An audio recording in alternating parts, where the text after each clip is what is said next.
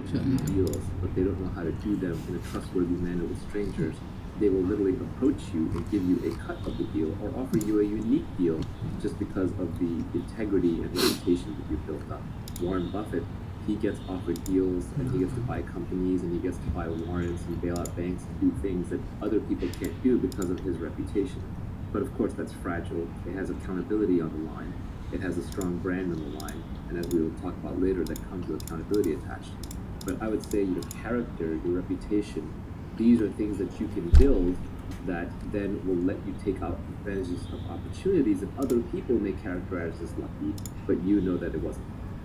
You said that this fourth kind of luck is more or less a destiny.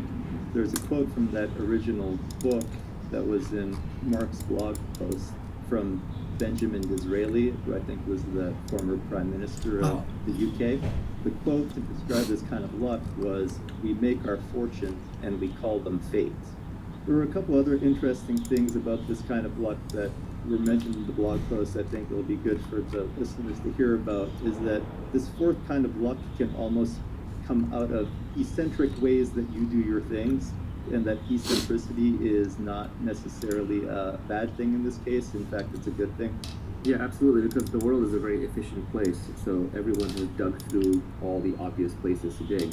And so to find something that's new and novel and uncovered, it helps to be operating on a frontier, where right there you have to be a little eccentric to be out on the frontier by yourself. And then you just have to be willing to dig deeper than other people do, deeper than seems irrational just because you're interested. Yeah, the two quotes that I've seen that express this kind of luck, in addition to that Benjamin Disraeli one, are this one from Sam Altman where he said, "Extreme people get extreme results." I think that's pretty nice. And then there's this other one from Jeffrey Pfeffer, who's a professor at Stanford, that you can't be normal and expect abnormal returns. I've always enjoyed that one too. Yeah, and the one quote that I like, which is the exact opposite of that, is play stupid games, win stupid prizes. Right? A lot of people spend a lot of their time playing social games, like on Twitter, where you're just trying to improve your social standing, and you basically win stupid social prizes, which are worthless.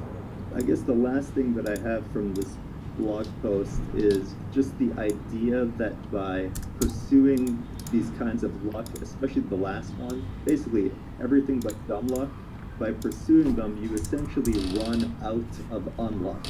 So if you just keep stirring the pot and stirring the pot, that alone, you will run out of unluck. Yeah, or it could just be a reversion to the mean, right? So then you at least neutralize luck so that it's your own talents that come into play. Next, you go into more specific details on how you can actually get rich and how you can't get rich. The first point was about how you're not going to get rich. You're not going to get rich renting out your time. You must own equity, a piece of a business, to gain your financial freedom. This is probably one of the absolute most important points. People seem to think that you can create wealth and make money through work, and it's probably not going to work. There are many reasons for that, but the most basic is just that your inputs are very closely tied to your outputs. In almost any salaried job, even at one that's paying a lot per hour, like a lawyer or a doctor, you're still putting in the hours, and every hour you get paid. So what that means is when you're sleeping, you're not earning. When you're retired, you're not earning. When you're on vacation, you're not earning. And you can't earn non-linearly. If you look at even doctors who get rich, like really rich, it's because they open a business. They open like a private practice, and that private practice builds a brand, and that brand attracts people, or they build some kind of a medical device or a procedure or a process where they have intellectual property. So essentially, you're working for somebody else. And that person is taking on the risk and has the accountability and the intellectual property and the brand. So they're just not going to pay you enough. They're going to pay you the bare minimum that they have to get you to do the job. And that can be a high bare minimum, but it's still not going to be true wealth where you're retired. And then finally, you're actually just not even creating that much original for society. Like I said, this tweet storm should have been called How to Create Wealth. It's just How to Get Rich with a more catchy title. But you're not creating new things for society. You're just doing things over and over. And you're essentially replaceable because you're now doing a set role. Most set roles can be taught. If they can be taught, like in a school, then eventually you'll be competing with someone who's got more recent knowledge, who's been taught and is coming in to replace you. you're much more likely to be doing a job that can be eventually replaced by a robot or by an AI. And it doesn't even have to be wholesale replaced overnight. It can be replaced a little bit at a time, and that eats into your wealth creation and therefore your earning capability. So fundamentally, your inputs are matched to your outputs, you're replaceable, and you're not being creative. I just don't think that that is a way that you can truly make money.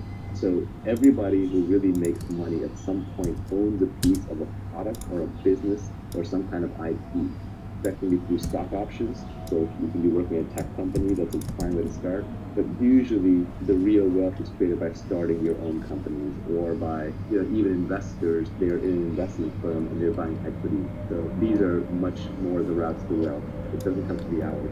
You really just want a job or a career or a profession where your inputs don't match your outputs. So if you look at modern society, and again, this is later in the tweet storm, businesses that have high creativity and high leverage tend to be ones where you can do an hour of work and it can have a huge effect, or you can do 1,000 hours of work and it can have no effect. For example, look at software engineering.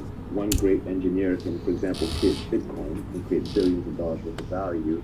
An engineer who's working on the wrong thing or not quite as good or just not as creative or thoughtful or whatever can work for an entire year, and every piece of code they ship ends up not getting used. Customers don't want it. That is an example of a profession where the input and the outputs are highly disconnected. It's not based on the number of hours that you put in. Whereas on the extreme other end, if you're a lumberjack, even the best lumberjack in the world, assuming they're not working with tools, the inputs and outputs are pretty connected with choosing an axe or a saw, the best lumberjack in the world may be like 3x better than one of the worst lumberjacks, right? It's not going to be a gigantic difference. So you want to look for professions and careers where the inputs and the outputs are highly disconnected. This is another way of saying that you want to look for things that are leveraged. And by leverage, I don't mean financial leverage alone, like Wall Street uses, and that has a bad name. I'm just talking about tools. We're using tools. Computer is a tool that software engineers use. If I'm a lumberjack with bulldozers and automatic robot axes and saws, I'm going to be using tools and have more leverage than someone who's just using his bare hands and trying to rip the trees out by their roots. Tools and leverage are what create this disconnection between inputs and outputs. Creativity, so the higher the creativity component of a profession, the more likely it is to have disconnected inputs and outputs. So I think that if you're looking at professions where your inputs and your outputs are highly connected, it's going to be very, very, very hard to create wealth and make wealth for yourself in that process. Any other big things you should avoid other than renting out your time? Yeah, there are two tweets that I put out that are related. So the first one was talking about, we were talking about like how your lifestyle, has to upgrade, shouldn't get upgraded too fast. And that one said, people who are living far below their means enjoy a freedom that people busy upgrading their lifestyle just can't fathom. And I think that's very important, like just to not upgrade your lifestyle all the time to maintain your freedom. And it just gives you freedom of operation. Once you make a little bit of money, you still want to be living like your old self so that just the worry goes away. You don't run out to upgrade that house and lifestyle and all that stuff. Let's say you're going to get $1,000 an hour. The problem is that when you go into a work lifestyle like that, you don't just suddenly go from making $20 an hour to making $1,000 an hour. That's a progression over a long career. And as that happens, one subtle problem is that you upgrade your lifestyle as you make more and more money. And that upgrading of the lifestyle ups what you consider to be wealth, and you stay in this wage slave trap. So I forget who said it, maybe it was Nassim Taleb, but he said, the most dangerous things are heroin and a monthly salary, right? Because they're highly addictive. The way you want to get wealthy is you want to be poor and working and working and working. And this is, for example, how the tech industry works, where you don't make any money for 10 years, and then suddenly in year 11, you might have a giant payday, which is, what, by the way, one reason why these very high marginal tax rates for the so-called wealthy are flawed, because the highest risk-taking, most creative professions literally lose money for a decade of your life while you take massive risk and you bleed and bleed and bleed. And then suddenly in year 11 or year 15, you might have one single big payday.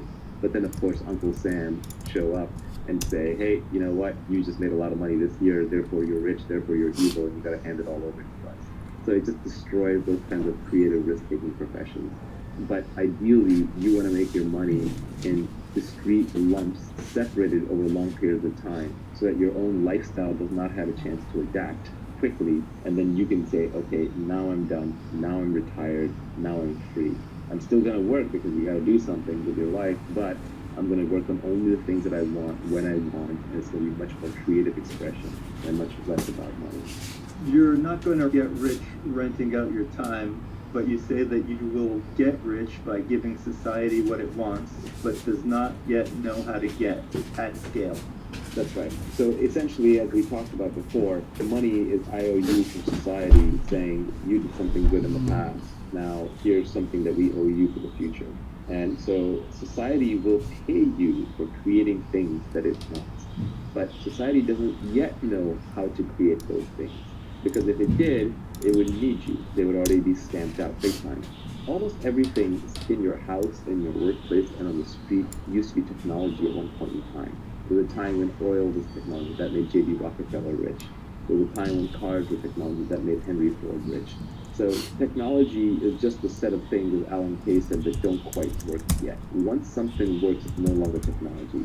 So society always wants new things. And if you want to be wealthy, you want to figure out which one of those things you can provide for society that it does not yet know how to get, but it will want. That's natural to you and within your skill set, within your capabilities.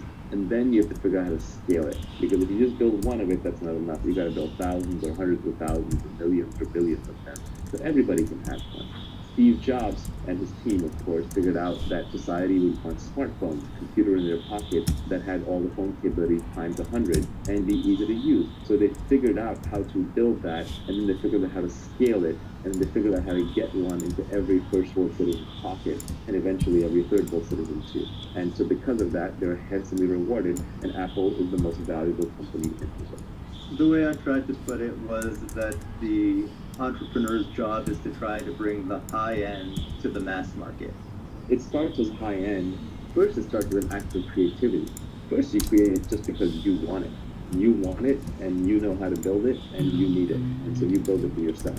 Then you figure out how to get it to other people, and then for a little while, rich people have it. Like, for example, rich people had chauffeurs, and then they had black town cars, and then Uber came along, and everyone's private driver was available to everybody. And now you can even see Uber pools that are replacing shuttle buses because it's just more convenient. And then you get scooters, which are even further down market of that. So you're right, it's about distributing what rich people used to have to everybody. But the entrepreneur's job starts even before that, which is creation. Entrepreneurship is essentially an act of creating something new from scratch, predicting the society will want it, and then figuring out how to scale it and get it to everybody in a profitable way and self-sustaining.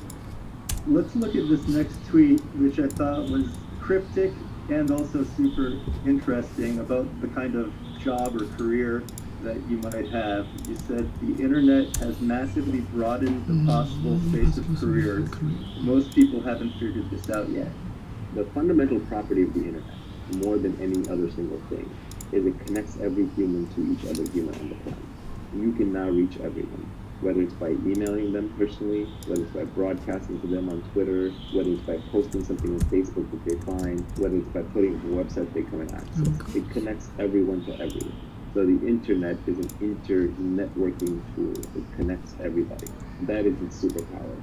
So you want to use that. What that helps you figure out is that the internet means that you can find your audience for your product or your talent and skill, no matter how far away they are. For example, Nenad, who is Illustratus, if he was in these videos pre-internet, how would he get the message out there? It would just be, what would he do? He would run around where he lives in his neighborhood, showing it to people on a computer or a screen, or he would try to get it played at a local movie theater. It was impossible. It only works because he can put it on the internet. And then how many people in the world are really interested in it, or even interested in what we're talking about, are really going to absorb it, right? It's going to be a very small subset of humanity. The key is being able to reach them. So what the internet does is allows any niche obsession, which could be just the weirdest thing. It could be like people who collect snakes, to like people who like to ride hot air balloons, to people who like to sail around the world by themselves, just one person on a craft, or someone who's obsessed with miniature cooking, like there's this whole Japanese miniature cooking phenomenon, or there's a show about a woman who goes in people's houses and tidies it up, right? So whatever niche obsession you have, the internet allows you to scale. Now that's not to say that what you build will be the next Facebook to reach billions of users, but if you just want to reach 50,000 passionate people like you, there's an audience out there for you. So the beauty of this is that we have 7 billion beings on the planet. The combinatorics of human DNA are incredible. Everyone is completely different. You'll never meet any two people who are vaguely similar to each other that can substitute to each other. If not, you can say, well, Nivi just left my life, so I can have this other person come in and who's just like Nivi, and I get the same feelings, the same responses, and the same ideas. No, there are no substitutes for people. People are completely unique. So given that, each person has different skill sets, different interests, different obsessions, and it's that diversity that becomes a creative superpower. So each person can be creatively superb at their own unique thing. But before, that didn't matter, because if you were living in a little fishing village in Italy, like your fishing village didn't necessarily need your completely unique skill, and you had to conform to just the few jobs that were available. But now, today, you can be completely unique. You can go out on the internet and you can find your audience, and you can build a business and create a product and build wealth and make people happy, just uniquely expressing yourself through the internet. Space of careers has been so broad. Esports players, people making millions of dollars playing Fortnite, people creating videos and uploading them, YouTube broadcasters, bloggers, a podcaster. Joe Rogan, I read, true or false, I don't know, but I read that he's going to make about $100 million a year on his podcast, and he's had 2 billion downloads. Even PewDiePie, this is a hilarious tweet that I retweeted the other day. PewDiePie is the #1 trusted name in news. This is a kid, I think, in Sweden, and he's got 3 times the distribution of the top cable news networks, just on his news channel, not even on his entertainment channel.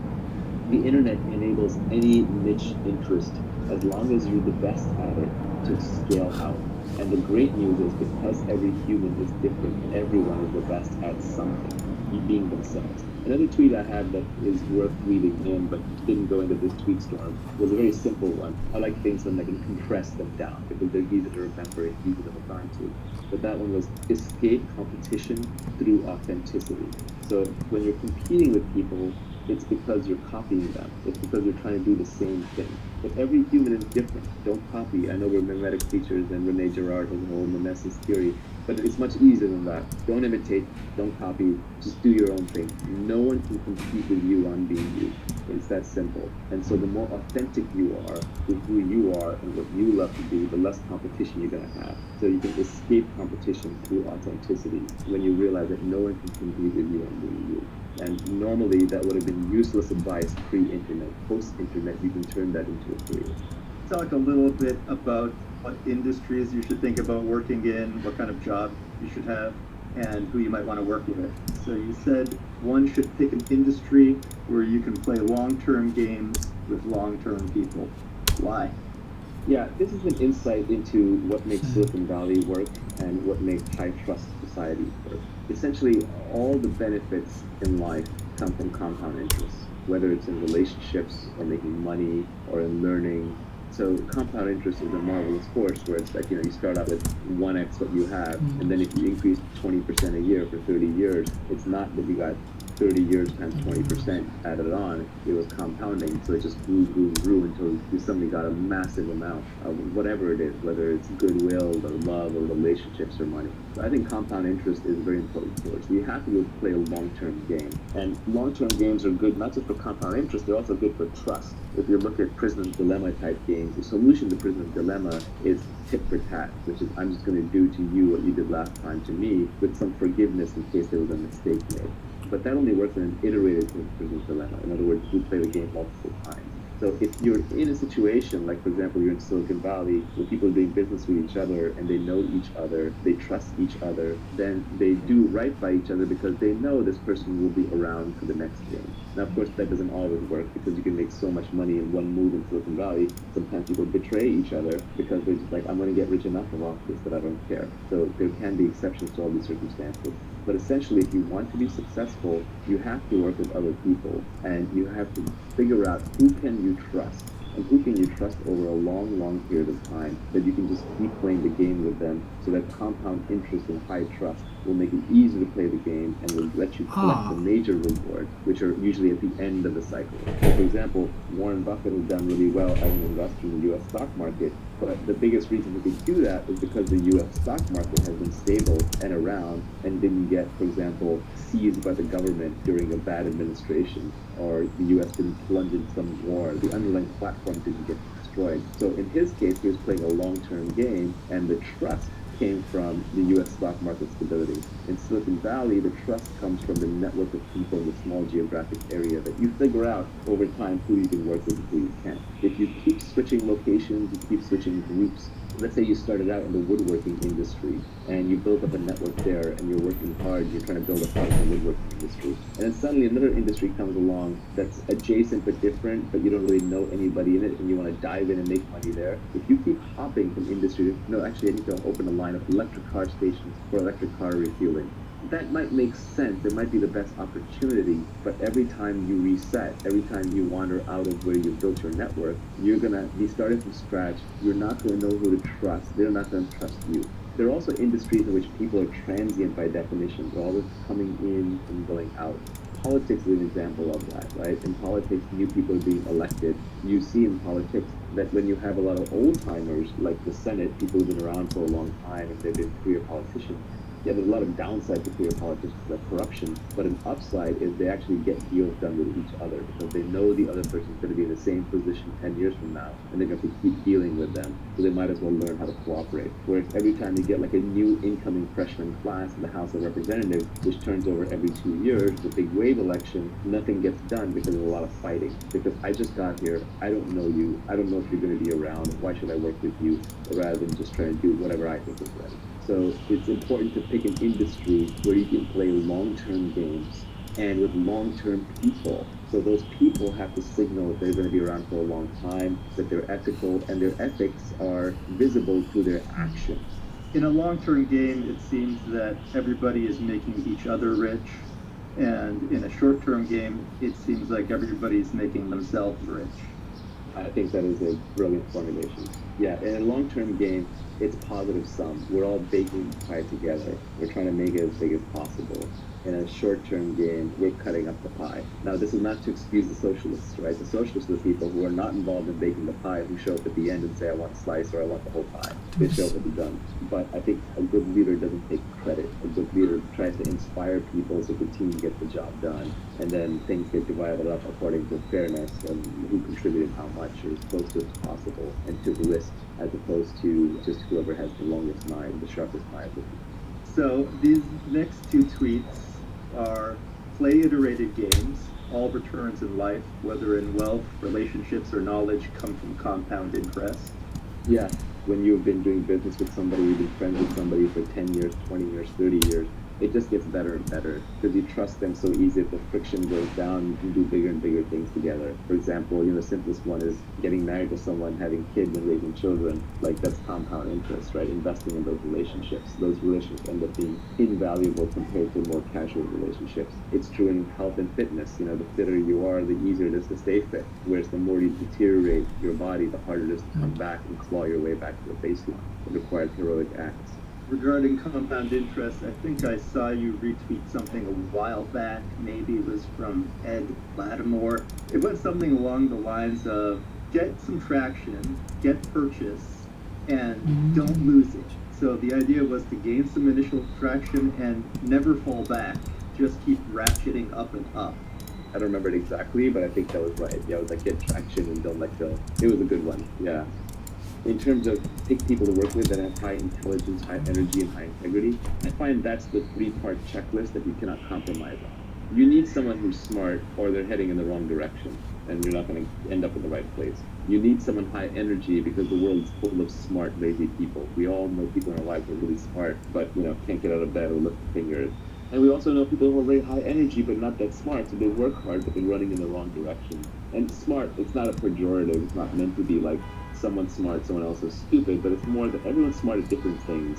So depending on what you want to do well, you have to find someone who's smart at that thing. And then energy, a lot of times people are unmotivated for a specific thing, but they're not motivated for other things. So for example, someone might be really unmotivated to go to a job and sit in an office, but they might be really motivated to go paint, right? Well, in that case, they should be a painter. They should be putting art up on the internet, trying to figure out how to build a career out of that, rather than wearing a collar around their neck and going to a dreary job. And then high integrity is the most important because otherwise, if you got the other two, what you have is you have a smart and hardworking crook who's eventually going to cheat you. So you have to figure out the person with high integrity. And as we talked about, the way you do that is through signals. And signals is what they do, not what they say. It's all the nonverbal stuff that people do when they think nobody's looking. with respect to the energy, there was this interesting thing from Sam Altman a while back where he was talking about delegation, and he was saying one of the important things for delegation is delegate to people who are actually good at the thing that you want them to do. It's the most obvious thing, but it seems like you want to partner with people who are naturally going to do the things that you want them to do. Yeah, I almost won't start a company or hire a person or work with somebody if I just don't think they're into what I want them to do. When I was younger, I used to try and talk people into things. There was this idea that you can sell someone into doing something, but you can't. You can't keep them motivated. You can get them inspired initially. It might work if you're a king like Henry V and you're trying to get them to just charge in the battle, and then they'll figure it out. But if you're trying to keep someone motivated for the long term, that motivation has to come intrinsically. You can't just create it, nor can you be the crutch for them if they don't have that intrinsic motivation. So you have to make sure people actually are high energy and want to do what you want them to do or what you want to work with them. Reading signals is very, very important. Signals are what people do despite what they say. So it's important to pay attention to subtle signals. We all know this socially. If someone treats a waiter or waitress in a restaurant really badly, then it's only a matter of time until they treat you badly. If somebody screws over an enemy and is vindictive towards them, well, it's only a matter of time before they redefine you from friend to enemy and you feel their wrath. So angry, outraged, vindictive, short-term thinking people are essentially that way in many interactions in your life. People are oddly consistent. It's one of the things you learn about them. So you want to find long-term people. You want to find people who seem irrationally ethical. For example, I had one friend of mine whose company I invested in, and the company failed, and he could have wiped out all the investors. But he kept putting more and more personal money in. Through 3 different pivots, he put personal money in until the company finally succeeded. And in the process, he never wiped out the investors. And I was always grateful to him for that. I said, like, wow, that's amazing that, you were so good to your investors. You didn't wipe them out. And he got offended by that. He said, I didn't do it for you. I didn't do it for my investors. I did it for me. It's my own self-esteem. It's what I care about. That's how I live my life. That's the kind of person you want to work with. Another quote that I like, I have a tweet on this. I think I read this somewhere else with me, so I'm not taking credit for this, but I modified it a little bit, which is that self-esteem is a reputation that you have with yourself. You'll always know.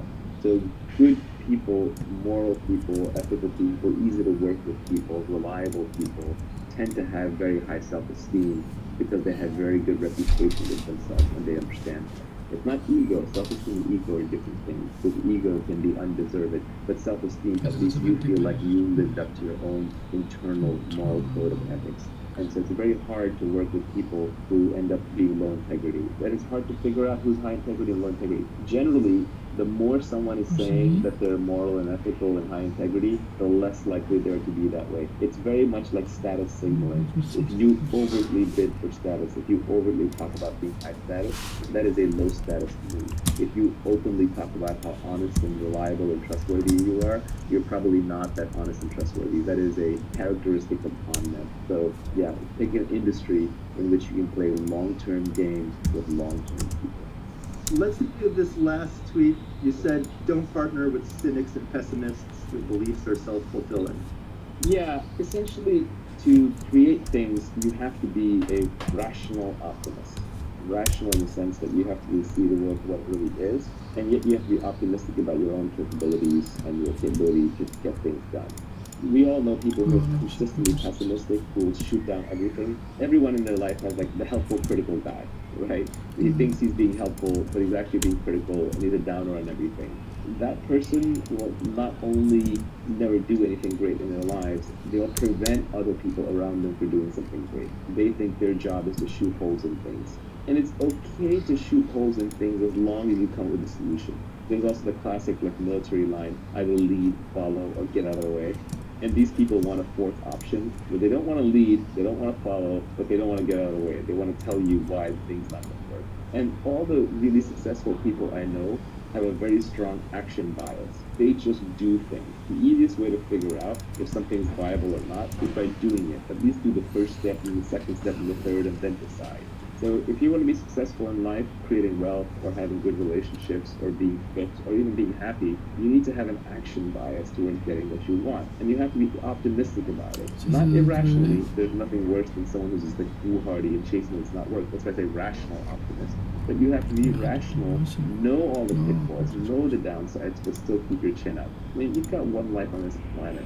Why not try to build something big?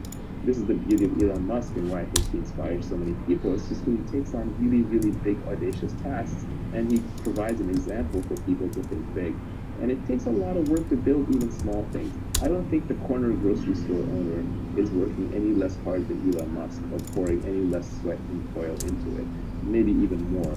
But for whatever reason, education, circumstance, they didn't get the chance to think as big, so the outcome's not as big. So it's just better to think big, obviously rationally within your means, stay optimistic. The cynics and the pessimists, what they're really saying, and fortunate, but they're saying, I've given up, I don't think I can do anything. And so the world to me just looks like a world where nobody can do anything.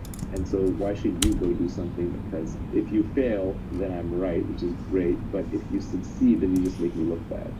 Yeah, it's probably better to be an irrational optimist than it is to be a rational cynic. Yeah, there's a completely rational frame on why you should be an optimist. Historically, if you go back 2,000 years, 5,000 years, 10,000 years, two people wander into a jungle, they hear a tiger, one's an optimist and says, oh, it's not headed our way. The other one says, I'm a pessimist, I'm out of here. And the pessimist runs and survives, and the optimist gets eaten. So we're descended from pessimists. We're genetically hardwired to be pessimists. But modern society is far, far safer. There are no tigers wandering down the street. It's very unlikely that you will end up in total ruin, although you should avoid total ruin. Much more likely that the upside is unlimited and the downside is limited. So adapting for modern society means overriding your pessimism and taking slightly irrationally optimistic bets because the upside is unlimited. If you start the next SpaceX or Tesla or Uber, you can make billions of dollars of value for society and for yourself and change the world. And if you fail, that's a big deal. You lost a few $1 million of investor money and they've got plenty more, and that's the bet they take, the chances for you to succeed. It makes sense to be pessimistic in the past. It makes sense to be optimistic today, especially if you're educated and living in a first world country. Even a third world country. I actually think the economic opportunity in third world countries are much larger. The one thing you have to avoid is the risk of ruin. Ruin means stay out of jail, so don't do anything that's illegal. Never worth it to wear an orange jumpsuit. And stay out of total catastrophic loss. That could mean that you stay out of things that could be physically dangerous, hurt your body. You have to watch your health. And stay out of things that can cause you to lose all of your capital, all of your savings. So don't gamble everything at one go. But you take rationally optimistic bets with big upside. I think there's people that will try and build up your ideas and build on your ideas, no matter how far-fetched they might seem. And then there are people who will list out all the obvious exceptions, no matter how obvious they are. And fortunately, in the startup world, I don't even really get exposed to the people that are giving you the obvious exceptions and all the reasons it's not going to work. I barely get exposed to that anymore.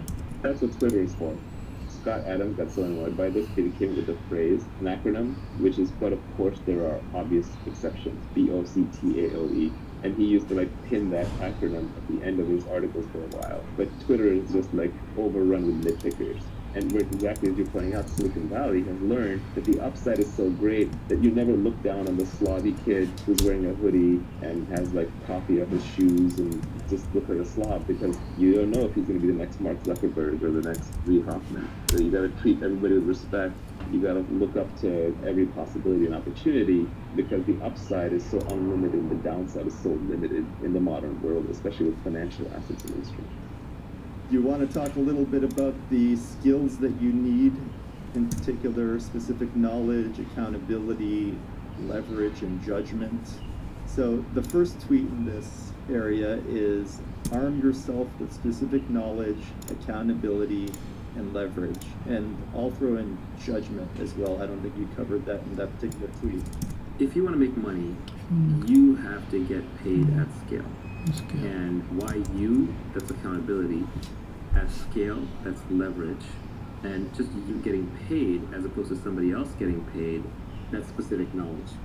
So specific knowledge is probably the hardest thing to get across in this whole tweet storm, and it's probably the thing that people get the most confused about. The thing is that we have this idea that everything can be taught in school. And it's not true that everything can be taught. In fact, the most interesting things cannot be taught.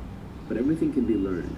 And very often that learning either comes from some innate characteristics in your DNA, or it could be through your childhood where you learn soft skills, which are very, very hard to teach later on in life, or it's something that is brand new, so nobody else knows how to do it either, or it's true on-the-job training because you're pattern matching in a highly complex environment, building judgment in a specific domain. Classic example of investing, but it could be in anything. It could be in judgment in running a fleet of trucks. It could be judgment in weather forecasting. So specific knowledge is the knowledge that you care about, especially if you're later in life. Let's say you're post 20, 21, 22. You almost don't get to choose which specific knowledge you have. Rather, you get to look at what you have already built by that point in time, and then you can build on top of it. The first thing to notice about specific knowledge is that you can't be trained for it.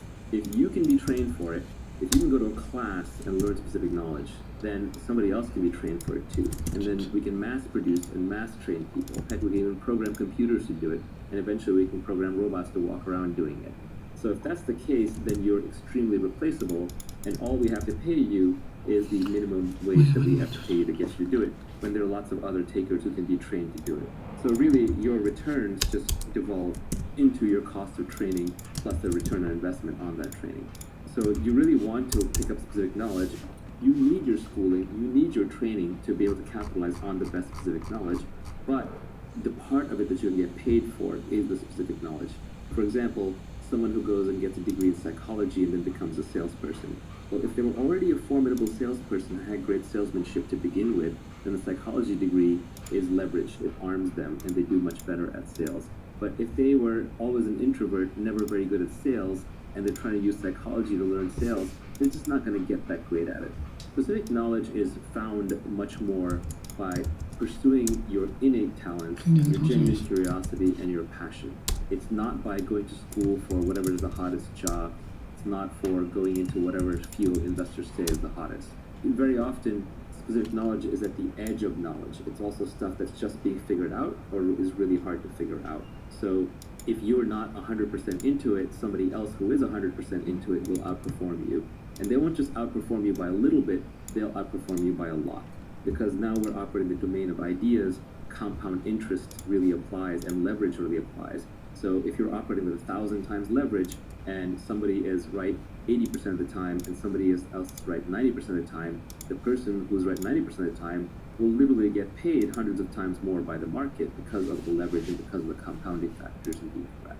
So you really want to make sure you're good at it, so your genuine curiosity is very important. So very often, it's not something you sit down and you reason about. It's more found by observation. You almost have to look back on your own life and see what you're actually good at. For example, I wanted to be a scientist, and that is where a lot of my moral hierarchy comes from. I view scientists at the top of the production chain for humanity, and the group of scientists who have made real breakthroughs and contributions have probably added more to human society, I think, than any single other class of human beings. Not to take away anything from art or politics or engineering or business, but without the science, we'd still be scrabbling in the dirt, fighting with sticks and trying to start fires. My whole value system was built around scientists, and I wanted to be a great scientist. But when I actually look back at what I was uniquely good at and what I ended up spending my time doing, it was more around making money, tinkering with technology, and selling people on things, explaining things, talking to people. So I have some sales skills, which is a form of specific knowledge that I have. I have some analytical skills around how to make money, and I have this ability to absorb data, obsess about it, and break it down, and that is a specific skill that I have. I also just love tinkering with technology, and all of this stuff feels like play to me, but it looks like work to others. So there are other people to whom these things would be hard. They say like, well, how do I get good at being pithy and selling ideas? Well, if you're not already good at it, or if you're not really into it, maybe it's not your thing. Focus on the thing that you are really into. This is ironic, but the first person to actually point out my real specific knowledge was my mother. And she did it as an aside, talking from the kitchen, and she said it when I was like 15 or 16 years old. I was telling a friend of mine that I wanted to be an astrophysicist, and she said, no, you're going to go into business. And I was like, what? My mom's telling me I'm going to be in business, I'm going to be an astrophysicist. Mom doesn't know what she's talking about. But Mom knew exactly what she was talking about. She had already observed that every time we walked down the street, I would critique the local pizza parlor on why they were selling their slices a certain way with certain toppings and why their process of ordering was this way when it should have been that way. So she knew that I had more of a business curious mind, but then my obsession with science combined to create technology, and technology businesses where I found myself. So very often, your specific knowledge is observed and often observed by other people who know you well and revealed in situations rather than something that you come up with. To the extent that specific knowledge is taught, it's on the job, it's through apprenticeships, and that's why the best businesses, the best careers are the apprenticeship careers, because those are things that society still has not figured out how to train and automate yet. The classic line here is that Warren Buffett went to Benjamin Graham when he got out of school, and Benjamin Graham was the author of The Intelligent Investor and sort of modernized or created value investing as a discipline. And Warren Buffett went to Benjamin Graham and offered to work for him for free. And Graham said, actually, you're overpriced. Free is overpriced. And Graham was absolutely right, that when it comes to a very valuable apprenticeship, like the type that Graham was going to give Buffett, Buffett should have been paying him a lot of money. And that right there tells you that those are skills worth knowing. Specific knowledge also tends to be technical and creative. So on the bleeding edge of technology, on the bleeding edge of art, on the bleeding edge of communication, even today, for example, there are probably meme lords out there on the internet who can create incredible memes that will spread the idea to millions of people, or are very persuasive. Like, for example, Scott Adams is a good example of this. He's essentially becoming one of the most credible people in the world by making accurate predictions through persuasive arguments in videos. And that is specific knowledge that he has built up over the years because he got obsessed with hypnosis when he was young. He learned how to communicate through cartooning. He embraced Periscope early, so he's been practicing lots of conversation. He's read all the books on the topic. He's employed it in his everyday life. If you look at his girlfriend, she's like this beautiful young Instagram model. That is an example of someone who has built up a specific knowledge over the course of his career. It's highly creative. It has elements of being technical in it, and it's something that is never going to be automated. No one's going to take that away from him because he's also accountable under one brand as Scott Adams, and he's operating with the leverage of media with Periscope and drawing billboard cartoons and writing books. He has massive leverage on top of that brand, and he can build wealth out of it if he wanted to build additional wealth beyond what he already has. Should we be calling it unique knowledge, or does specific knowledge somehow make more sense for it? You know, I came up with this framework when I was really young, and we're talking decades and decades. It's now probably over 30 years old. And so at the time, just specific knowledge stuck with me, so that is how I think about it. The reason I didn't try and change it is because every other term that I found for it was overloaded in a different way. At least specific knowledge isn't that used. I can rebrand it. The probably unique knowledge is, yeah, maybe it's unique, but if I learn it from somebody else, it's no longer unique. Then we both know it. So it's not so much that it is unique, it's that it is highly specific to the situation, it's specific to the individual, it's specific to the problem. And it can only be built as part of a larger obsession, interest, and time spent in that domain. It can't just be read straight out of a single book.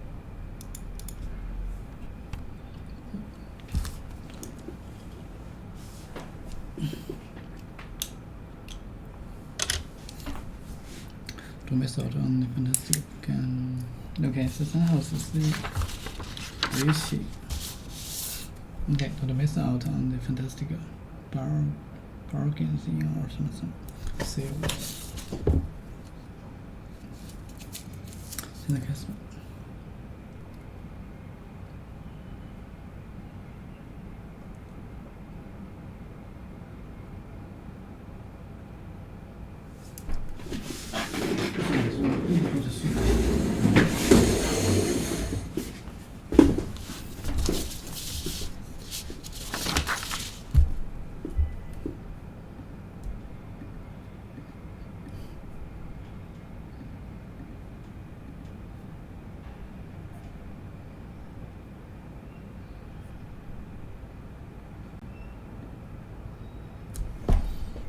这是你的，我去。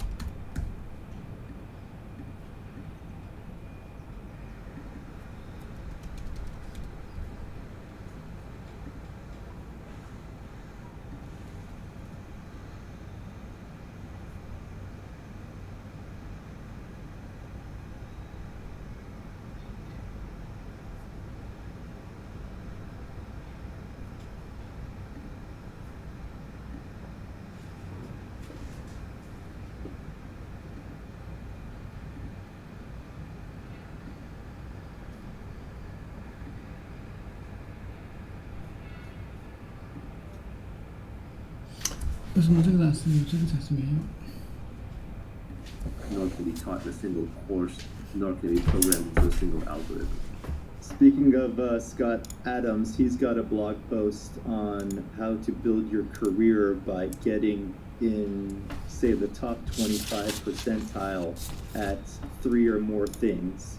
And by doing that, you become the only person in the world who can do those 3 things in the 25th percentile. So instead of trying to be the best at one thing, you just try to be very, very good at 3 or more things. Is that a way of building specific knowledge? I actually think the best way is just to follow your own obsession. And somewhere in the back of your mind, you can realize that, hey, actually, this obsession, like I'll keep an eye out for the commercial aspects of it. But I think if you go around trying to build it a little too deliberately, if you become too goal-oriented on the money, then you won't pick the right thing. You won't actually pick the thing that you love to do, so you won't go deep enough into it. Scott Adams' observation is a good one. It's predicated on statistics. Let's say there's 10,000 areas that are valuable to the human race today in terms of knowledge to have. And the number one in those 10,000 slots is taken, right? Someone else is likely to be the number one in each of those 10,000 unless you happen to be one of the 10,000 most obsessed people in the world at a given thing. But when you start going the combinatorics of combining, well, number 3,728 with top-notch sales skills and really good writing skills and someone who understands accounting and finance really well, when the need for that intersection arrives, you've expanded now from 10,000 through combinatorics to millions or tens of millions. So it just becomes much less competitive. Also, there's diminishing returns, so it's much easier to be top 75 percentile at 3 or 4 things than it is to be literally the number one at something. I think it's a very pragmatic approach, but I think it's important that one not start assembling things too deliberately, because you do want to pick things where you are a natural. Everyone is a natural at something. We're all familiar with that phrase, a natural. Oh, this person's a natural at meeting men or women. This person's a natural socialite. This person's a natural programmer. This person's a natural reader. So whatever you are a natural at, you want to double down on that. And then there are probably multiple things you're natural at, because personalities and humans are very complex. So we want to be able to take the things that you are natural at and combine them so that you automatically, just through sheer interest and enjoyment, end up top 25 or top 10 or top 5% at a number of things. Talking about combining skills, you said that you should learn to sell, learn to build. If you can do both, you will be unstoppable.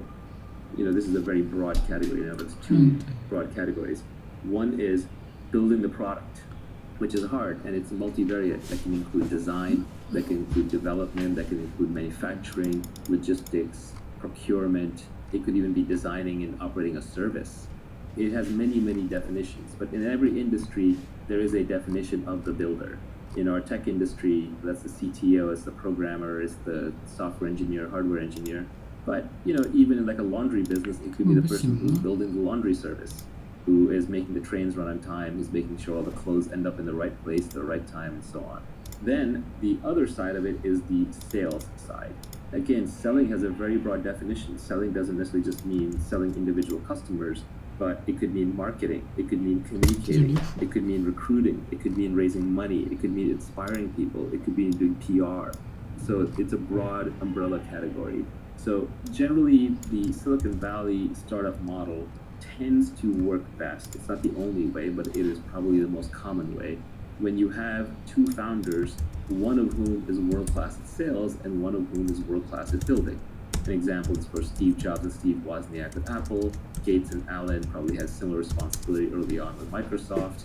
Larry and Sergey, probably broke down along those lines, although it's a little different there because that was a very technical product delivered to end users through a simple interface. But generally, you will see this pattern repeated over and over. There's a builder and there's a seller. There's a CEO and CTO combo. And venture and technology investors are almost trained to look for this combo whenever possible. It's a magic combination. The ultimate is when one individual can do both. That's when you get true superpowers. That's when you get people who can create entire industries. The living example is Elon Musk. He may not necessarily be building the rockets himself, but he understands enough that he actually makes technical contributions He understands the technology well enough that no one's gonna snow him on it, and he's not running around making claims that he doesn't think he can eventually deliver. He may be optimistic in the timelines, but he thinks it's within reasonableness of delivery. Even Steve Jobs developed enough product skills and was involved enough in the product that he also operated in both of these domains. Larry Ellison started as a programmer and I think wrote the first version of Oracle, or was actually heavily involved in it. Mark Andreessen was also in this domain. He may not have had enough confidence in his sales skills, but he was the programmer who wrote Netscape Navigator, a big chunk of it. So I think the real giants in any field are the people who can both build and sell. And usually the building is the thing that, like, a salesperson can't pick up building later in life. It requires too much focused time. But a builder can pick up selling a little bit later, especially if they were already innately wired to be a good communicator. Bill Gates famously paraphrased this as, I would rather teach an engineer marketing than a marketer engineering. I think if you start out with a building mentality and you have building skills and it's still early enough in your life, or you have enough focused time that you think you can learn selling and you have some natural characteristics where you're a good salesperson, then you can double down on those. Now, your sales skills could be in a different than traditional domain. So for example, let's say you're a really good engineer, and then people are saying, well, now you need to be good at sales. Well, you may not be good at hand-to-hand sales, but you may be a really good writer. And writing is a skill that can be learned much more easily than, say, in-person selling. And so you may just cultivate writing skills until you become a good online communicator and then use that for your sales.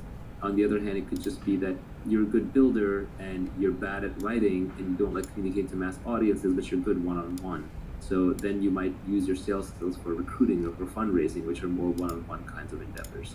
This is pointing out that if you're at the intersection of these two, don't despair, because you're not going to be the best technologist and you're not going to be the best salesperson, but in a weird way, that combination, back to the Scott Adams skill stack, that combination of two is unstoppable. Long term, people who understand the underlying product and how to build it and can sell it, these are catnip to investors. These people can break down walls if they have enough energy, and they can get almost anything done. If you could only pick one to be good at, which one would you pick? When you're trying to stand out from the noise, building is actually better because there's so many hustlers and salespeople who have nothing to back them up. When you're starting out, when you're trying to be recognized, building is better. But much later down the line, building gets exhausting because it is a focused job. And it's hard to stay current because there's always new people, new products coming up who have newer tools and frankly more time because it's very intense, it's a very focused task. So sales skills actually scale better over time. Like for example, if you have a reputation for building a great product, that's good. But when you ship your new product, I'm going to evaluate it based on the product. But if you have a reputation for being a good person to do business with and you're persuasive and communicative, then that reputation almost becomes self-fulfilling. So I think if you only had to pick one, you kind of start with building and then transition to selling. This is a cop-out answer, but I think that is actually the right answer. Before we go and talk about accountability and leverage and judgment, you've got a few tweets further down the line that I would put in the category of continuous learning. There is no skill called business. Avoid business magazines and business class. Study microeconomics, game theory, psychology, persuasion, ethics, mathematics, and computers. There's one other comment that you made in a Periscope that was you should be able to pick up any book in the library and read it. And the last tweet in this category was reading is faster than listening, doing is faster than watching. Yeah, the most important tweet on this, I don't even have in here, unfortunately, which is the foundation of learning is reading. I don't know a smart person who doesn't read and read all the time. And the problem is, what do I read? How do I read? Because for most people, it's a struggle, it's a chore. So the most important thing is just to learn how to educate yourself. And the way to educate yourself is to develop a love for reading. So the tweet that is left out, the one that I was hinting at, is read what you love until you love to read. It's that simple. Everybody I know who reads a lot loves to read. And they love to read because they read books they loved. It's a little bit of a catch-22, but you want to start off just reading wherever you are and then keep building up from there until reading becomes a habit. And then eventually you will just get bored of the simple stuff. So you may start off reading fiction, then you might graduate to science fiction, then you may graduate to nonfiction, then you may graduate to science or philosophy or mathematics or whatever it is. But take your natural path and just read the things that interest you until you understand them, and then you'll naturally move to the next thing and the next thing and the next thing. Now, there is an exception to this, which is where I was hinting with what things you actually do want to learn, which is at some point there's too much out there to read. And even reading is full of junk. There are actually things you can read, especially early on, that will program your brain a certain way. And then later things that you read, you will decide whether those things are true or false based on the earlier things. So it is important that you read foundational things. And foundational things, I would say, are the original books in a given field that are very scientific in their nature. So for example, instead of reading a business book, pick up Adam Smith's The Wealth of Nations. Instead of reading a book on biology or evolution that's written today, I would pick up Darwin's Origin of the Species. Instead of reading a book on biotech right now that may be very advanced, I would just pick up The Eighth Day of Creation by Watson and Crick. Instead of reading advanced books on what cosmology and what Neil deGrasse Tyson and Stephen Hawking have been saying, you can pick up Richard Feynman's 6 Easy Pieces and start with basic physics. If you understand the basics, especially in mathematics and physics and sciences, then you will not be afraid of any book. All of us have that memory of when we're sitting in class and we're learning mathematics, and it was all logical and all made sense until at one point the class moved too fast and we fell behind. And then after that, we were left memorizing equations, memorizing concepts without being able to derive them from first principles. And at that moment, we were lost. Because unless you're a professional mathematician, you're not going to remember those things. All you're going to remember are the techniques, the foundations. So you have to make sure that you're building on a steel frame of understanding, because you're putting together a foundation for a skyscraper. And you're not just memorizing things, because if you're just memorizing things, you're lost. So the foundations are ultra important. And the ultimate is when you walk into a library and you look at it up and down and you don't fear any book. You know that you can take any book off the shelf, you can read it, you can understand it, you can absorb what is true, you can reject what is false, and you have a basis for even working that out that is logical and scientific and not purely just based on opinions. The beauty of the internet is the entire Library of Alexandria times 10 is at your fingertips at all times. It's not the means of education or the means of learning are scarce. The means of learning are abundant. It's the desire to learn that's scarce. So you really have to cultivate the desire. 就不浪费时间。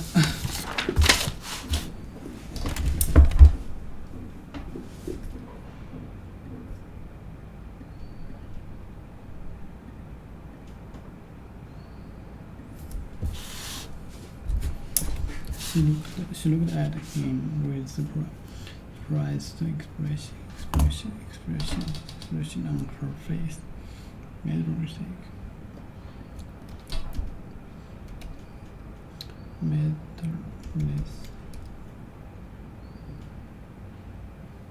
Motherless.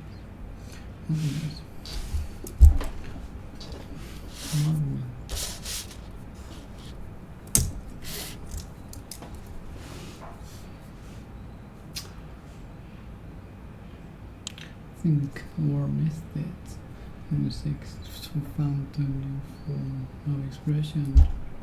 What's meaning of this?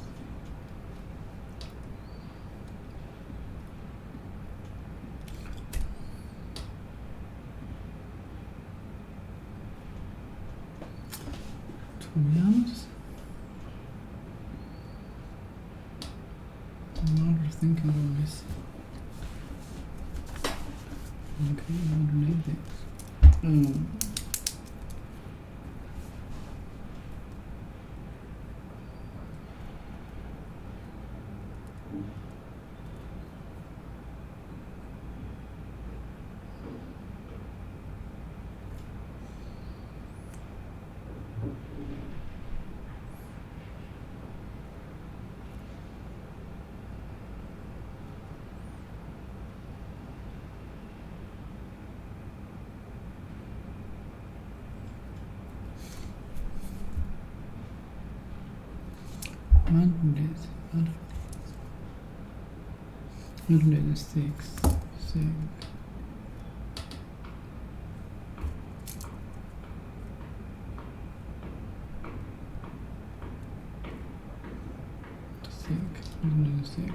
seek to find new forms of expression and rejects tradition.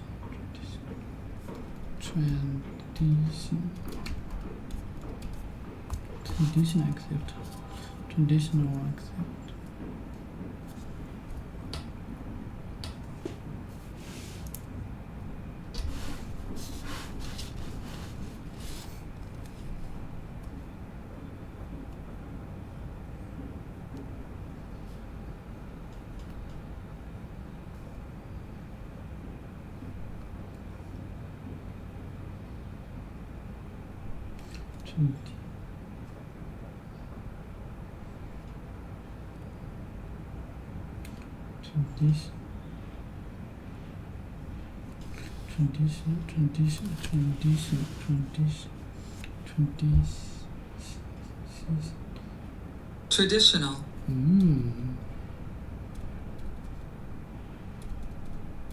Traditional.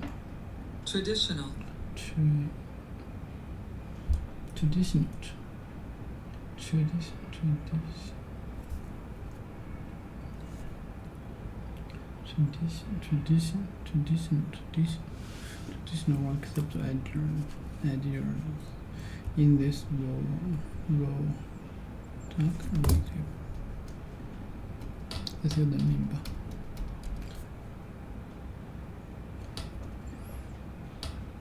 The rate 是这样。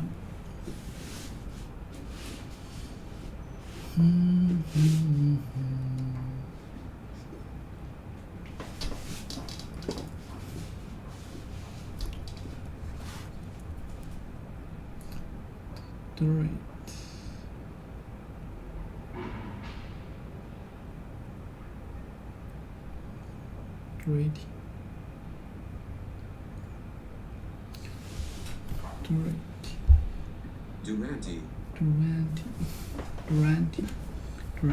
Okay, in this rule, Durante is able to give full expression to that wonderful variables. What's meaning is?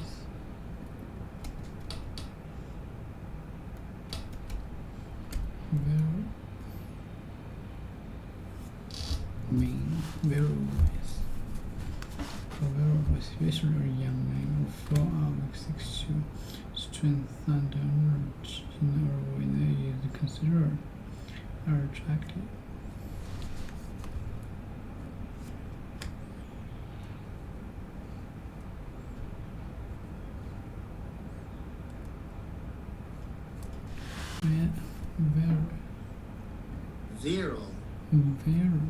Very.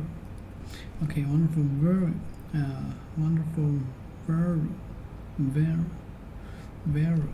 Okay, wonderful voice. Words are word or group. What do you bring? Words are words or group of words used in a particular situation or by particular people.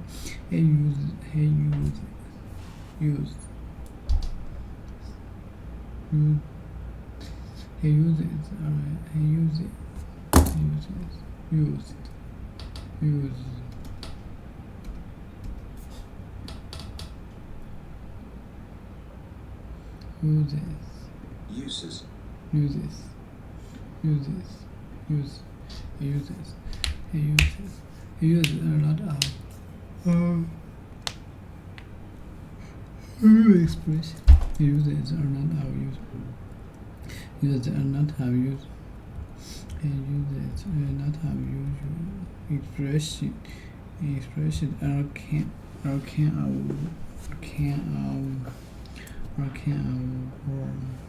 Is an expression that means a difficult situation. I use it to the unusual expression that kind of word.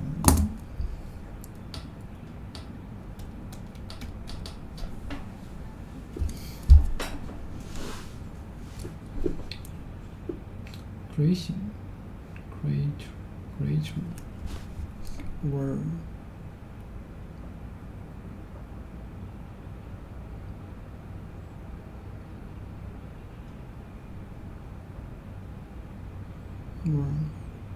worm is an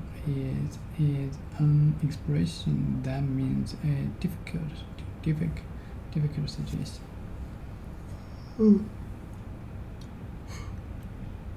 와, 这是什么？蚯蚓吗？啊，看我们这样子不行，it means difficult. 我现在我看这东西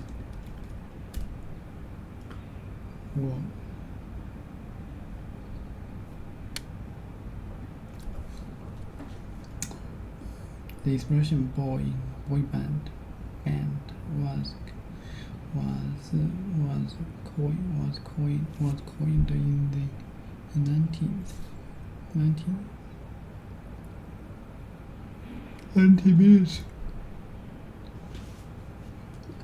There is no English equivalent.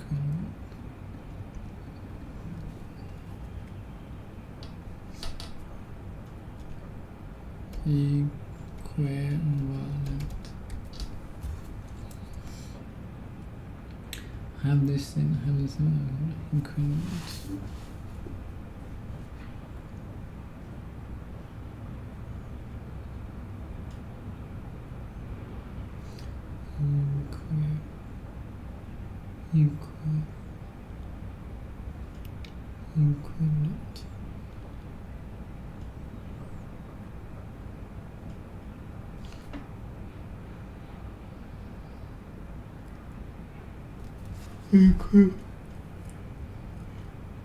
Equivalent. This is New English for what means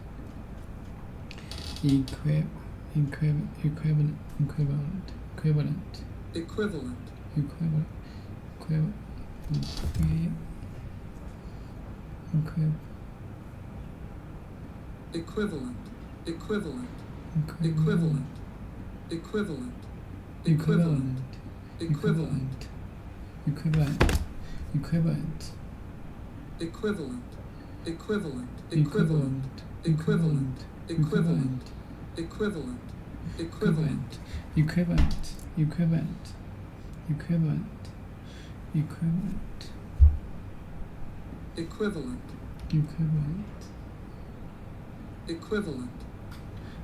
Just equivalent.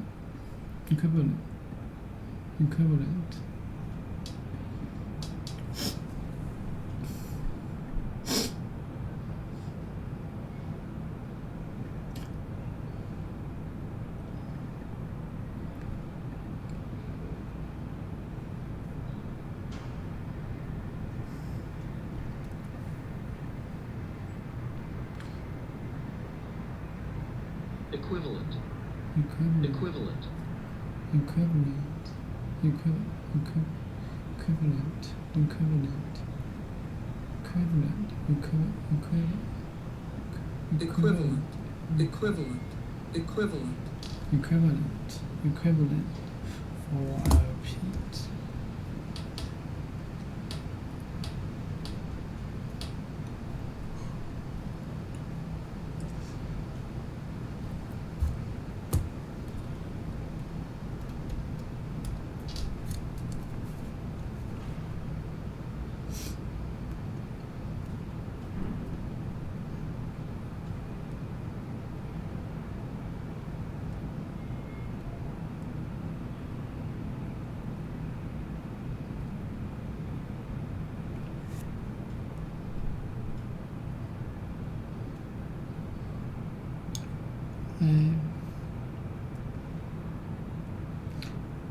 Habitat.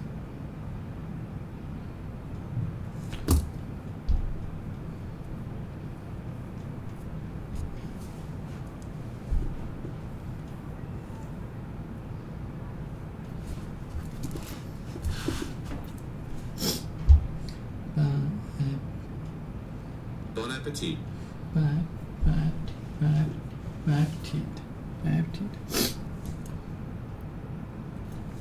Baptist. So we have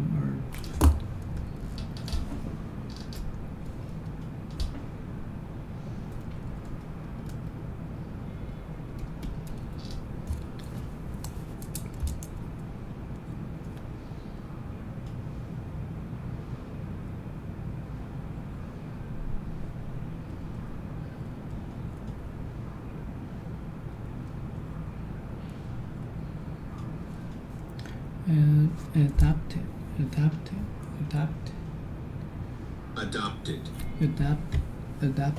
That are different expressions. Marked for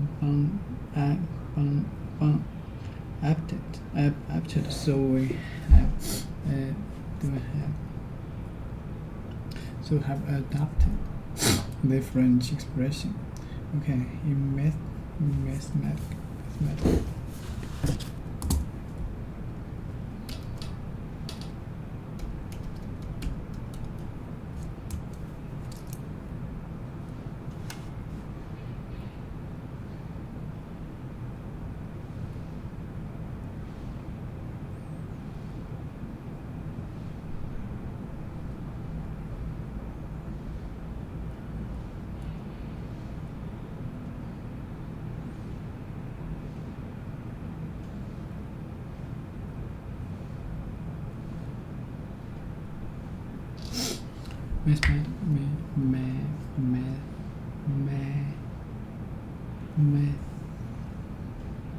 Oh, shit.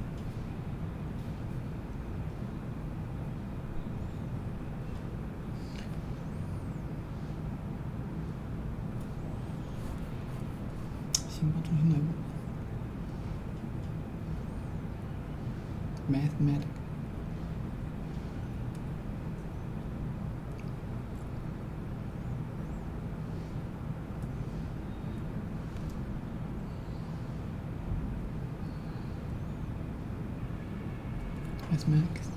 Mathematics is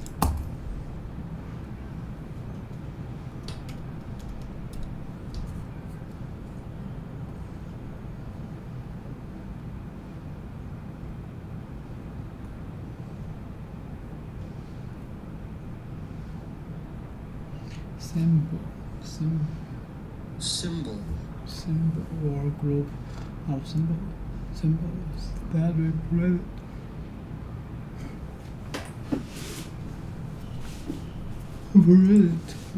amount 3xy to is an expression 6y people for 6y people needs an expression a word or group of words having particular meanings or used in a particular way. A word or group of words having a particular word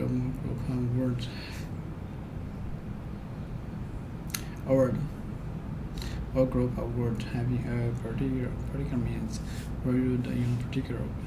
That was an expression I didn't heard before, and wondered what it meant.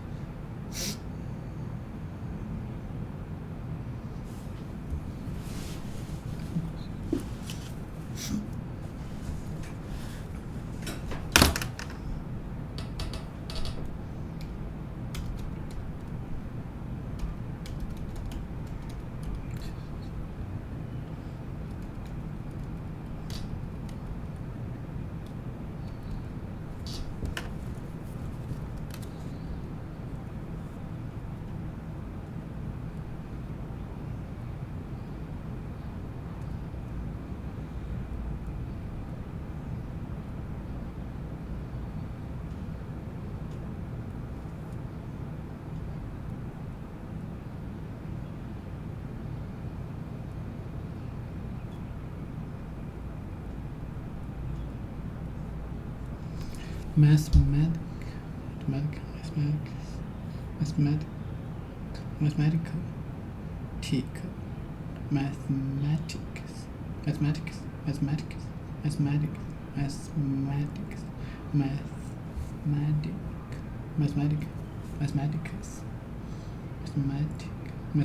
statement that includes numbers, symbols, verbs, the act of showing or feeling or ideas or a feeling or ideas that it shows.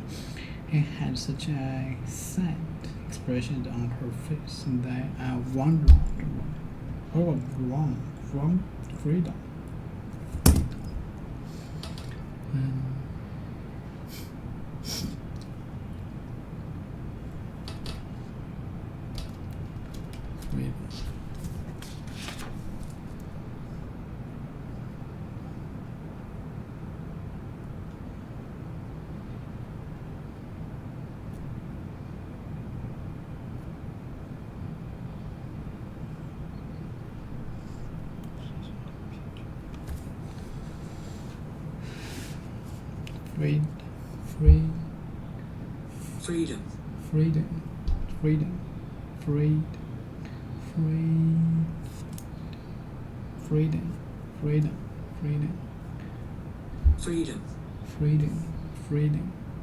Freedom. Okay, I need freedom. And freedom.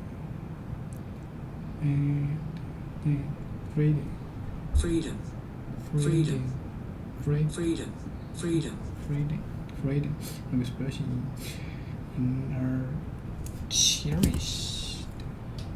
Is that right? Freedom.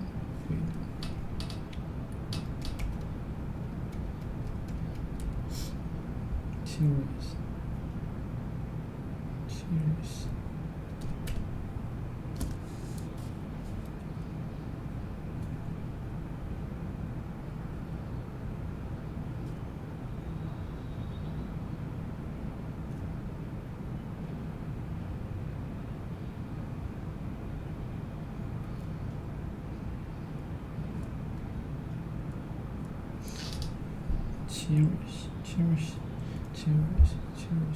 Cherish, right.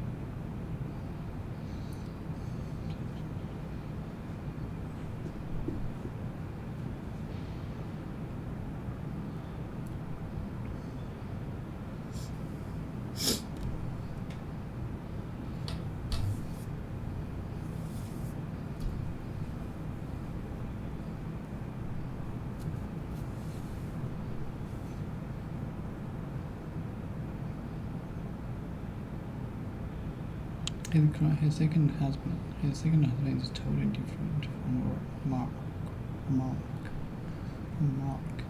I totally agree with you. She was depressed.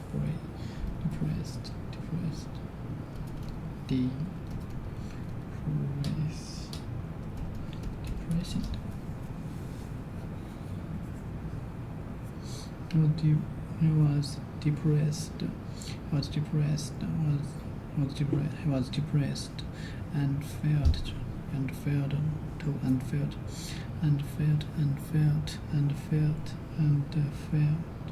Okay, let me see. 前面是我做了7页。He was depressed and felt totally hopeless about the future. He was depressed and felt totally hopeless about the future. He was totally depressed and felt depressed.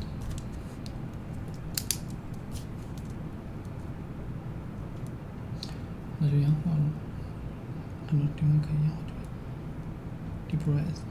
Depressed and felt totally hopeless about the future. Hopeless about the future.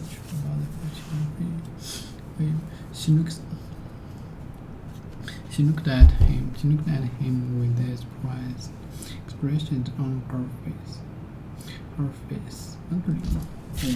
Right. Okay, don't miss out. Okay, low price. Don't miss out on the fantastic low price in our Sam's sale. She is fantastic. All around sportswoman. That was a fantastic goal. That was a fantastic goal. We had a fantastic meal at that restaurant. And all this.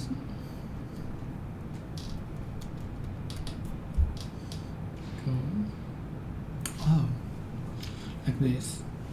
Sports. Aim. I don't. That was a fantastic goal. That was fantastic.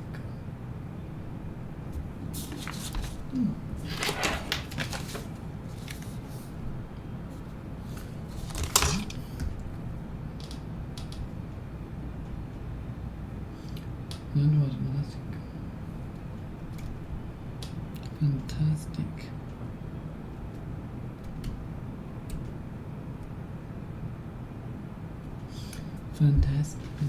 fantastic. Fantastic.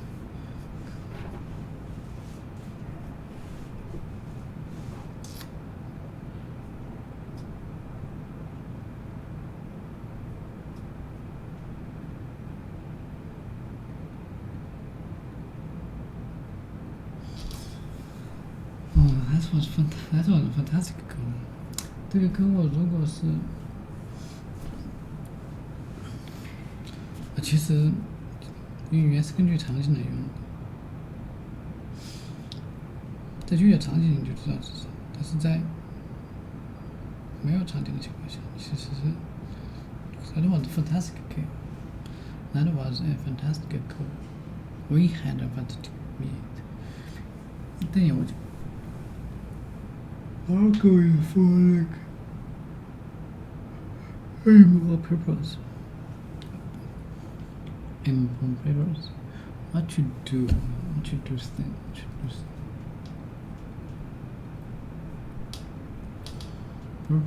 What you do something or why something exists or why something exists. What you do something or why something exists. What you do something or why something exists. Or something exists. Go. That was a fantastic goal. We had a fantastic meal at that new restaurant.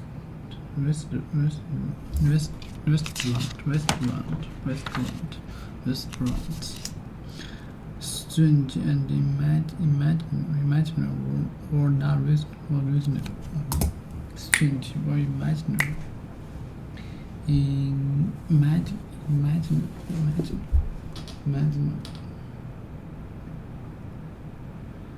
purpose. I should do something. I should do something, or why something exists. I should do something like this. Imagine.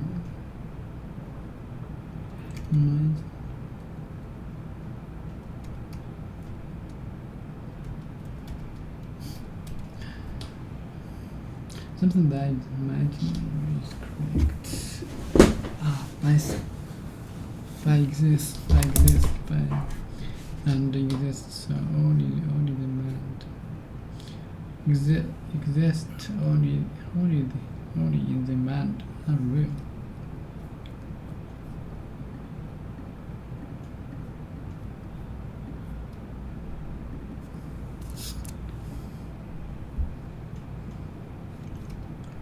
Reason based on where you good judgment and therefore fair and practical.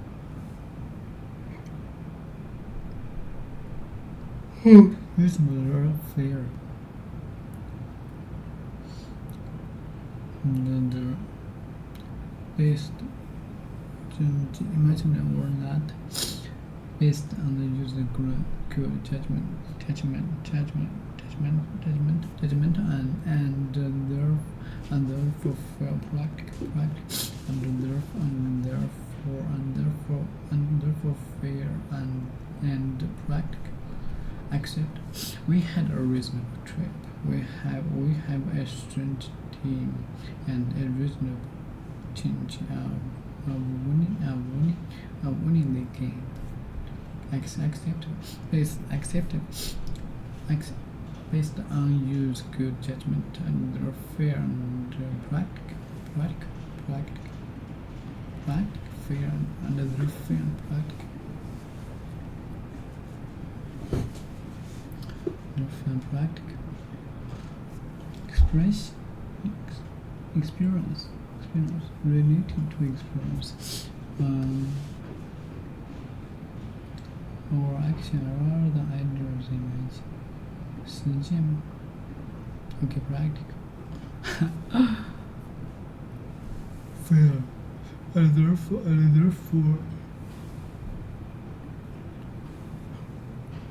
or action rather than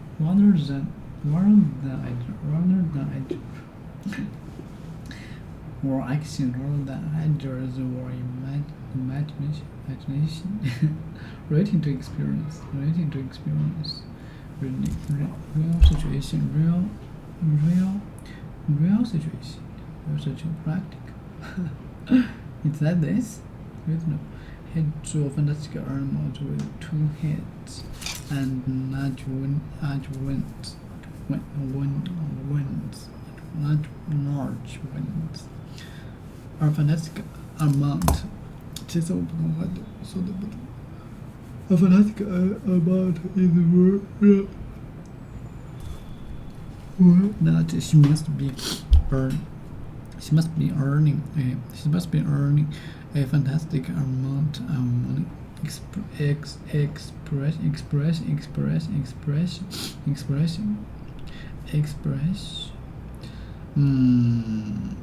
Okay. The act of saying what you think or showing how you feel using words or actions. Expression. He wrote her a poem. Okay. Wrote a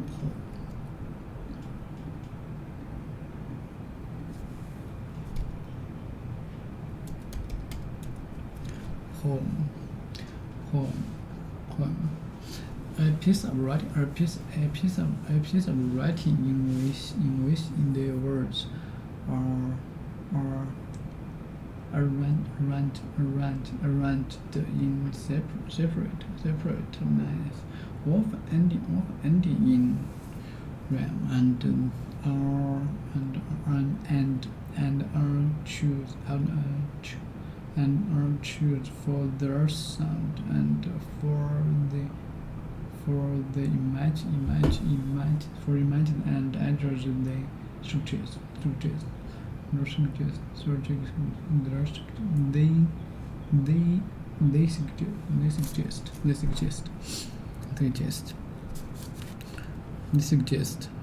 the act of saying what you think or showing how you feel. Use words or actions. I wrote her poem as an expression of his love.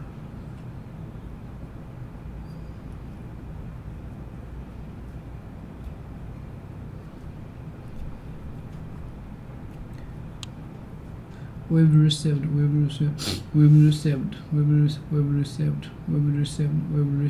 another expression of support for our campaign.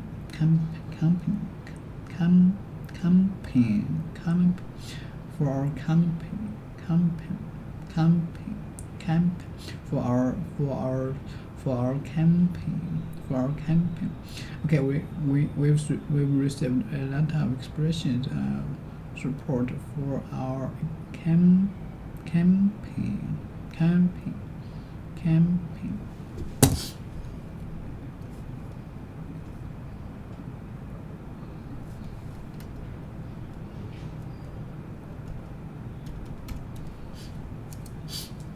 Our group of expressions practical.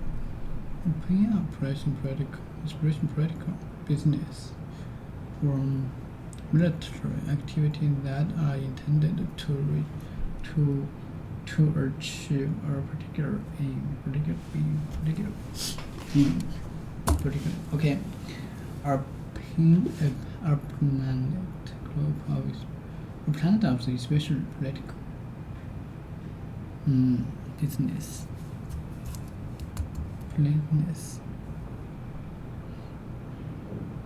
Expression. I don't understand this. Camping.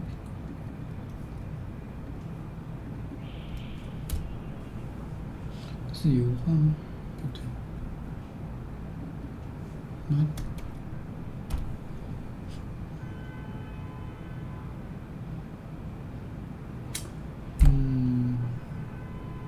Activity plant. Okay, 有点像 plant activity. Plan group of special plan group of plan group of expression political business. Political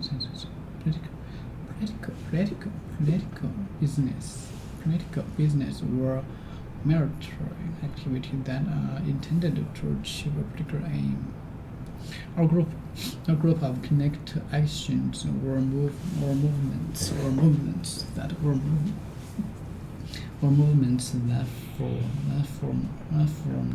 part of our group of connected actions or movements that forms or part of our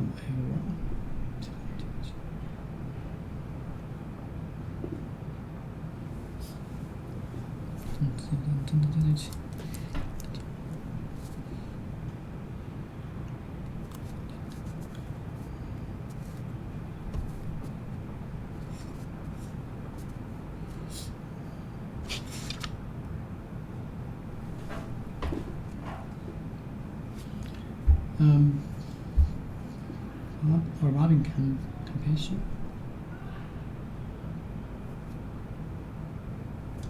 To try to achieve.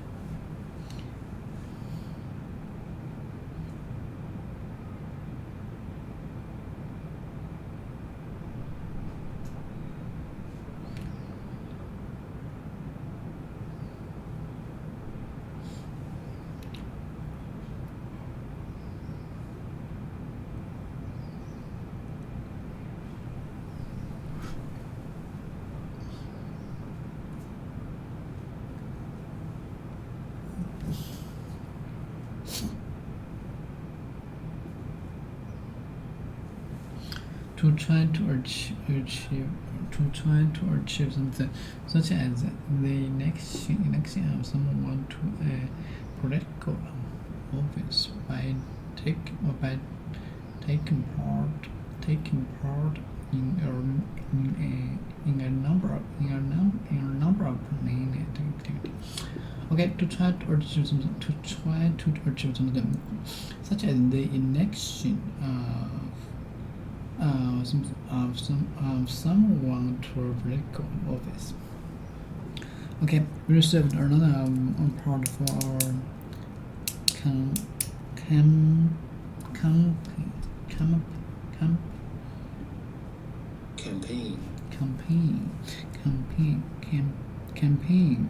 for our campaign. We received a lot of expressions of support for our campaign. Freedom, freedom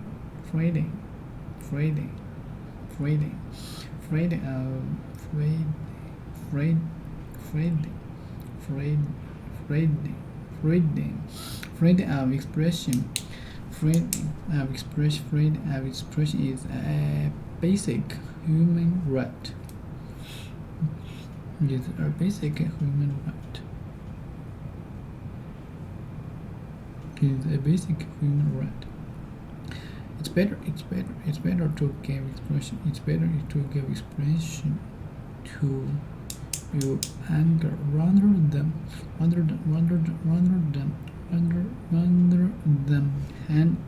handy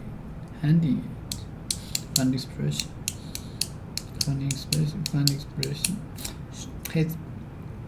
His sadness at the death of his wife found expressions in his music. He played them vanning with the great expression they took on someone's face, showing what the film was thinking too. I could tell from her expression that something serious had happened. Mark always had such as mess.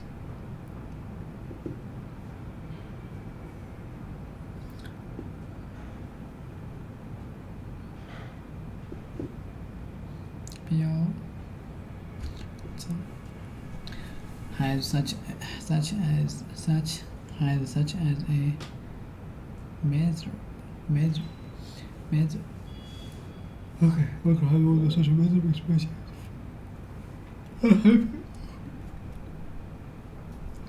Man är happy too. Measure.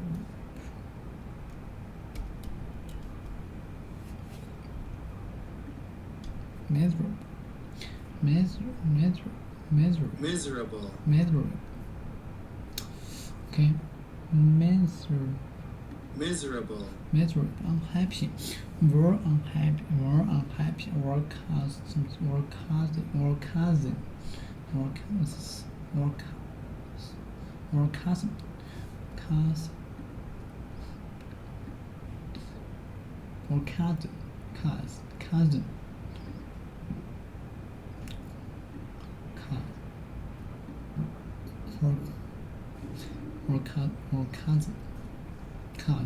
Cousin. Much. Or causing much. Or cousin much. Yeah, or cousin much. Unhappy or cousin much. Unhappiness. Word no inequality or have you no vouch. Okay. Mark has always such a expressions on his face. For example, I could tell from his grin.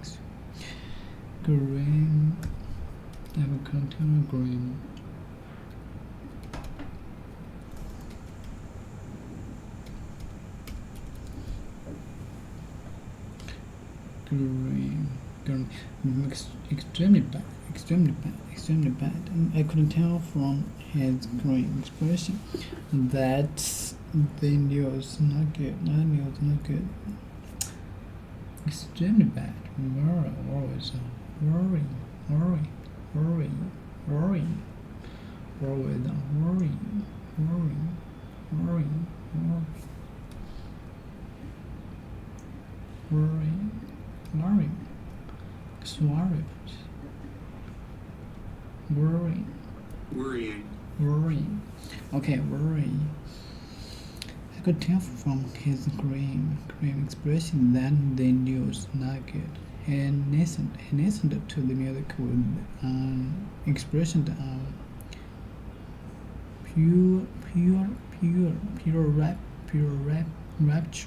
rapture on his face. Worrying. Pure. Pure.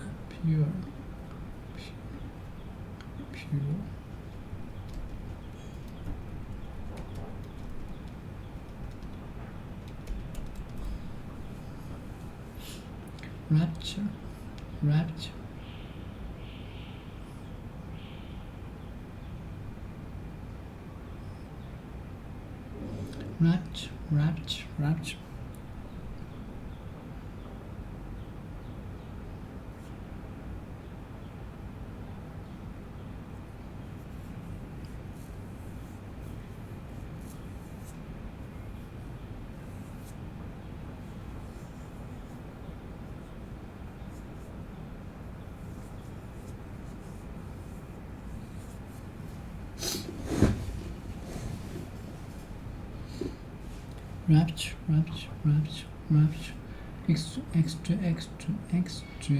Extreme pleasure and happiness or excitement. Extreme pleasure and happiness or excitement. Rapture. Pure rapture. He listened to the music with an expression of pure rapture. He listened to the music with an expression of pure, extreme pure, not mixed with anything else. Okay. He listened to the music with an expression of not mixed with anything else. Not mixed. Pure rapture. Pure rapture.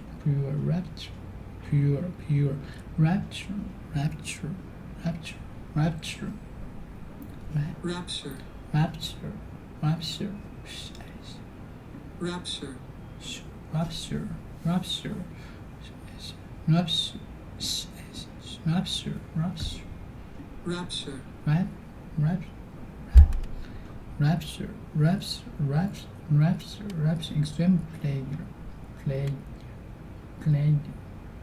extreme pleasure and happiness or excitement. Okay. Can you match happiness or illness?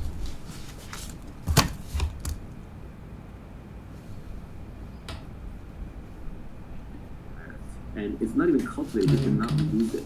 Children have a natural curiosity. If you go to a young child who's first learning language, they're pretty much always asking, what's this, what's that, why is this, who's that? They're always asking questions. But one of the problems is that schools and our educational system and even our way of raising children replaces curiosity with compliance. And once you replace the curiosity with the compliance, you get an obedient factory worker, but you no longer get a creative thinker. And you need creativity, you need that ability to feed your own brain to learn whatever you want. And to me, foundational things are principles, they're algorithms, they're deep-seated logical understanding where you can defend it or attack it from any angle. And that's why microeconomics is important. Because macroeconomics, a lot of memorization, a lot of macro bullshit, as Nassim Taleb says, it is easier to macro bullshit than it is to micro bullshit. Because macroeconomics is voodoo complex science meets politics. You can't find two macroeconomists to agree on anything these days, and different macroeconomists get used by different politicians to peddle their different pet theories. There are even macroeconomists out there now peddling something called modern monetary theory, which says, hey, except for this pesky thing called inflation, we can just print all the money that we want. Yes, except for this pesky thing called inflation. That's like saying, instead of limited energy, we can fire rockets off into space all day long. It's just nonsense with the fact that there are people who have macroeconomics in their title and are peddling modern monetary theory. Just tells you that macroeconomics as a so-called science has been corrupted. It's a branch of politics. So you really want to focus on the foundations. The ultimate foundation are mathematics and logic. If you understand logic and mathematics, then you have the basis for understanding the scientific method. Once you understand the scientific method, then you can understand how to separate truth from falsehood in other fields and other things that you're reading. So be very careful about reading other people's opinions. And even be careful about reading facts, because so-called facts are often just opinions, but with a veneer around them. What you really are looking for is algorithms. What you're really looking for is understanding. It's better to go through a book really slowly and struggle and stumble and rewind than it is to fly through it quickly and say, well, now I've read 20 books, I've read 30 books, I've read 50 books in the field. It's like Bruce Lee said, I don't fear the man who knows 1,000 kicks and 1,000 punches. I fear the man who's practiced one punch 10,000 times or one kick 10,000 times. It's the understanding that comes through repetition and through usage and through logic and foundations that really makes you a smart thinker. To lay a foundation for learning for the rest of your life, I think you need two things if I was going to try and sum it up. One, practical persuasion, and two, you need to go deep in some technical category, whether it's abstract math or you want to read Donald Knuth's books on algorithms or you want to read Feynman's lectures on physics. If you have practical persuasion and a deep understanding of some complex topic, I think you'll have a great foundation for learning for the rest of your life. Yeah, if I could expand that a little bit, I would say that the 5 most important skills are, of course, reading, writing, arithmetic, and then as you're adding in persuasion, which is talking, and then finally I would add computer programming, just because it's an applied form of arithmetic that just gets you so much leverage for free in any domain that you operate in. If you're good with computers, if you're good at basic mathematics, if you're good at writing, if you're good at speaking, and if you like reading, you're set for life. So in that sense, business to me is bottom of the barrel. There's no actual skill called business.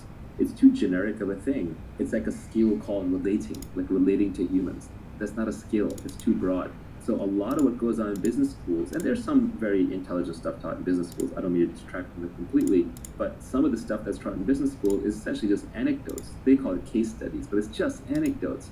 And they're trying to help you pattern match by throwing lots of data points at you, but the reality is you'll never understand them fully until you're actually in that position yourself. Even then, you will find that basic concepts from game theory and psychology and ethics and mathematics, computers and logic will serve you much, much better. So I would focus on the foundations. I would focus with a science bent. I would develop a love for reading, including by reading so-called junk food that you're not supposed to read. You don't have to read the classics. That is the foundation for your self-education. What did you mean when you said that doing is faster than watching? When it comes to your learning curve, if you want to optimize your learning curve, one of the reasons why I don't love podcasts, even though I'm a generator of podcasts, is that I like to consume my information very quickly. And now I'm a good reader, fast reader, and I can read very fast, but I can only listen at a certain speed. I know people listen to 2x, 3x, but everyone sounds like a chipmunk. And it's hard to go back, it's hard to highlight, it's hard to pinpoint snippets and save them in your notebook and so on. Similarly, a lot of people think they can become really skilled at something by watching others do it, or even by reading about others doing it. And going back to business school case studies, that's a classic example. They study other people's businesses, but in reality, you're going to learn a lot more about running a business by operating your own lemonade stand or equivalent, or even opening a little retail store down the street. That is how you're going to learn on the job, because a lot of the subtleties don't express themselves until you're actually running the business. For example, everyone's now into mental models these days, right? You go to Farnham Street, you go to Poor Charlie's Almanac, and you can learn all the different mental models. But which ones matter more? Which ones do you apply more often? Which ones matter in which circumstances? That's actually the hard part. For example, my personal learning has been that the principal agent problem drives so much in this world. It's an incentives problem. I've learned that tit for tat, in Prisoner's Dilemma, is the piece of game theory that is worth knowing the most. You can literally almost put down the game theory book after that. By the way, the best way to learn game theory is to play lots of games. I never even read game theory books. I consider myself extremely good at game theory. I've never opened up a game theory book and found a result in there where I was like, oh yeah, that's common sense to me. Because the reason is I just grew up playing all kinds of games and I ran into all kinds of corner cases with all kinds of friends. And so it's just second nature to me. So you can always learn better by doing on the job. But the doing is a subtle thing. That word doing encapsulates a lot. So for example, let's say I want to learn how to run a business. Well, if I start a business where I go in every day and I'm doing the same thing, let's say I'm running the retail store down the street where I'm stocking the shelves with food and liquor every single day, I'm not going to learn that much because I'm repeating things a lot. So I'm putting in thousands of hours, but there are thousands of hours doing the same thing. Whereas if I was putting in thousands of iterations, that would be different. So the learning curve is across iterations. So if I was trying new marketing experiments in the store all the time, I was constantly changing out the inventory, I was constantly changing out the branding and the messaging, I was constantly changing the sign, I was constantly changing the online channels that I would use to drive foot traffic in, I was experimenting with being open at different hours. If I even had the ability to walk around and talk to other store owners and get in their books and figure out how they're running their business, it's the number of iterations that drives a learning curve. So the more iterations you can have, the more shots on goal you can have, the faster you're going to learn. It's not just about the hours put in. It's actually a combination of the two, but I think just the way we're built and the way that the world presents itself, the world offers us very easily the opportunity to do the same thing over and over and over again. But really, we'd be better served if we went off and found ways to do new things from scratch. And doing something new the first time is painful because you're wandering into uncertain territory and high odds are that you will fail. So you just have to get very, very comfortable with frequent small failures. Nassim Taleb talks about this also. He made his fortune, his wealth, by being a trader who relied upon black swans. Nassim Taleb made money by essentially losing little bits of money every day, and then once in a blue moon, he would make a lot of money when the unthinkable happened for other people. Whereas most people want to make little bits of money every day, and in exchange, they'll tolerate lots of blow-up risk. They'll tolerate going completely bankrupt. We're not evolved to bleed a little bit every day. If you're out in the natural environment and you get a cut and you're literally bleeding a little bit every day, you will eventually die. You have to stop that cut. We're evolved for small victories all the time, but that becomes very expensive. That's where the crowd is. That's where the herd is. So if you're willing to bleed a little bit every day, but in exchange you'll win big later, you'll do better. That is, by the way, entrepreneurship. Entrepreneurs bleed every day. They're not making money. They're losing money. They're constantly stressed out. All the responsibility is upon them, but when they win big. On average, they'll make more.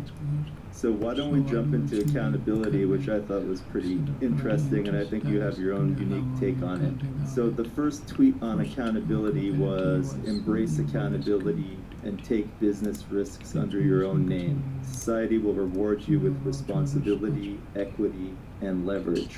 Yeah, so to get rich, you're going to need leverage, and leverage comes in labor, it comes in capital, or it can come through code or media. But most of these, like labor and capital, people have to give to you. For labor, somebody has to follow you. For capital, somebody has to give you money or assets to manage or machines. So to get these things, you have to build up credibility, and you have to do those under your own name as much as possible, which is risky. So accountability is a double-edged thing. It allows you to take credit when things go well and to bear the brunt of the failure when things go badly. So in that sense, people who are stamping their names on things aren't foolish, they're just confident. Maybe it turns out to be foolish in the end, but if you look at a Kanye or an Oprah or a Trump or an Elon or anyone like that, these people can get rich just off their name because their name is such powerful branding. Regardless of what you think of Trump, you have to realize that the guy was among the best in the world at just branding his name. Why would you go to Trump Casino? It used to be because of Trump. Why would you go to Trump Tower? Because of Trump. When it came time to vote, I think there were a lot of voters who just went in and said Trump. They recognized the name. So the name recognition paid off. Same thing with Oprah. She puts her brand on something, her name on something, and it flies off the shelves, and it's like instant validator. But these people also take risks for putting their name out there. Obviously, Trump is now probably hated by half or more than half of the country and by a big chunk of the world that he sticks his name out there. By putting your name out there, you become a celebrity, and fame has many, many downsides. It's better to be anonymous and rich than to be poor and famous, but even famous and rich has a lot of downsides associated with it. You're always in the public eye. So accountability is quite important. When you're working to build a product, or you're working in a team, or you're working in a business, we are constantly drummed into our heads how important it is to be part of a team, and absolutely agree with that. A lot of our training socially is telling us to not stick our necks out of the crowd. There's a saying that I hear from my Australian friends that the tall poppy gets cut, right? Don't stick your neck out. But I would say that actually a really, really well-functioning team is small and has clear accountability for each of the different portions. Like, so you can say, okay, this person is responsible for building the product, this person is responsible for the messaging, this person is responsible for raising money, this person is responsible for the pricing strategy and maybe the online advertising. So if somebody screws up, you know exactly who's responsible, while at the same time, if something goes really well, you also know exactly who's responsible. So if you have a small team and you have clearly delineated responsibilities, then you can still keep a very high level of accountability. And accountability is really important because when something succeeds or fails, if it fails, everybody points fingers at each other, and if it succeeds, everybody steps forward to take credit. And we've all had that experience when we were in school and we got like a group assignment to do, and there were people in there, there were probably a few people in there who did a lot of the work, and then there were a few people who just did a lot of grandstanding or positioning to do the work. So we're all familiar with this from a childhood sense, but it is uncomfortable to talk about. But clear accountability is important. Without accountability, you don't have incentives. Without accountability, you can't build credibility.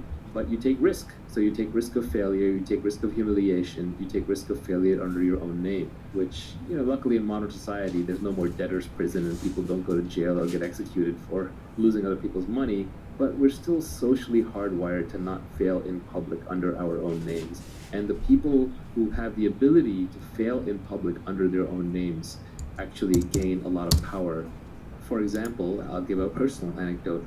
Up until about 2013, 2014, my public persona was entirely around startups and investing. And only around 2014, 2015 did I start talking about philosophy and psychological things and broader things. And it made me a little nervous because I was doing it under my own name. And there were definitely people in the industry who sent me messages to the back channel like, what are you doing? You're ending your career. This is stupid. And I just went with it. I took a risk. Same with crypto early on. I took a risk. But when you put your name out there, you take a risk with certain things, you also get to reap the rewards, you get the benefits. Accountability is important because that's how you're going to get leverage. That's how you're going to get credibility. It's also how you're going to get equity. You're going to get a piece of the business. When you're negotiating with other people, ultimately, if someone else is making a decision about how to compensate you, that decision will be based on how replaceable you are. And if you have high accountability, that makes you less replaceable, and then they have to give you equity, which is a piece of the upside.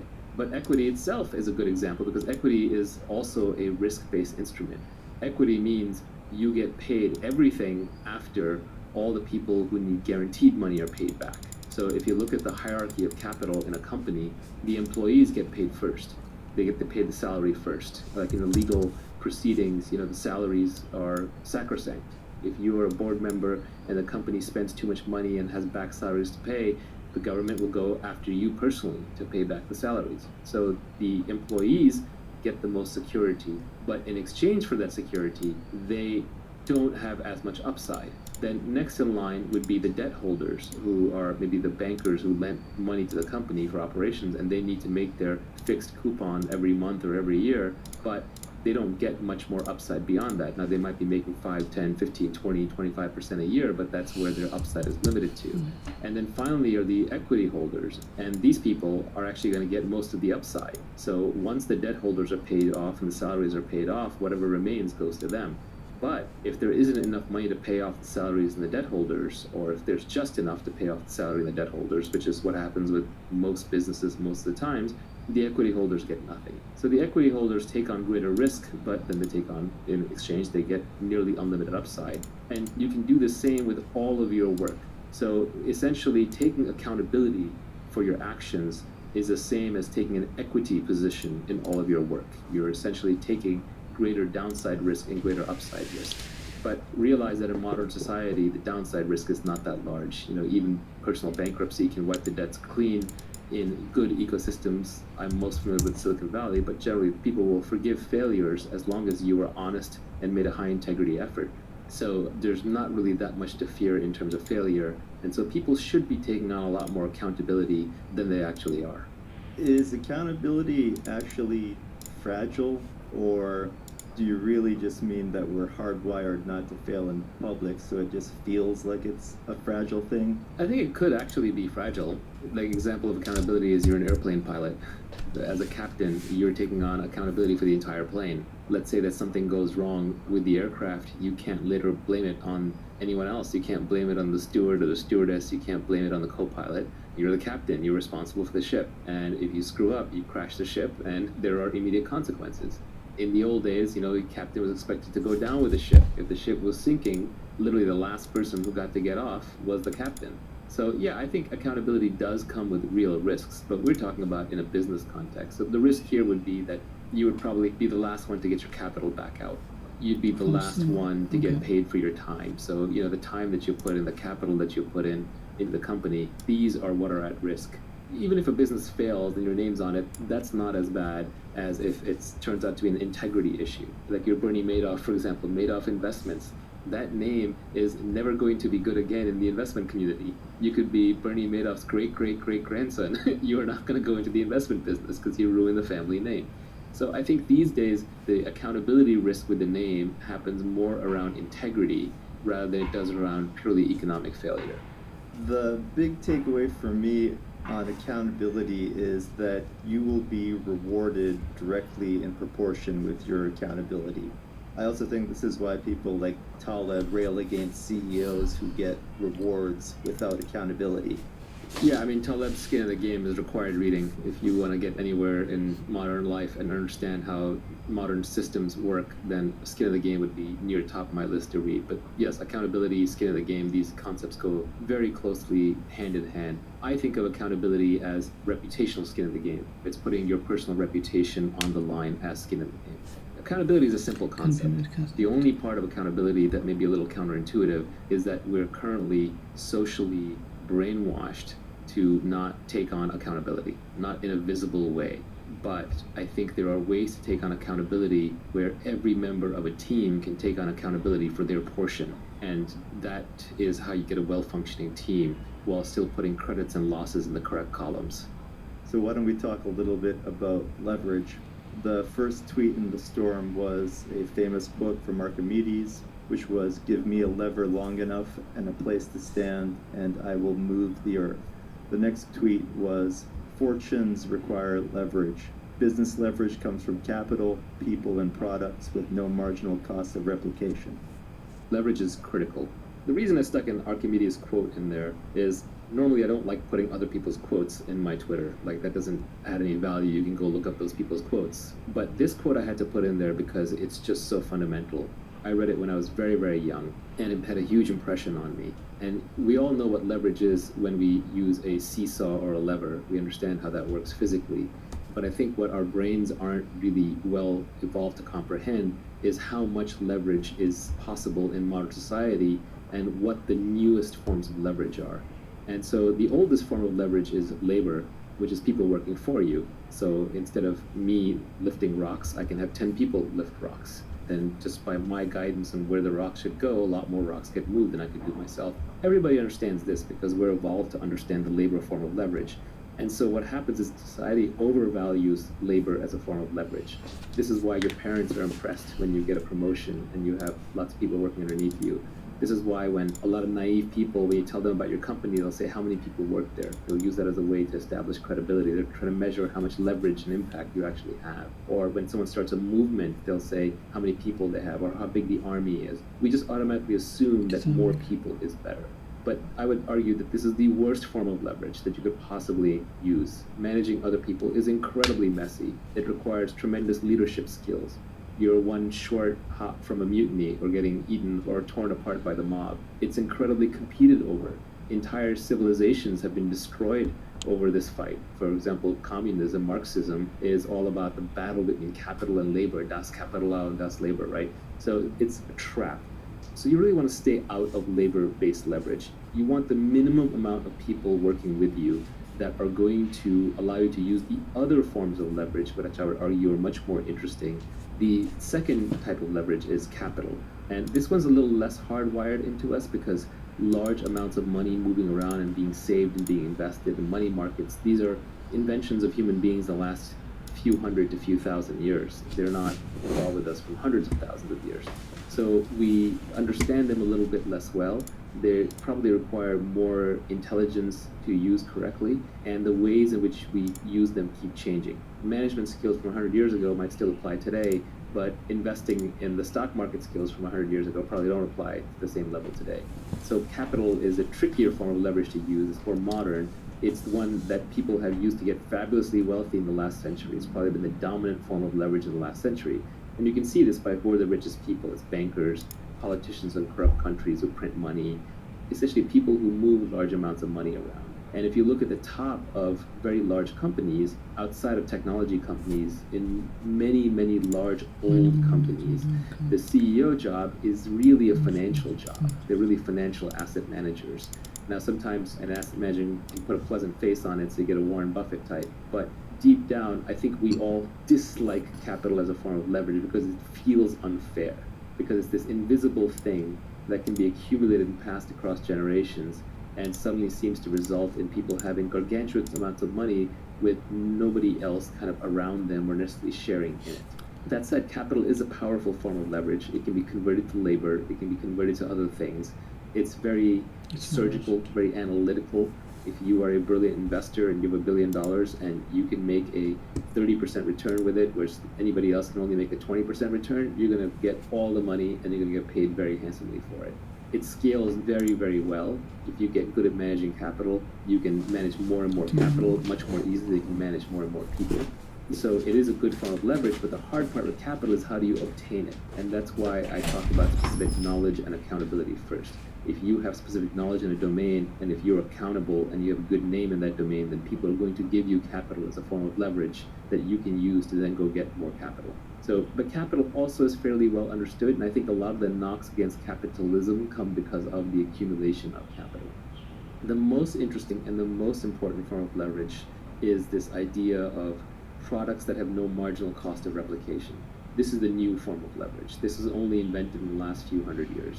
It got started with the printing press. It accelerated broadcast media, and now it's really blown up with the internet and with code. So now you can multiply your efforts without having to involve other humans and without needing money from other humans. This podcast is a form of leverage. Long ago, I would have had to sit in a lecture hall and lecture each of you personally, and I would have maybe reached a few hundred people, and that would have been that.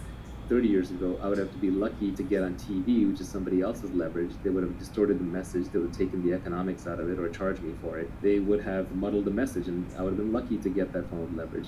But today, thanks to the internet, I can buy a cheap microphone, hook it up to a laptop or an iPad, and there you are, all listening. So this newest form of leverage is where all the new fortunes are made. So all the new billionaires, the last generation fortunes were made by capital, that was the Warren Buffetts of the world, but the new generation fortunes are all made through code or media. Joe Rogan making 50 to 100 million bucks a year from his podcasts. PewDiePie, I don't know how much money he's rolling in, but he's bigger than the news, right? The Fortnite players. Of course, Jeff Bezos and Mark Zuckerberg and Larry Page and Sergey Brin and Bill Gates and Steve Jobs. That is all code-based leverage. Now, the beauty is when you combine all of these three. That's where tech startups really excel, where you take just the minimum but highest output labor that you can get, which are engineers and designers, product developers, and then you add in capital. You use that for marketing, advertising, scaling, and you add in lots of code and media and podcasts and content to get it all out there. That is a magic combination, and that's why you see technology startups explode out of nowhere, use massive leverage, and just make huge outsized returns. Do you want to talk a little bit about permissioned versus permissionless? Probably the most interesting thing to keep in mind about the new forms of leverage is they are permissionless. They don't require somebody else's permission for you to use them or succeed. For labor leverage, somebody has to decide to follow you. For capital leverage, somebody has to give you money to invest or to turn into a product. But coding writing books, recording podcasts, tweeting, YouTubing, these kinds of things, these are permissionless. You don't need anyone's permission to do them.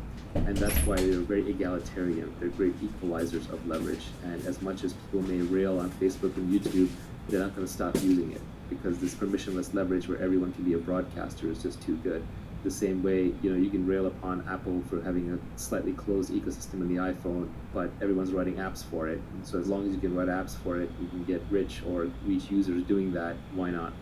I think of all the forms of leverage, the best one in modern society, and people are gonna, this is glib, this is a little overused, and this is why I tell people learn to code, right? It's that we have this idea that in the future, there's gonna be these robots, and they're gonna be doing everything. And that may be true, but I would say the majority of the robot revolution has already happened. The robots are already here, and there are way more robots than there are humans. It's just that we pack them in data centers for heat and efficiency reasons. We put them in servers, they're inside the computers, all the circuits, the robot mind inside that's doing all the work. And so every great software developer, for example, now has an army of robots working for him at nighttime while he or she sleeps after they've written the code, and it's just cranking away.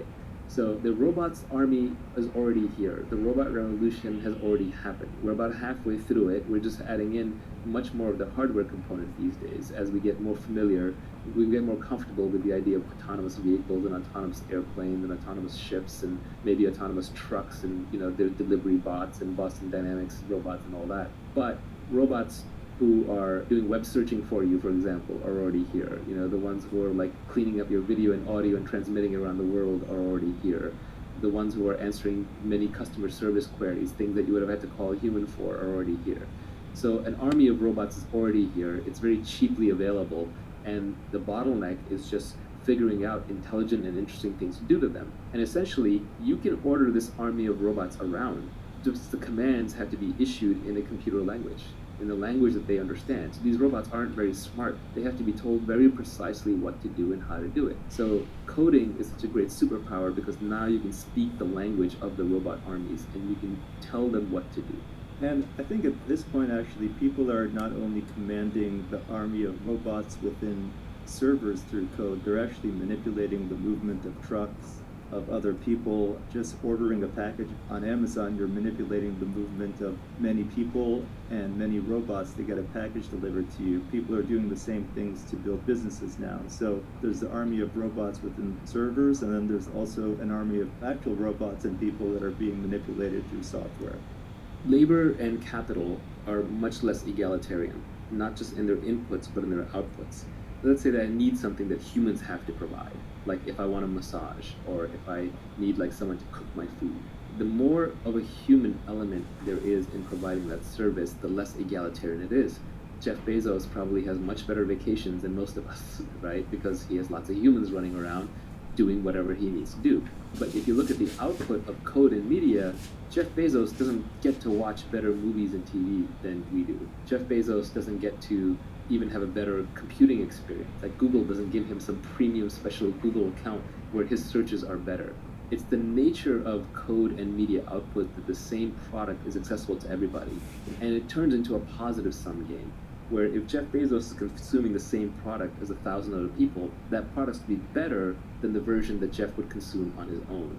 Whereas with other products, that's not true. If you look at something like buying a Rolex, which is no longer about telling time, it's a signaling good. It's all about showing off, I have a Rolex. That's a zero-sum game. If everybody in the world is wearing a Rolex, then people don't want to wear Rolexes anymore because they no longer signal. It's canceled out the effect. And so rich people do have an advantage in consuming that product. They'll just price it up so only they can have Rolexes, and then poor people can't have Rolexes, and Rolexes resume their signaling value. But something like watching Netflix or using Google or using Facebook or YouTube, or even, frankly, modern day cars. Rich people don't have better cars, they just have weirder cars. You can't drive a Lamborghini on the street at any speed that makes sense for a Lamborghini, so it's actually a worse car on the street. It just turned into a signaling good at that point. Your sweet spot where you want to be is somewhere like a Tesla Model 3 or like a Toyota Corolla. It's an amazing car. A new Toyota Corolla is a really nice car, but because it's mainstream, the technology has amortized the cost of production over the largest number of consumers possible, and the best products tend to be at the center, at the sweet spot, the middle class, rather than being targeted at the upper class.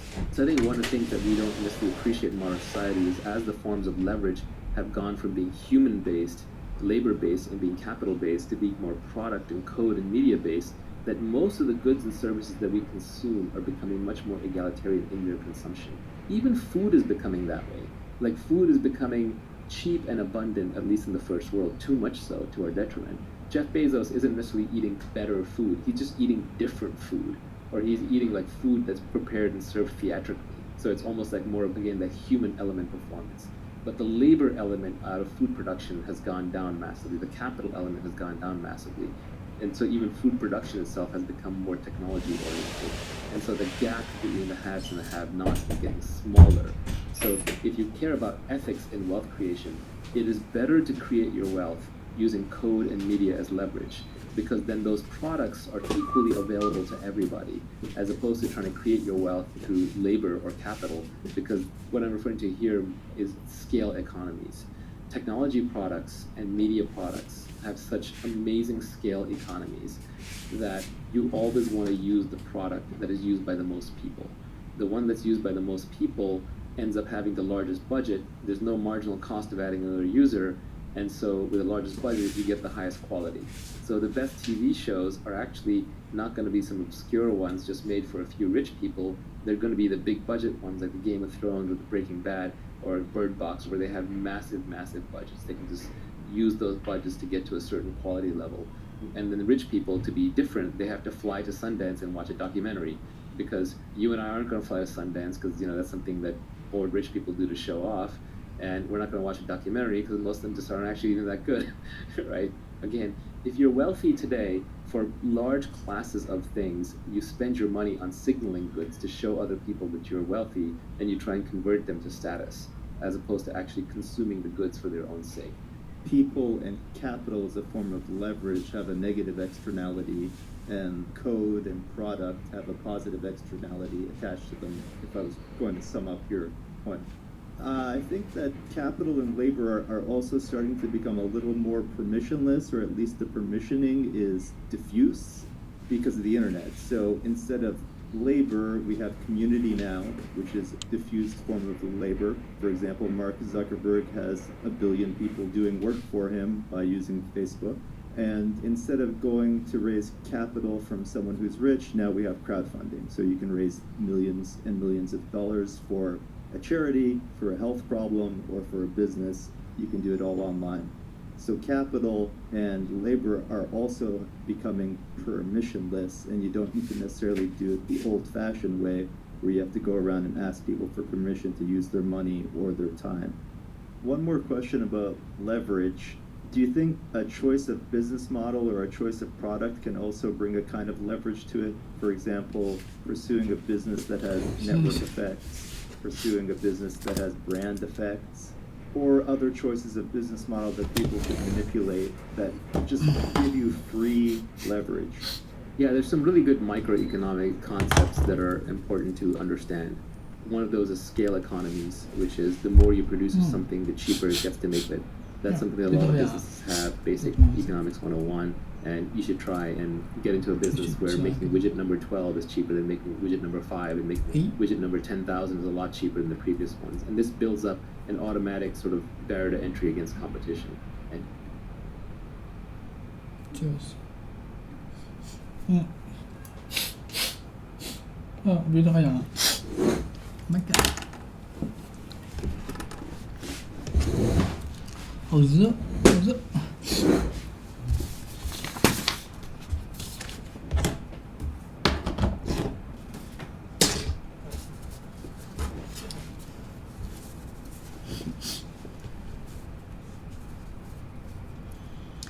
Don't miss out my fantastic bargains. Don't miss out on the fantastic bargains in our summer sale.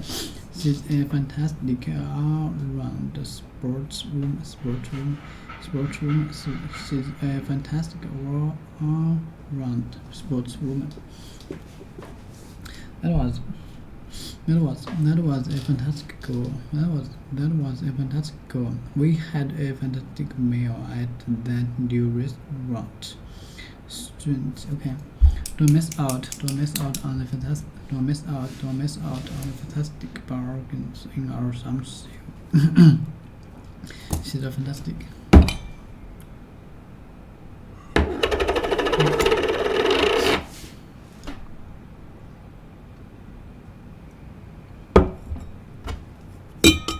She's a fantastic all-round sportswoman. That was a fantastic goal. We had a fantastic meal at that new restaurant. Don't miss out on the fantastic bargains in our summer sale. She's a fantastic all-round sportswoman. Okay, sportswoman. She's fantastic sportswoman. Don't miss out on the fantastic bargains in our suit. 好热。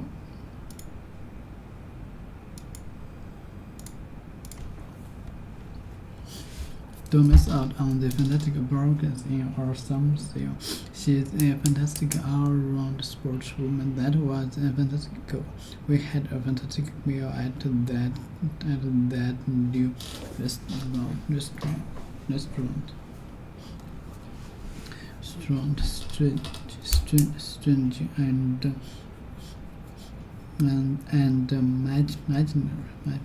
and imaginary were unreasonable.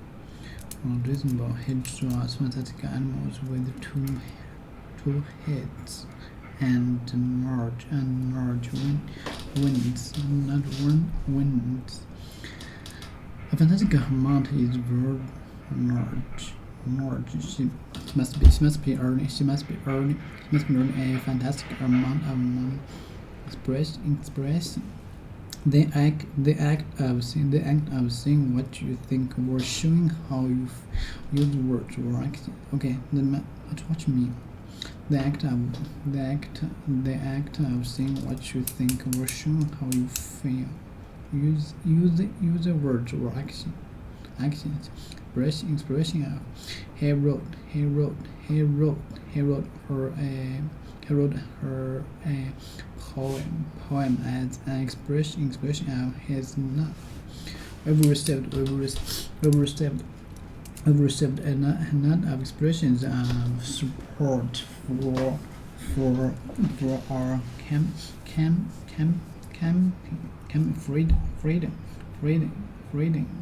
freedom of expression. Freedom of expression is a basic human right. Giving expression to express is better. It's better to give expression to anger rather than hiding it. Fun expression. His sadness at the death of his wife. Fun expression in his music. She plays the violin. She plays the violin with great expression. They look on someone's face, showing what they feel or think. I could tell from her expression that something serious had happened.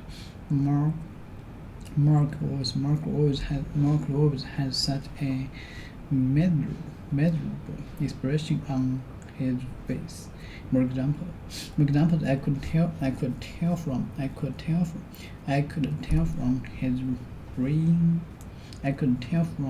his grim expression that the induce not good. That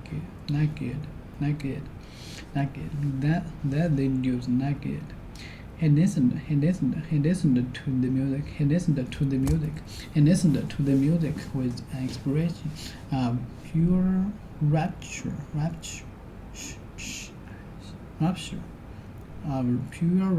on his face. Okay, Milky. Don't miss out on.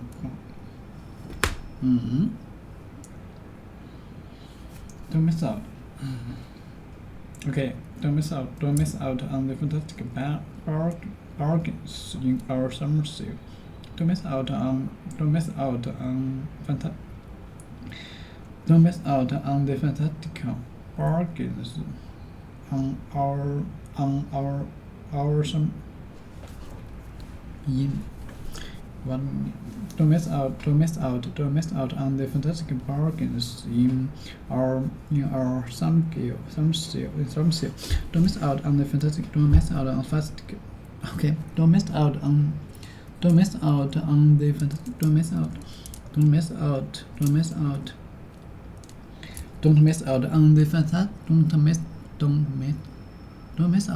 out on the fantastic in our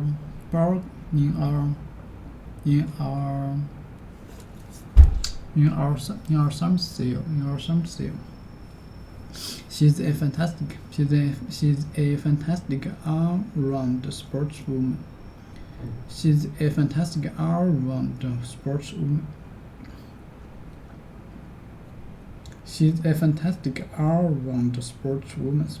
She's a fantastic all-round sportswoman.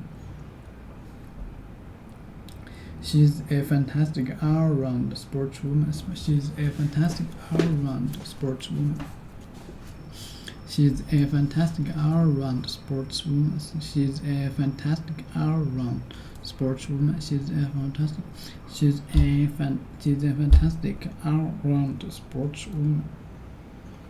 sportswoman. She's a fantastic all-round sportswoman. She's a fantastic all-round sportswoman. She's a fantastic all-round sportswoman. She's a fantastic all-round sportswoman. That was a fantastic goal. That was a fantastic goal. That was a fantastic goal. That was a fantastic goal. That was我读书有什么可以的？你看，近3代。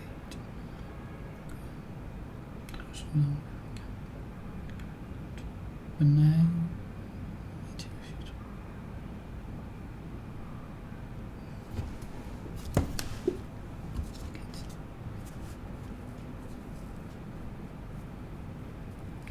That was a fantastic. Okay, she's a fantastic all-round sportswoman. She's a fantastic sport. Okay, she's a fantastic all-round sportswoman. She's a fantastic sportswoman. Okay. Don't miss out on the fantastic bargains in our summer sale. She's a fantastic all-round sportswoman.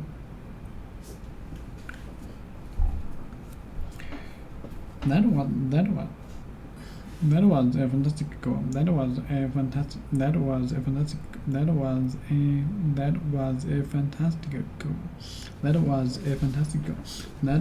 a fantastic goal.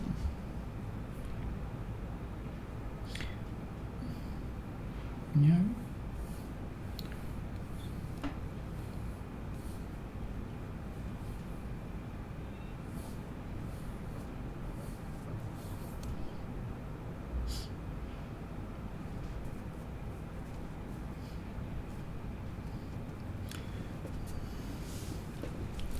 That was a fantastic goal. We had a fantastic meal at that. We had a fantastic meal at that new restaurant. We had a fantastic meal at that new restaurant. We had a fantastic at the new restaurant. male. We had a fantastic meal at that new restaurant. We had a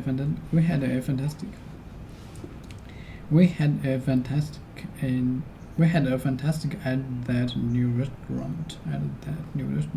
We had a fantastic meal at that new restaurant. Okay, that was a fantastic goal. That was a fantastic goal. That was a fantastic goal. That was a fantastic goal. We had a fantastic meal at that new restaurant.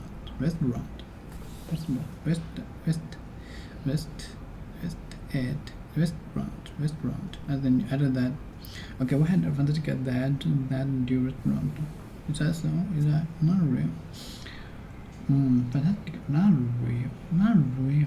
What meaning of this? Strange and imaginary. Strange and imaginary were not reasonable.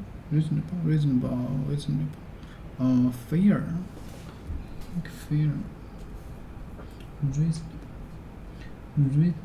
Reasonable.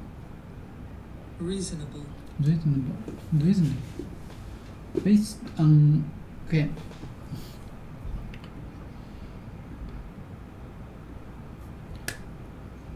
There are fair. Based on we're using good judgmental. Based on we're using good judgmental and therefore fair and practical. Based on using good judgmental and therefore fair and practical.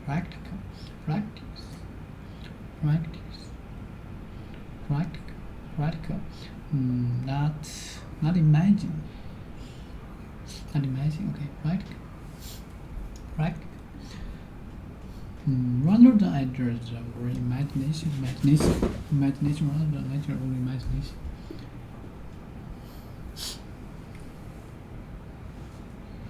Okay, based on we're using good judgment and therefore fair and practical. If you tell him what happened, okay. If you tell him what happened, if you tell him what happened, I'm sure he'll understand. He's a reasonable man.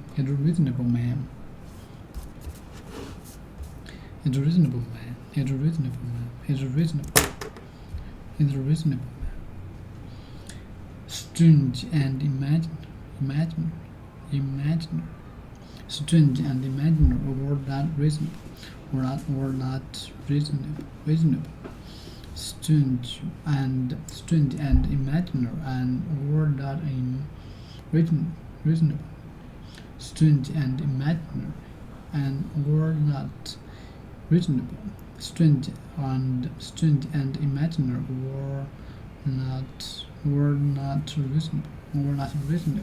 were not reasonable.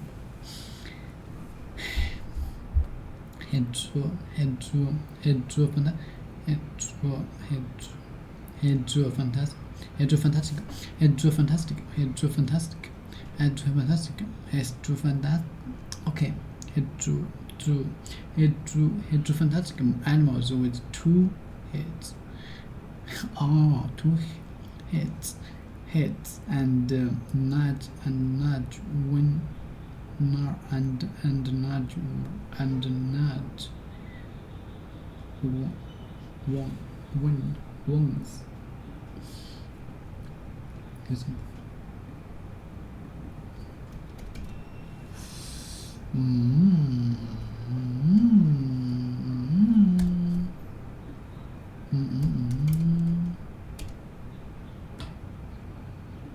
Winds.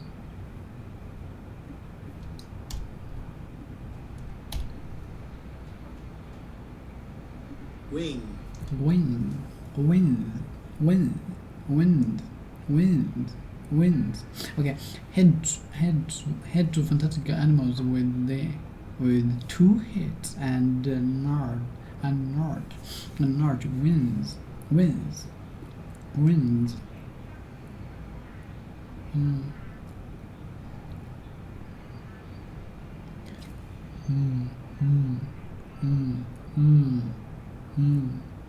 Winds, winds, winds, and not winds. Head to fantastic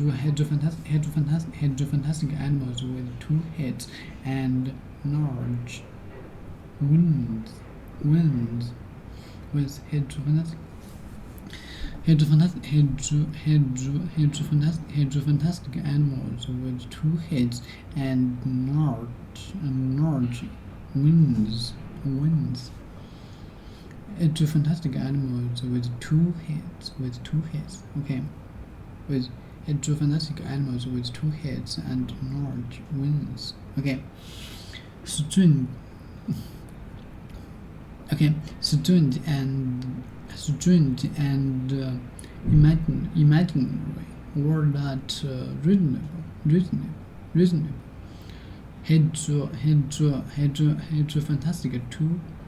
fantastic animals with two heads and large wings.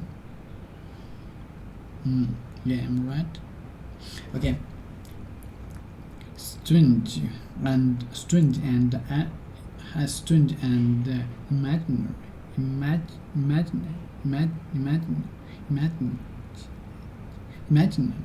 Okay, not real. Strange and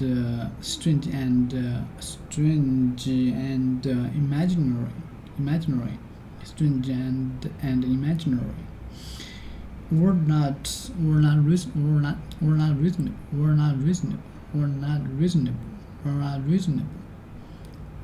Head to fantastic animals. Head to fantastic animals. Head to fantastic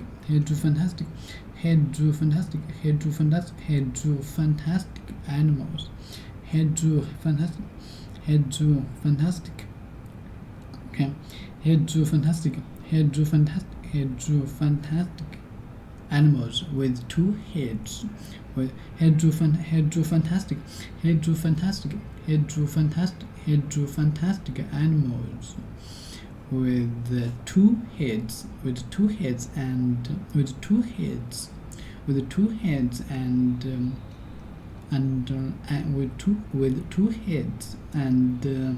large wings, large wings.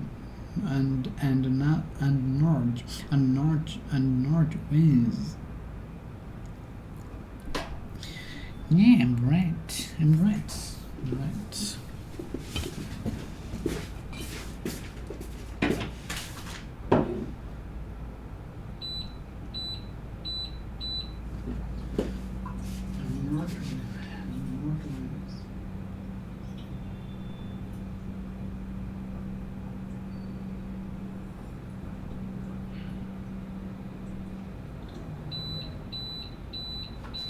Yes, you do. Cool. Cheese.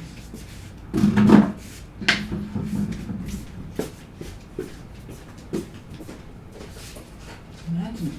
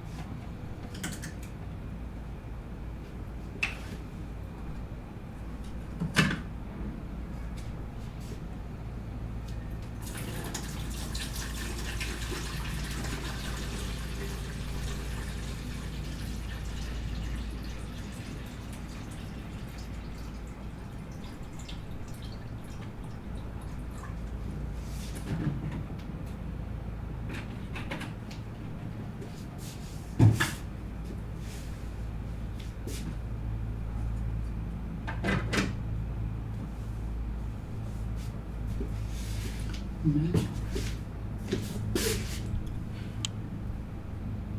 getting commoditized. So that's an important one. Another one, this is along the same lines, but technology products especially and media products have this great quality where they have zero marginal cost of reproduction. So creating another copy which you just created is free. So when somebody listens to this podcast or watches a YouTube video about this, it doesn't cost me anything for the next person who shows up. Those zero marginal cost things, they take a while to get going because you make very little money per user, but over time they can really, really add up. So Joe Rogan is working no harder on his current podcast than he was on podcast number 1. But on podcast number 1100, he's making $1 million for the podcast, whereas the previous one he probably lost for the first one. That's an example of zero marginal cost. And then the most subtle but the most important is this idea of network effects, and it comes from computer networking. Bob Metcalfe, who created Ethernet, famously coined Metcalfe's law, which is the value of a network is proportional to the square of the number of nodes in the network. So if a network of size 10 would have a value of 100, a network of a size 100 would have a value of 10,000. It's not just 10x more, it's 100x more. It's a square, so the difference is the square. So you want to be in a network effects business, assuming you're not number 2.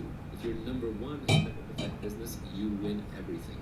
So example, if you look at Facebook, right, your friends and family social networking protocol, who's their competitor?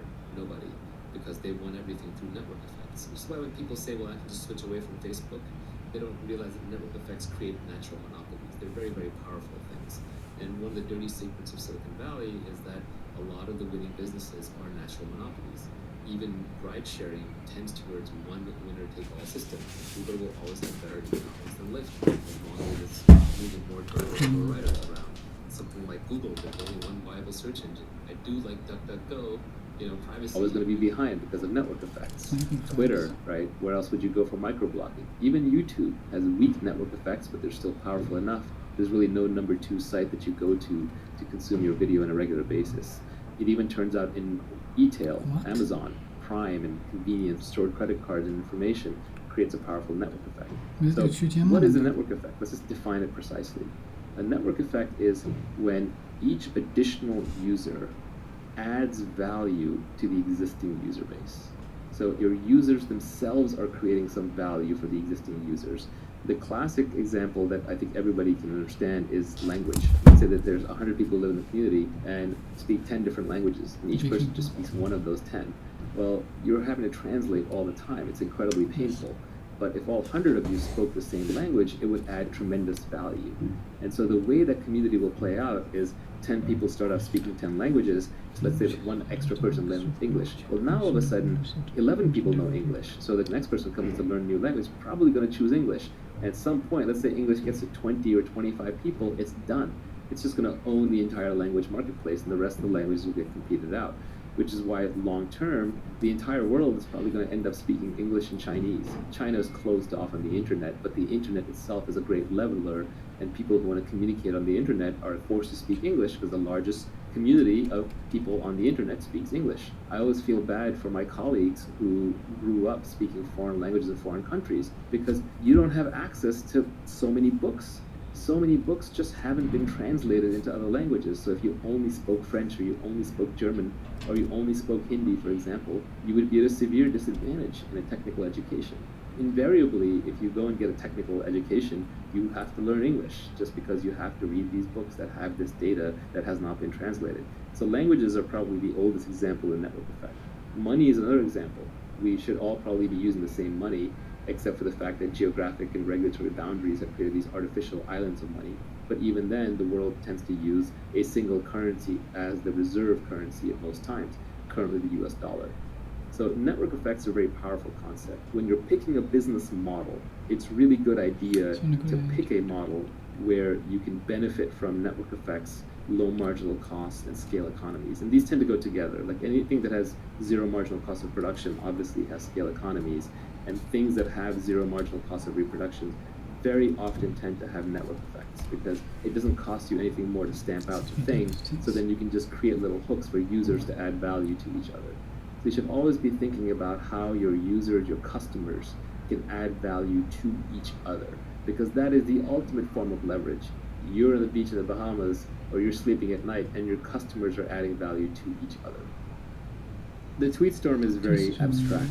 It's deliberately meant to be broadly applicable to all kinds of different domains and disciplines and time periods and places. But sometimes it's hard to work without concrete example. So let's just go concrete for a minute. Look at the real estate business. You could start at the bottom. Let's say you're a day laborer. You come in, you fix people's houses. Someone orders you around, tells you break that piece of rock, sand that piece of wood, put that thing over there. There's just all these menial jobs that go on a construction site. If you're working one of those jobs, unless you're a skilled trade, like say a carpenter or electrician, you don't really have specific knowledge. And even carpenter or electrician is not that specific because other people can be trained how to do it, so you can be replaced. So you get paid your 15, 20, 25, 50. If you're really lucky, $75 an hour, but that's about it. You don't have any leverage other than from the tools that you're using. So if you're driving a bulldozer, that's better than doing it with your hands. So day labor in India makes a lot less because they have no tool leverage. You don't have much accountability. You're a faceless cog in the construction crew, and the owner of the house or the buyer of the house doesn't know or care that you worked on it. One step up from that, you might have a contractor, like a general contractor, who someone hires to come and fix and repair and build up their house. That general contractor is taking accountability, they're taking responsibility. So now, if let's say they got paid $250,000 for a job, sorry I'm using Bay Area prices, so maybe I'll go rest of the world prices, $100,000 for the job to fix up a house, and it actually costs the general contractor all said and done $70,000. Well, that contractor is going to pocket that remaining 30. So they got the upside, they got the equity, but they're also taking accountability and risk. So if the project runs over and there's losses, then they eat the losses. But you see, just the accountability gives them some form of additional potential income. And then they also have labor leverage because they have a bunch of people working for them. But it probably tops out right there. You can go one level above that and you can look at a property developer. This might be someone who is a contractor who did a bunch of houses, did a really good job, then decided to go into business for themselves, and they go around looking for beaten down properties that have potential. They buy them, they either raise money from investors, they're fronted themselves, they fix the place up, and then they sell it for twice what they bought it for. Maybe they only put in 20% more, so it's a healthy profit.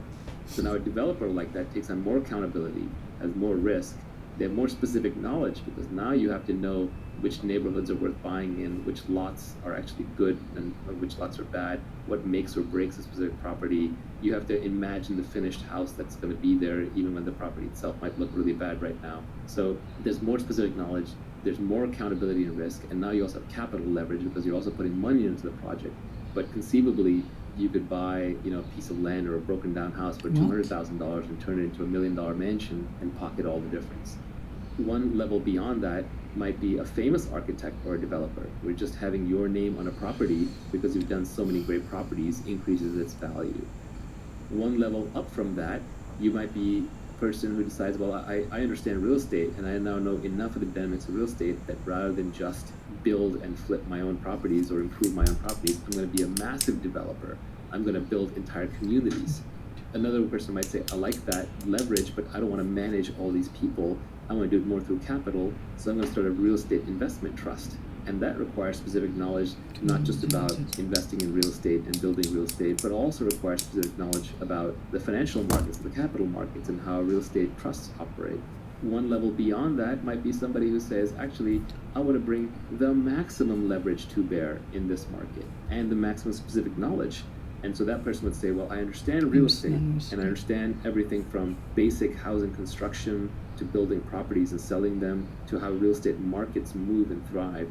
And I also understand the technology business. So I understand how to recruit developers, how to write code, and how to build good product. And I understand how to raise money from venture capitalists and how to return it and how all of that works. And obviously not a single person may know this. You may pull a team together to do it where each have different skill sets. But that combined entity would have specific knowledge in technology and in real estate. It would have massive accountability because that company's name would be a very high risk, high reward effort attached to the whole thing. And people would devote their lives to it, take on significant risk, and then it would have leverage in code with lots of developers. It would have capital with investors putting money in and the founders own capital. And it would have labor of some of the highest quality labor that you can find, which is high quality engineers and designers and marketers who are working on the company. And then you may end up with a Trulia or a Redfin or a Zillow kind of company. And then the upside could potentially be in the billions of dollars or the hundreds of millions of dollars. So as you layer in more and more kinds of knowledge that can only be gained on the job and aren't common knowledge, and you layer in more and more accountability and risk taking, and you layer in more and more great people working on it, and more capital on it, and more code and media on it, you keep expanding the scope of the opportunity all the way from the day laborer who might just literally be scrapping on the ground with their hands, all the way up to somebody who started a real estate tech company and then took it public. We spoke about specific knowledge, we talked about accountability, we talked about leverage. The last skill that Naval talks about in his tweet storm is judgment, where he says that leverage is a force multiplier for your judgment. We are now living in an age of nearly infinite leverage, and all the great fortunes are created through leverage. So your first job is to go and obtain leverage, and you can obtain leverage through permission by taking risks and getting people to work for you, or by raising capital, or you can get leverage permissionlessly by learning how to code or becoming a good communicator in podcasting, broadcasting, creating videos, writing, etc. So that's how you get leverage. But once you have leverage, what do you do with it? Well, the first part of your career is spent hustling to get leverage.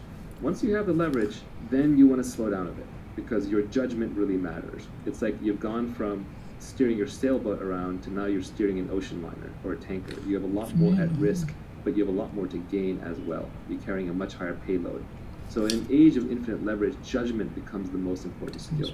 Warren Buffett is so wealthy now because of his judgment. Even if you were to take away all of Warren's money, tomorrow investors would come out of the woodwork and hand him $100 billion because they know his judgment is so good, and they would give him a big chunk of that $100 billion to invest. So ultimately, everything else that you do is actually setting you up to apply your judgment. One of the big things that people rail on is CEO pay, and for sure there's crony capitalism that goes on where these CEOs control their boards and the boards give them too much money, but there's certain CEOs who definitely are. Okay, let's large, a fantastic amount is very large. Fantastic amount is what she must learn a fantastic. She must be earning a fantastic amount. She must be earning a fantastic amount of money. A fantastic amount of is very large. It's very large. A fantastic.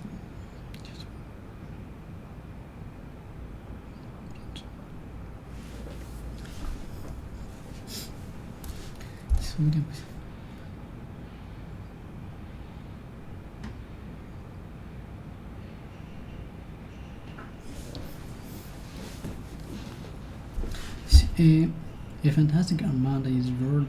She must be earning a fantastic amount of money. A fantastic amount of.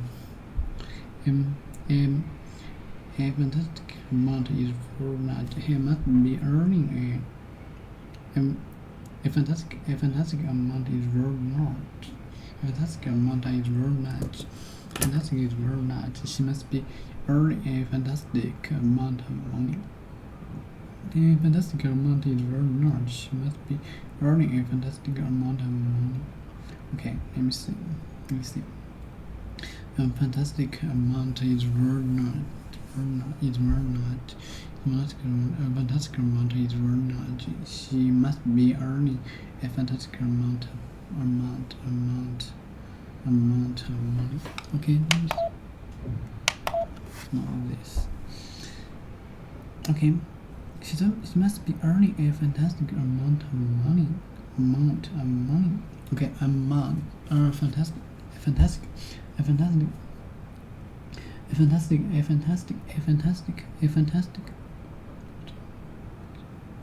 A fantastic amount is a fantastic amount is very large.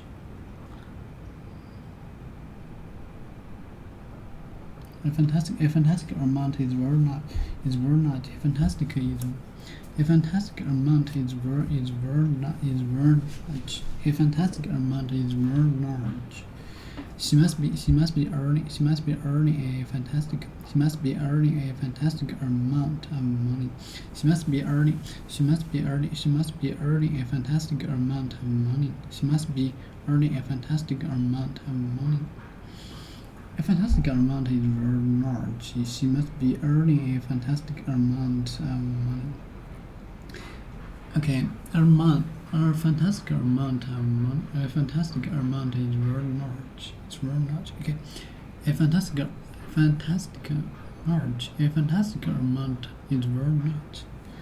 A fantastic amount is very large. She must be earning. Okay, she must be earning a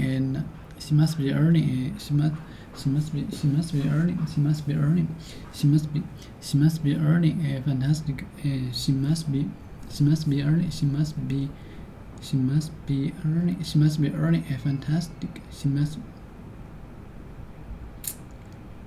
She must be earning a fantastic. She must be earning a fantastic. She must be earning a fantastic amount of money. Okay, let me see. I know that she must be earning a fantastic amount of money.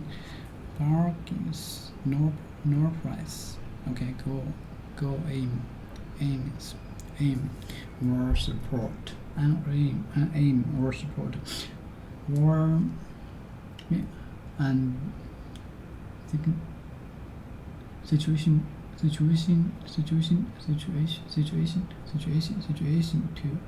support about sports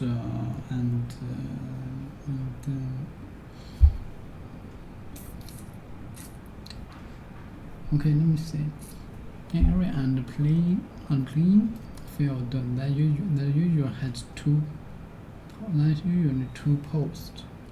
That usually two posts with a net fixed behind them. Where players try to send the ball in order to score in sports such as football, soccer,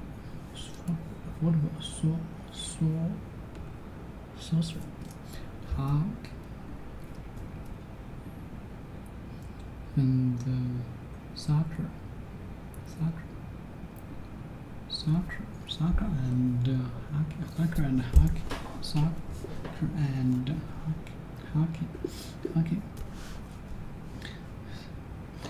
The expression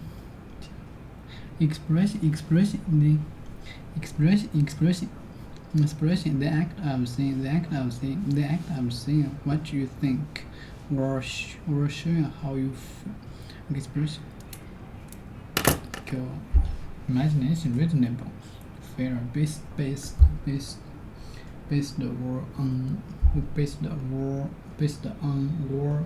on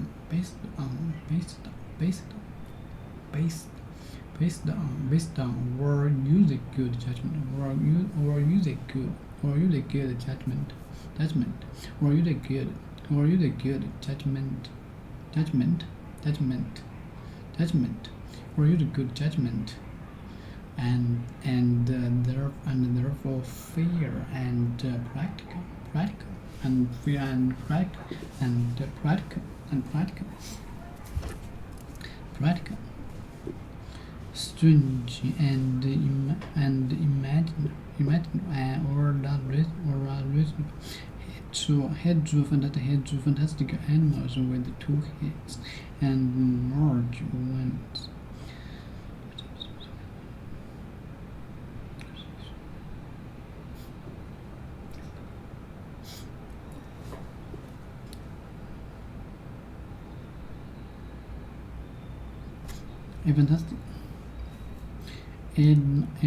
A fantastic amount is burned.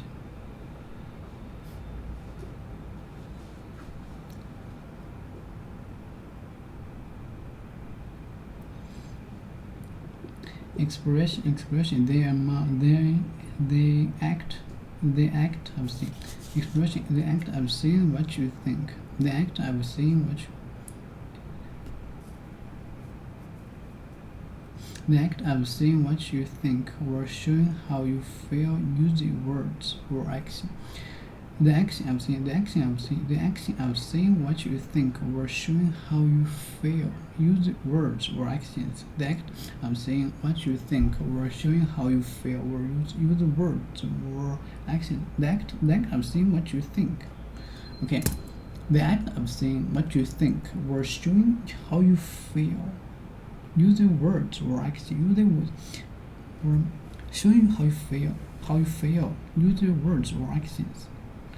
Using how you feel using words or actions. Next, the act of saying what you think. The act of saying what you think. The act of saying what you think. The act of saying what you think.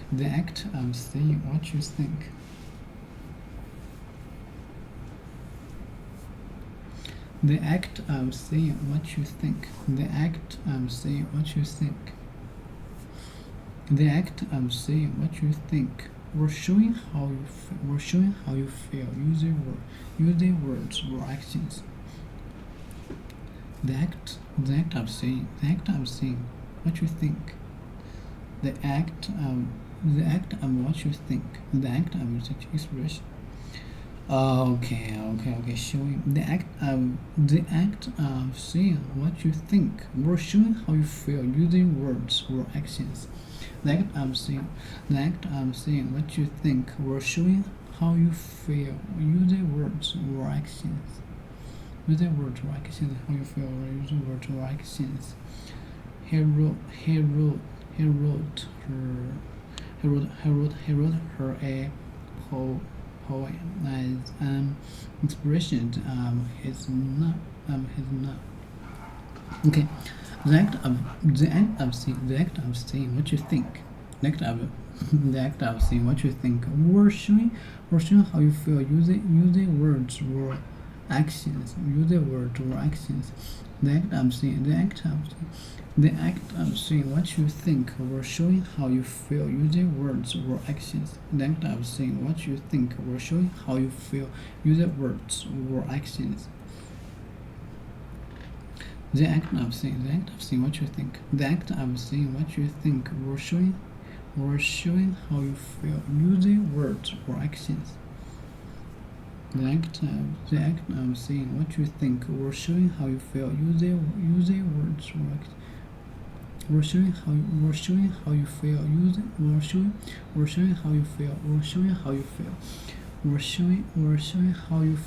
using words or actions.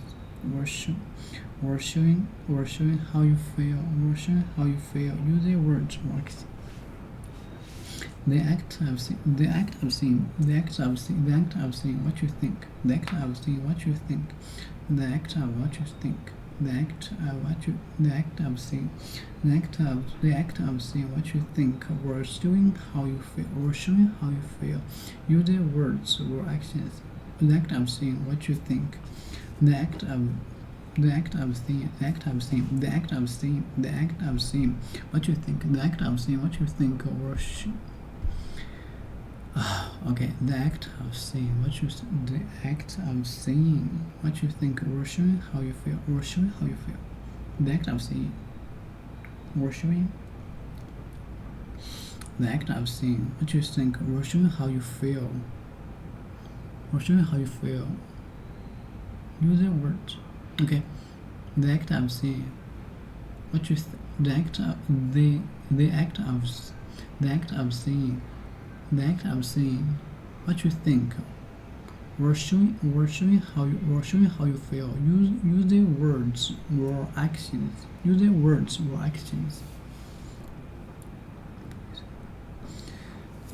The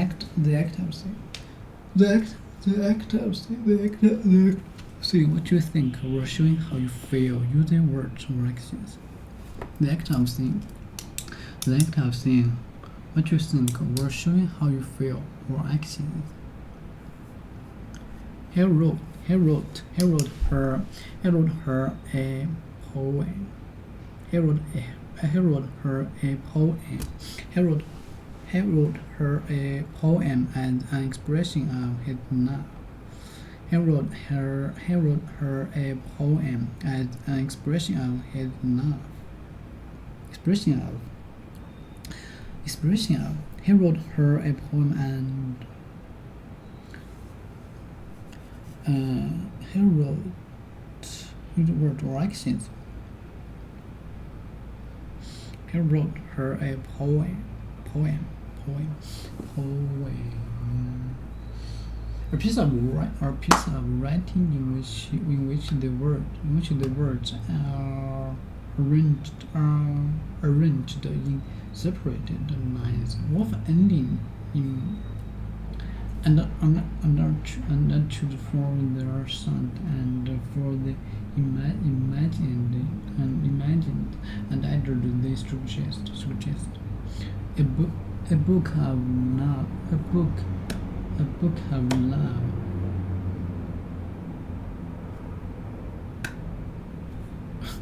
Love poem. 情诗吗 Love poem. Okay. He wrote her a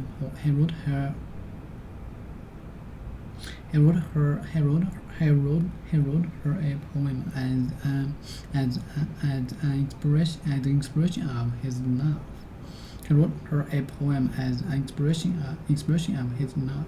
He wrote her a poem as an expression of his love. He wrote her a poem as an expression of his love. He wrote her a poem as an expression of his love. We've received a lot of expressions of support for our campaign. Our group of expression, especially. Okay, a plan group of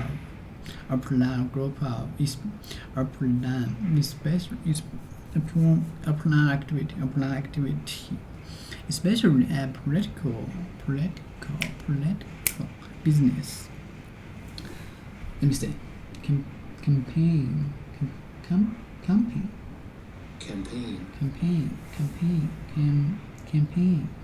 A planned group of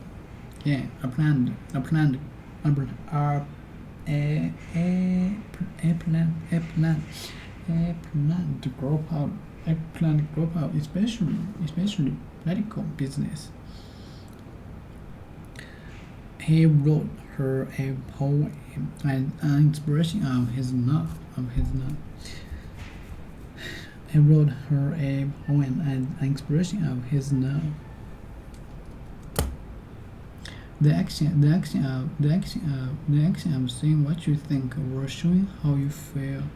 Use their words or actions. Okay, he wrote her a poem as an expression of his love. Expression.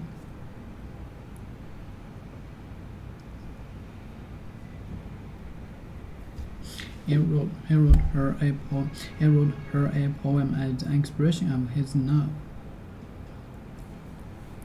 We've received a lot of expressions of support for our campaign. We've received a lot of expressions of support for our campaign. Freedom of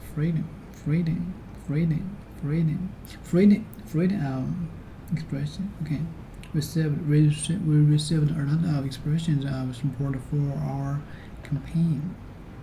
We received a lot of expressions. We received a lot of expressions of support for us. A lot of expression.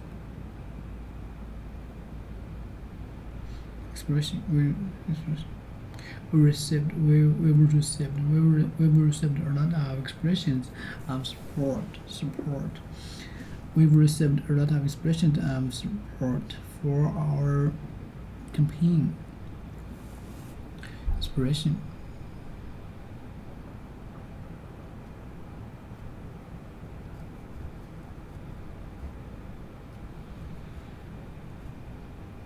support, help.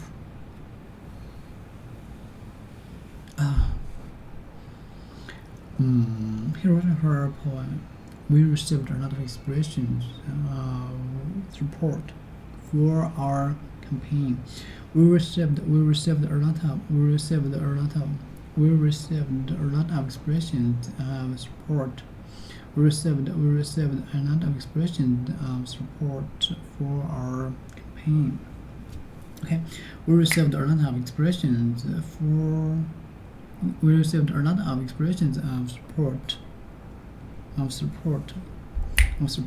for our expressions for our campaign. We received a lot of expressions of support for our campaign. Okay, 我听完了。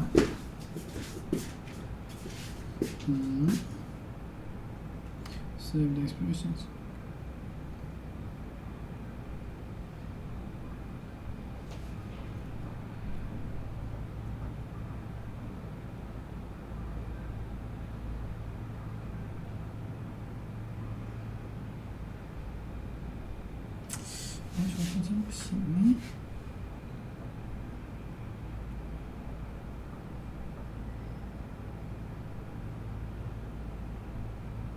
那就半天点吧，快一点。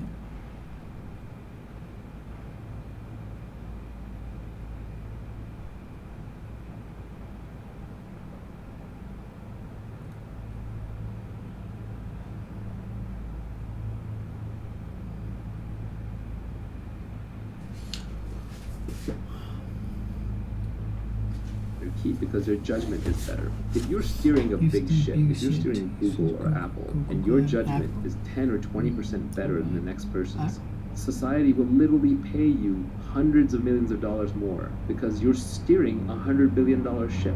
If you're on course 10 or 20% of the time more often than the other person, the compounding results on that hundreds of billions of dollars you're managing will be so large that your CEO pay will be dwarfed in comparison.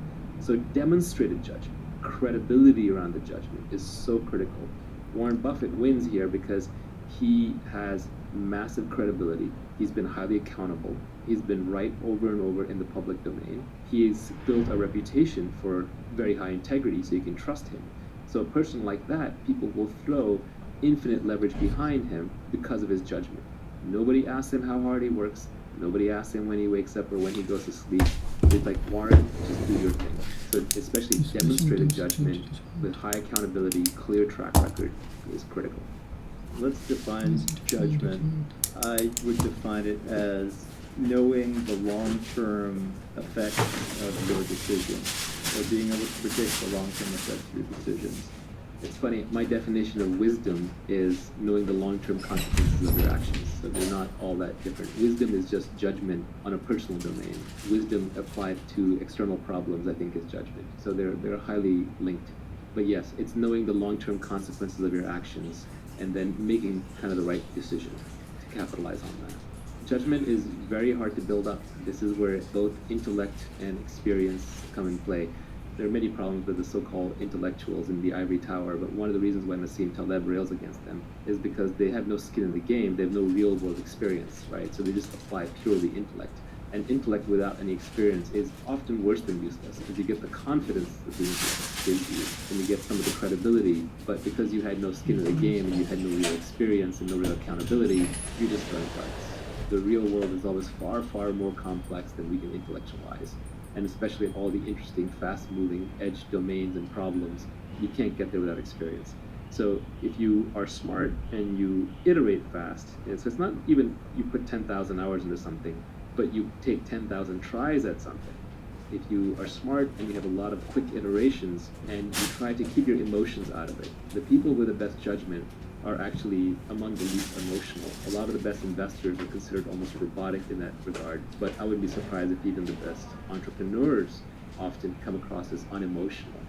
There is this archetype of the passionate entrepreneur, and yeah, they have to care about what they're doing, but they also have to see very clearly what's actually happening. And the thing that prevents you from seeing what's actually happening are your emotions. Our emotions are constantly clouding our judgment. And in investing, or in running companies, or in building products, or being an entrepreneur, emotions really get in the way. Emotions are what prevent you from seeing what's actually happening until you can no longer resist the truth of what's happening, until it becomes too sudden, and then you're forced into suffering, which is a breaking of this emotional fantasy that you had put together. To try and connect some of these concepts, I would say that first, you're accountable for your judgment. Judgment is the exercise of wisdom. Wisdom comes from experience, and that experience can be accelerated through short iterations. And the reason why a lot of the top investors, a lot of the value investors, if you read Jeremy Grantham or you read Warren Buffett, you read up on Michael Burry, these people sound like philosophers, or they are philosophers, or they're reading a lot of history books or science books. What are they doing? Shouldn't they be reading investment books?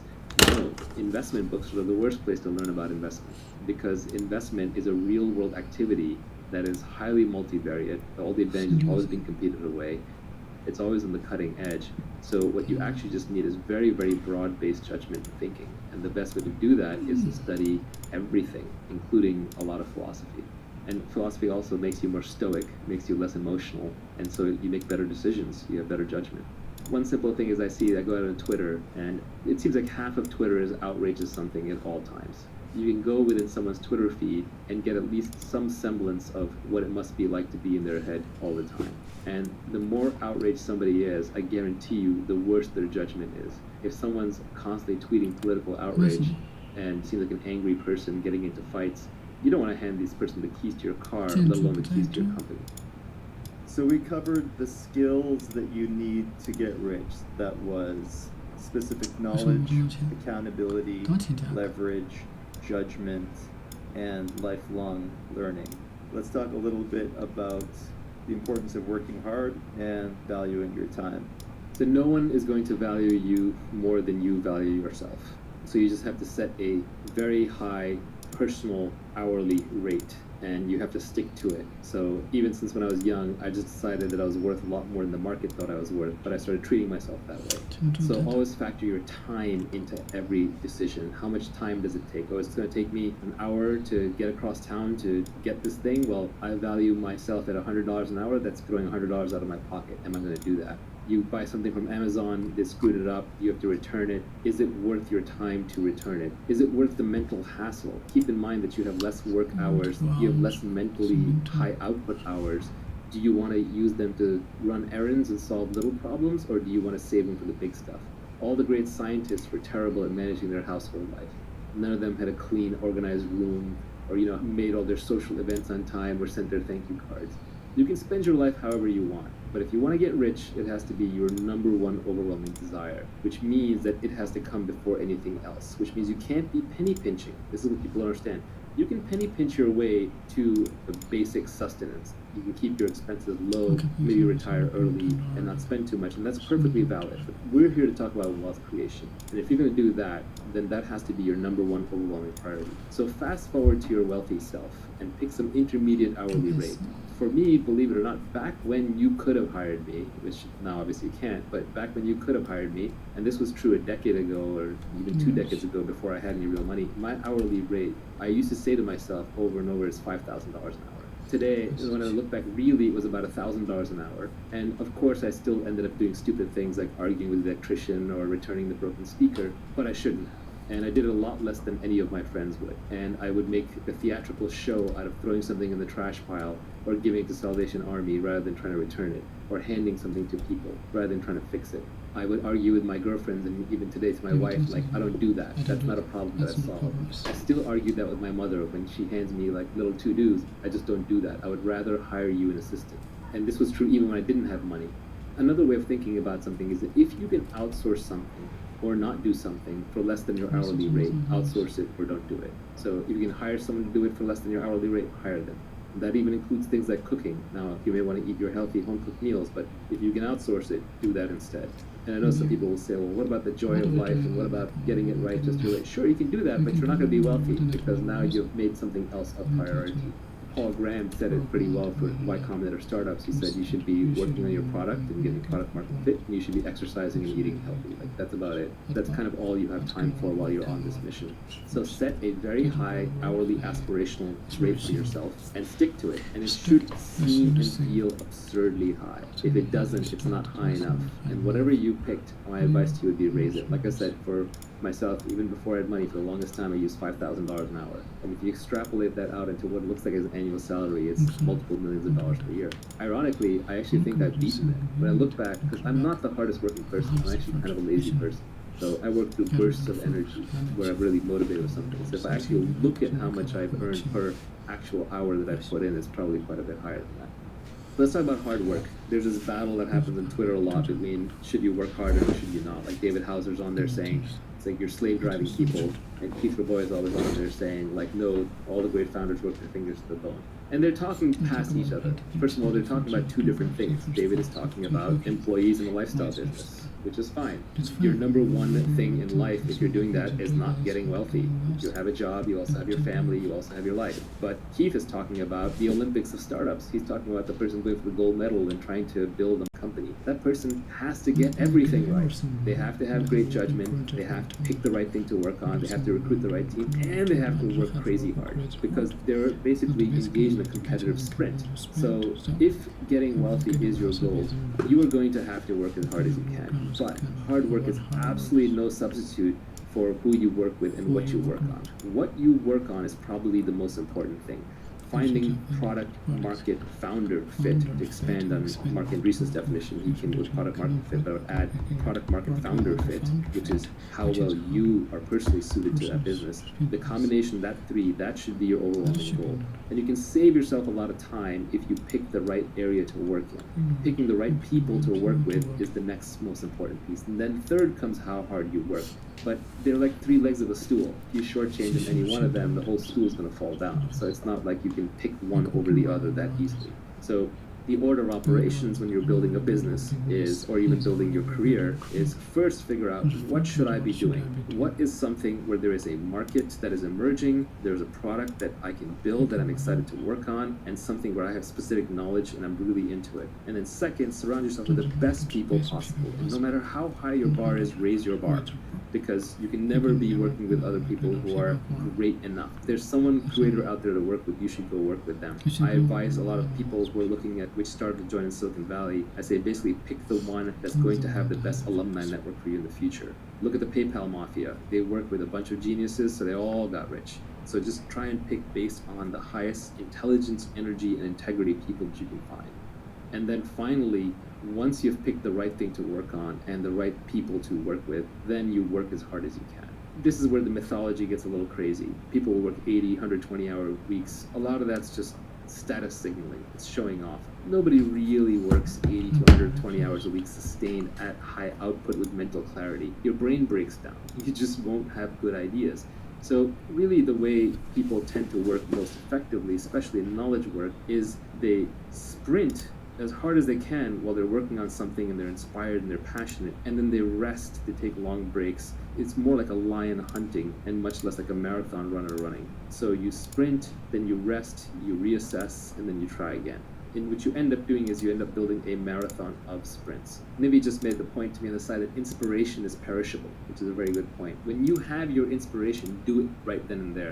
This happens to me a lot with my tweet storms. I've actually come up with a whole bunch of additional tweet storms besides the ones that are already out there, but sometimes I just hesitate or I just pause and then it just dies. And what I've learned is if I'm inspired to write a blog post or to publish a tweet storm, I should probably do it right away. Otherwise, it's not going to get out there. I won't come back to it. So inspiration is a beautiful and powerful thing, and when you have it, just seize it. So people talk about impatience. When do you know to be impatient? When do you know to be patient? My glib tweet on this was impatience with actions and patience with results. And I think that's actually a good philosophy for life. Anything you have to do, just get it done. Why wait? You're not getting any younger. Your life is slipping away. You don't want to spend it waiting in line. You don't want to spend it traveling back and forth. You don't want to spend it doing things that you know ultimately aren't part of your mission. And when you do them, you want to do them as quickly as you can while you do them well with your full attention. But then you just have to give up on the results. You have to be patient with the results because you're dealing with complex systems, you're dealing with lots of people. It takes a long long time for markets to adopt products. It takes time for people to get comfortable working with each other. It takes time for great products to emerge as you polish away, polish away, polish away. So impatience with actions, patience with results. And as Nivi said, inspiration is perishable. So when you have inspiration, act on it right then and there. If I have a problem that I discover in one of my businesses that needs to be solved, I won't sleep until at least the resolution is in motion. And this is just a personal failing, but if I'm on the board of a company, I'll call the CEO. If I'm running the company, I'll call my reports. If I'm responsible, I'll get on there right then and there and solve it. If I don't solve a problem the moment it happens, or I don't start moving towards solving the moment it happens, I have no peace, I have no rest, I have no happiness until that problem is solved. So solve it as quickly as possible. I literally won't sleep until it's solved. Maybe that's a personal characteristic, but it's worked out well in business. We squander our time with the death of 1,000 cuts. So another tweet I had was, you should be too busy to do coffee while still keeping an uncluttered calendar. People who know me know that I'm famous for simultaneously doing two things. One is having a very clean calendar. I have almost no meetings on it, and there are people that I meet with when they see my calendar, they almost weep. While at the same time, I am busy all the time. I'm always doing something. And it's usually quote-unquote work-related, but it is whatever the highest impact thing is that needs to be done at that time and that I'm most interested and inspired about. But the only way to do that is to constantly, ruthlessly decline meetings. People want to do coffee and build relationships, and that's fine early in your career when you're still exploring, but later in your career when you're exploiting and there are more things coming at you than you have time for, you have to ruthlessly cut meetings out of your life. If someone wants to do a meeting, see if you can do it with a phone call instead. If they want to do a phone call, see if they can do it with an email instead. If they want to do it with email, see if they can do it with a text message instead. If they're text messaging, you should probably be ignoring most text messages unless they're true emergencies. So one has to be utterly ruthless about dodging meetings. When you do meetings, do walking meetings, do standing meetings, keep them short, keep them actionable, keep them small. Any meeting with 8 people in it sitting around a conference table, nothing is getting done in that meeting. You're literally just dying 1 hour at a time. Doing coffee reminds me of an old quote, I think, from Steve Jobs when they asked him, hey, why doesn't Apple come to conventions? Or why don't you come to my convention? And his response was, well, then because we wouldn't be here working. Yeah, I used to have a tough time turning people down for meetings, but now I just tell them outright. I just say, look, I don't do non-transactional meetings. I don't do meetings without a strict agenda. I don't do meetings unless we absolutely have to. Nivi used to do this. He would email people when they would ask Nivi and I for a meeting, a coffee meeting, get to know you. He would say, we don't do meetings unless it's life and death urgent. And then that person has to respond, yeah, it's life and death urgent, or there's no meeting. When you have something important or something valuable, other busy, interesting people will meet with you. Your calling card has to be, hey, here's what I've done, here's what I can show you, let's meet and I'll be respectful of your time if this is useful to you. And I find that there are very busy, important people who will take your meeting, but you have to come with a proper calling card. All the people who tweet and who email famous or rich people saying, hey, if I could just get one meeting with you, and they're vague about it, they're not going to get anywhere in life. You have to build up the credibility. When, for example, an investor in the tech business, in the venture business, looks at a startup, the first thing they want to see is they want to see some evidence of product progress. They don't just want to even see a slide deck, they want to see product progress. Because the product progress is the resume for the entrepreneur. It is the unshakable, unfakeable resume. So you have to do the work. To use a crypto analogy, you have to have proof of work. If you have proof of work and you truly have something interesting, then you shouldn't hesitate to put it together in an email and send it to somebody. But even then, when you're asking for a meeting, you want to be super actionable about it. But I would say even the other side, even if you yourself haven't made it yet, if you think you're going to make it by going out and networking and doing a whole bunch of meetings, you're probably incorrect. Yes, networking can be important early in your career. And yes, you can get serendipitous with meetings. But the odds are pretty low. And as we spent time talking about earlier, when you are just meeting people and hoping to get that lucky break, you're relying on type 1 luck, which is blind luck, and type 2 luck, which is hustle luck. But what you're not getting is type 3 or type 4 luck, which are the better kinds, where you spend time developing a reputation, working on something, developing a unique point of view, and being able to spot opportunities that others can't. A busy calendar and a busy mind will destroy your ability to do great things in this world. If you want to be able to do great things, whether you're a musician or whether you are an entrepreneur or whether you're an investor, you need free time and you need a free mind. We just finished just talking finished about the talking about importance of importance. working hard and valuing your time. Next, there's a few tweets on the topic of working for the long term. The first tweet is, become the best in the world at what you do. Keep redefining what you do until this is true. If you really want to get paid in this world, you want to be number one at whatever it is that you're doing. And it can be niche, that's the point. It can literally be you're getting paid for just being you. You know, at this point, some of the more successful people in the world are that way. Oprah gets paid for being Oprah. Joe Rogan gets paid for being Joe Rogan. And they're being authentic to themselves. So what this tweet is trying to say simultaneously is that you want to be number one, but you want to keep changing what you do until you're number one. You can't just pick something arbitrary. You can't say, I'm going to be the fastest runner in the world, and now you got to beat Usain Bolt. That's too hard of a problem.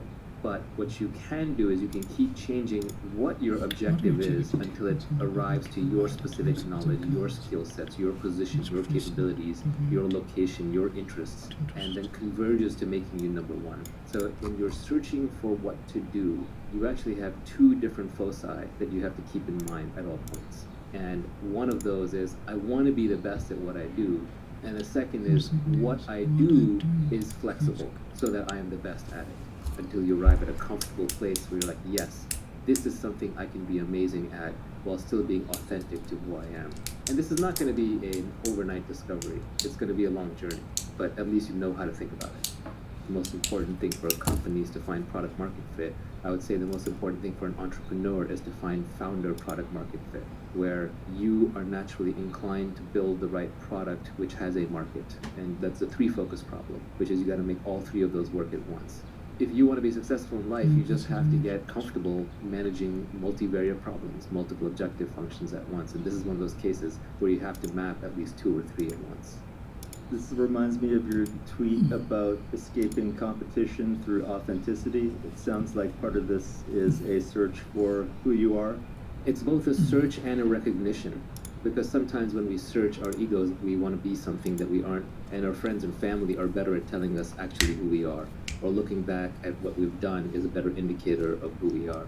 Peter Thiel talks a lot about how competition is besides the point, it's counterproductive. We're highly mimetic creatures. We copy what everybody else is doing around us. We copy our desires from them. Everyone around me is a great artist. I want to be an artist. If everyone around me is a great business person, I want to be a business person. Everybody around me is a social activist. I want to be a social activist. That's where my self-esteem will come from. You have to be a little careful when you get caught up in these status games that you end up competing over things that aren't worth competing over. So Peter Thiel talks about how he was going to be a law clerk because he was in law school and everybody around him wanted to be a law clerk or a Supreme Court justice or some famous judge, and he got rejected, and that's what made him go into business. So it helped him break out of a lesser game into a greater game. So sometimes you just get trapped in the wrong game because you're competing. And the best way to escape competition, to get away from the specter of competition, which is not just stressful and nerve-wracking, but will often drive you to just the wrong answer, the way to escape competition is to just be authentic to yourself. If you are fundamentally building and marketing something that is just an extension of who you are, no one can compete with you on that. Who's going to compete with Joe Rogan or Scott Adams? It's impossible. Is somebody else going to come along and write a better Dilbert? No. Is someone going to compete with Bill Watterson and create a better Calvin and Hobbes? No. They're being authentic. This is easiest to see in art. Artists are, by definition, all naturally authentic.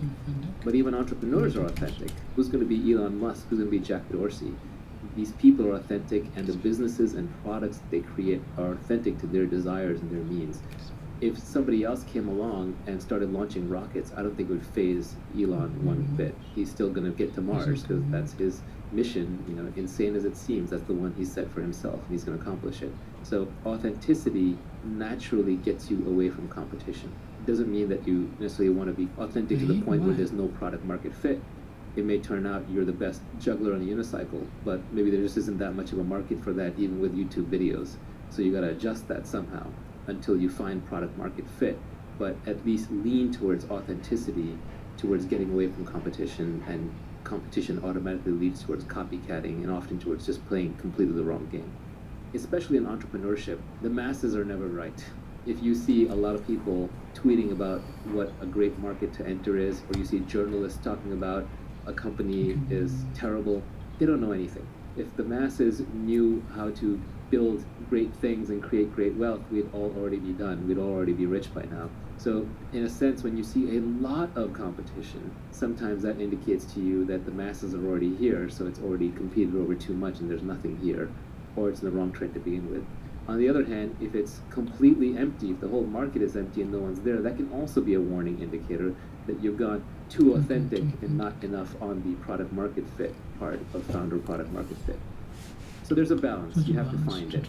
But generally, most people will make the mistake of paying too much attention to the competition and being too much like the competition and not being authentic enough. And the great founders tend to be authentic iconoclasts. I hate to bring up the Scott Adams skill stack one more time, but I'll still bring it up. Do you think one way of getting to authenticity is not necessarily adding some random skills that you think might be important, but just really finding 5 or 6 various skills that you already authentically do and just stacking them on top of each other, and not even in any purposeful way. If you are expressing who you are, you're going to be expressing all these little 5 or 6 different skills anyway. That's really where life is going to lead you anyway. Long term, if you are good and successful at what you do, you will find that whatever your hobbies were, you're almost doing them for a living. As Robert Frost said, combine your vocation and your avocation, what you love to do and what you do. So I think you'll find yourself there anyway. And you're right about the skill stack, that everyone's got multiple skills. We aren't all one-dimensional creatures, even though that's how we have to portray ourselves in our online profiles to get employed. You meet somebody and they say, I'm a banker, or I'm a bartender, or I'm a barber, or what have you, all the B's. But people are multivariate. They have a lot of skills. One banker might be good at finance, another one might be good at sales, the third one might be just good at macroeconomic trends and have a feel for the markets. Another one might be really good at picking individual stocks. Another one might just be good at maintaining relationships rather than selling new relationships. So everyone's going to have their various niches. You're going to have multiple niches. It's not going to be just one. So over time, you will find, as you go through your career, both you will gravitate towards the things that you're good at, which by definition are almost the things you enjoy doing, otherwise you wouldn't be good at them, you wouldn't have put in the time. And other people will push you towards the things that you're good at, because your smart bosses and your smart coworkers and your smart investors will realize, okay, you're really world-class at this thing, and you recruit somebody else for that other thing. So ideally, you want to end up specializing in being you. I think when you're being authentic, you don't really mind competition that much. Yeah, it pisses you off and it inspires some fear and jealousy and all the other emotions that come along with it, but also you don't really mind because you're more oriented towards the goal and the mission, and worst case, you get some ideas from them, and there's often ways to work with the competition in a positive way, and it ends up increasing the size of the market for you. Yeah, sometimes it depends on the nature of the business. Silicon Valley tech industry businesses tend to be winner take all, at least the good ones. And so when you see competition, it can make you fly into a rage because it really does endanger everything you've built. Whereas if I was opening a restaurant and a more interesting version of the same restaurant opens up in a different town, that's fantastic. I'm just going to lift from them what's working and drop what I can see that they have already figured out is not working. So it does depend to some extent on the nature of the business. That said, even the businesses that seem like that they're often in direct competition really aren't. They can end up adjacent or slightly different. You're one step away from a completely different business, and sometimes you need to take that one step, and you're not going to be able to take it if you're busy fighting over a booby prize. Kind of, you're playing a stupid game and you're going to win a stupid prize. It's not obvious right now because you're blinded by competition, but 3 years from now it'll be obvious. To give a simple example, when I was first starting companies, one of my first ones was called Opinions, which was an online product review site for all the products out there that was independent of Amazon. And that space eventually turned into TripAdvisor and Yelp, which is where we should have gone. We should have done more local reviews because there's more value to having a review of a scarce item like in their local restaurant than it is of an item like a camera, which is going to have 1,000 reviews on Amazon. But before we could get there, we got caught up in the whole comparison shopping game. And so we ended up merging with Deal Time, and we competed with MySimon and BizRate, which became Shopzilla, and Price Grabber and NextTag, and a whole bunch of these price comparison engines. And we were all caught in fierce competition with each other, and that whole space went to zero because it turns out Amazon won e-tail completely. So there was no need for price comparison. Everyone just went to Amazon. But we got the booby prize because we were caught in a competition with a bunch of our peers. When really we should have been looking at what the consumer really wanted and being authentic to ourselves, which was reviews and not price comparison, and gone more and more into more and more esoteric items that needed to be reviewed where customers had less and less data and wanted reviews more badly. So if we'd stayed authentic to ourselves, we would have done better. We're still talking about working for the long term. The next tweet on that topic is apply specific knowledge. Okay, let's go. Knowledge.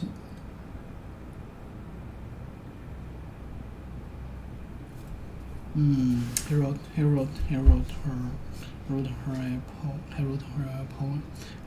poem as an expression of his life. He wrote her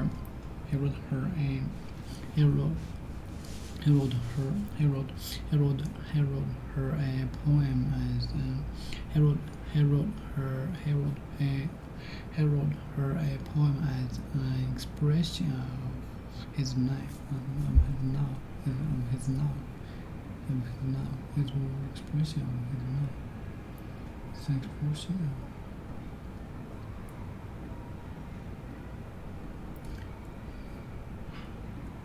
His expression. Okay. We received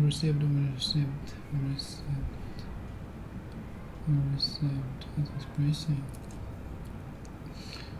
Next, they received another expression of report for our campaign.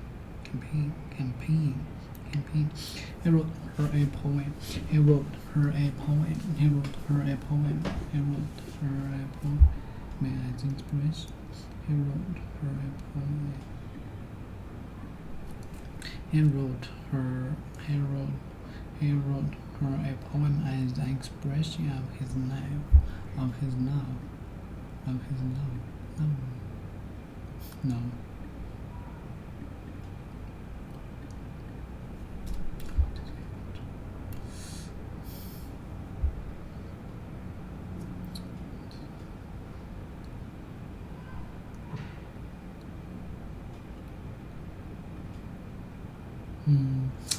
Thanks, please. What is this? Okay.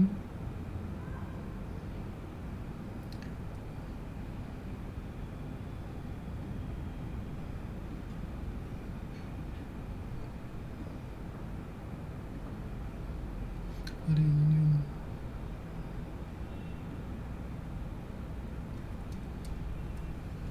No, not getting. What are you?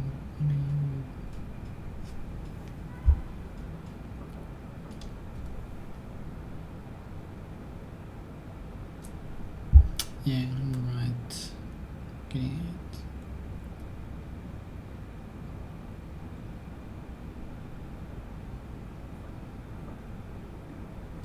Samba. As an expression. So. Okay, so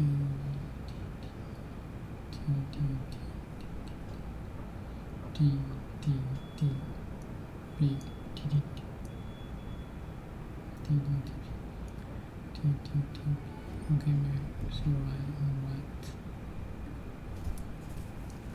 He wrote her a poem as an expression of his love. We received a lot of expressions. We received a lot of expressions. We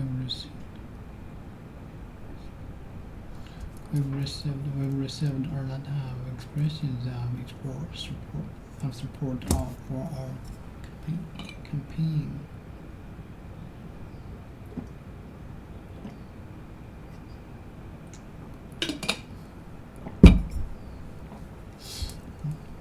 We received a lot of expressions of support for our 1、2、3、4、6、7、8。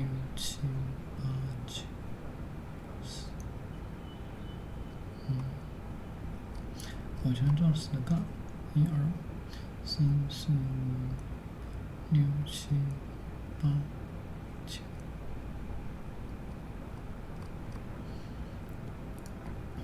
3、4、5。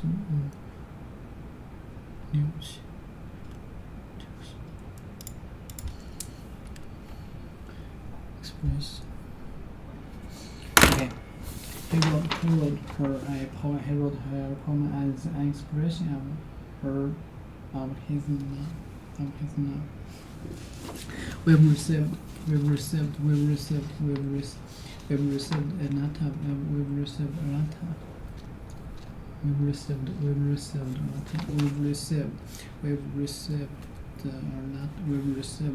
Expressions support.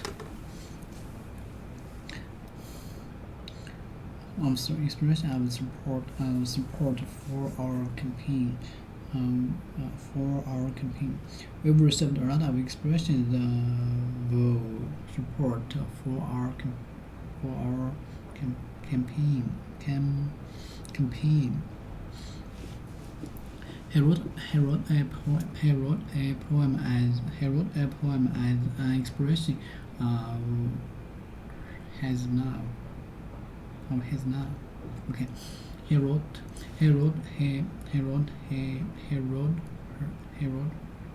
her. Okay. He wrote her a poem as an expression of his love. We received a lot of expressions of support for our campaign. Okay, support expression. Okay, that's wrong. One word's wrong.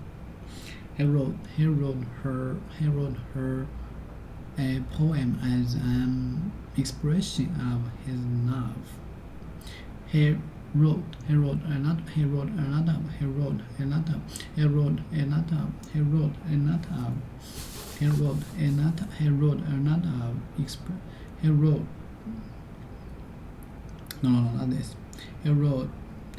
her a poem as an expression of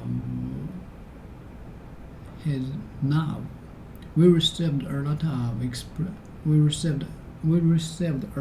expressions of support for our campaign. Okay, freedom of expression. Freedom of expression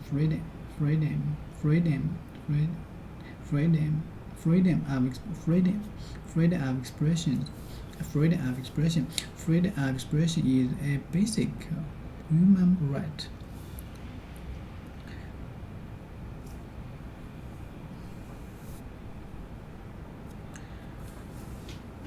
Freedom of expression is a basic human right.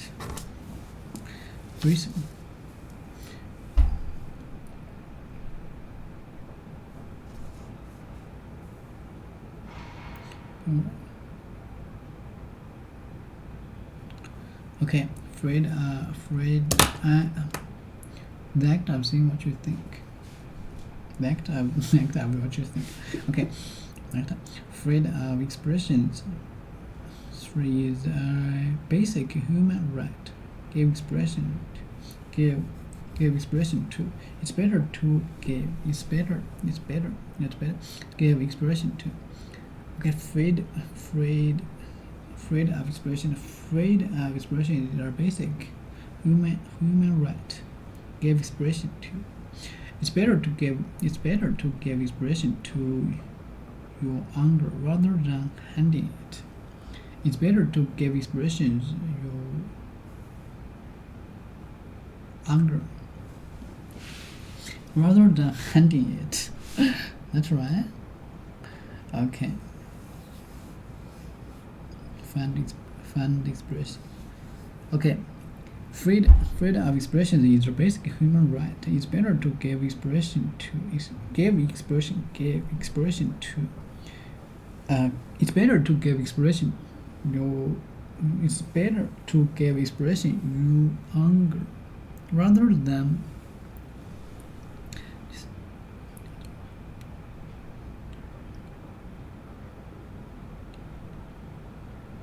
rather than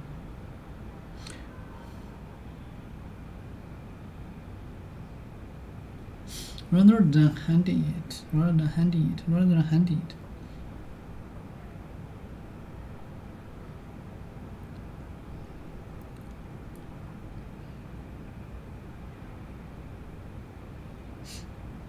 Rather than freedom of expression is a basic freedom of expression is a basic human freedom of expression is a basic human right. Freedom of expression is a basic human right. Give expression to. 女生的主要诉求是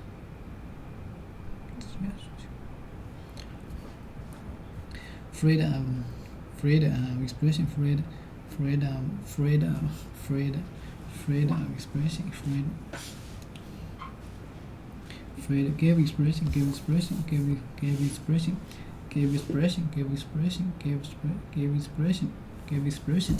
give expression to. It's better to give expression to you anger.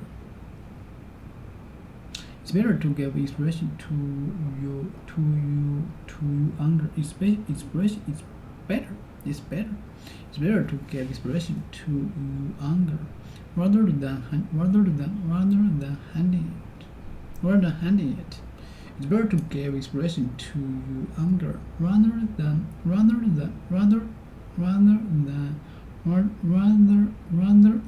handing it. Okay. Freedom of expression is better. Okay. Freedom of expression is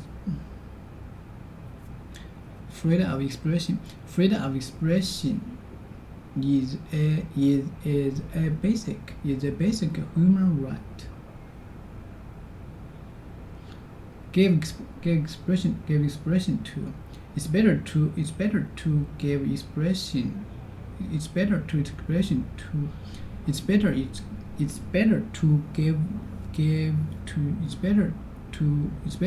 give to you anger rather than handing it. It's better to give expression to. Freedom of expression. Okay. Freedom of expression is a basic human right. Give expression to. It's better to give expression to. It's better to give expression to. It's better to give expression to you anger rather than handing it. You anger. It's better to give expression to you anger rather than handing it. Freedom of expression is a basic human right. Freedom of expression is a basic human right. It's better to give expression to you anger rather than handing it. It's better to give expression to you anger rather than handing it.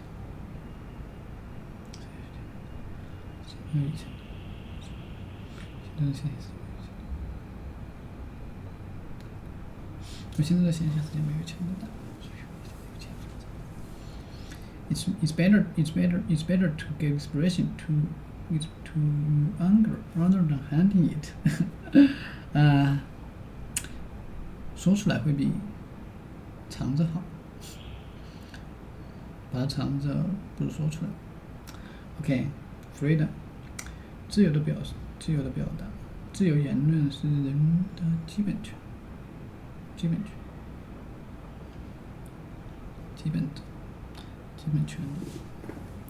Human right, basic human right.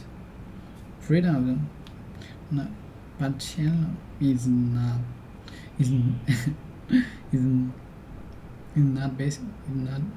Is not human. Freedom of expression is a basic human right, but channel is not okay. Okay. Fun expression. His sadness. Fun expression. His sadness. The act of saying what you think, or showing how you feel. Using word or action. Using words or actions. Fun expression. His sadness at the death of his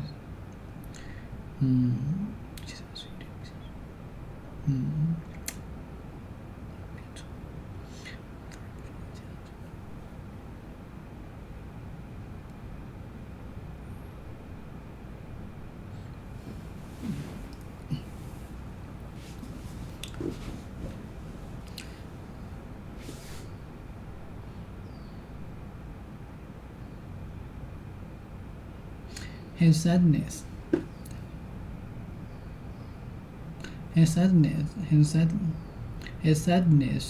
at the death of his wife. Found expression in his music. Okay, his sadness at the death of his wife. Found expressions in his music. Found expression. His sadness at the death. His sadness at the death of his wife found expression in his music. His sadness at the death at his found expression. Okay.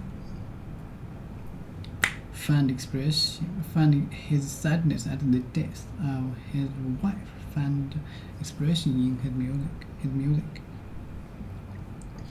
She plays the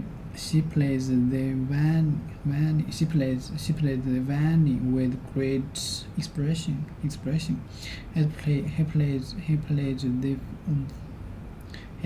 the Vanny with great expression. Plays the Vanny with great expression. Okay. She plays the Vanny with great expression. Let me see. Expression.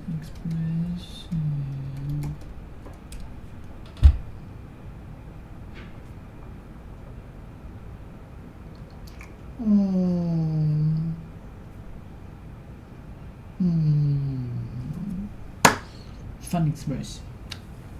Okay, is that right? Fun expression. His sadness at the death.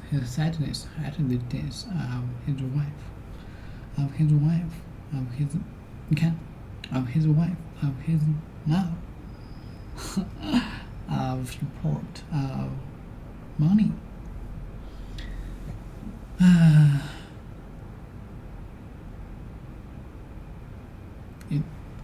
It's so much me.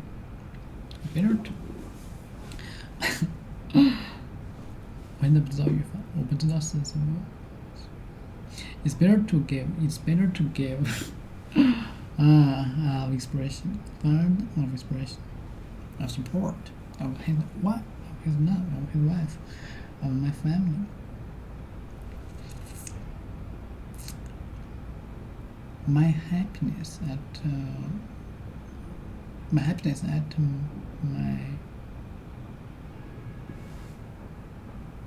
my baby. Okay. My happiness at the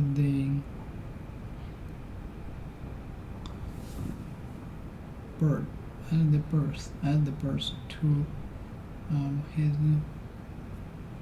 wife. Okay. His sadness at the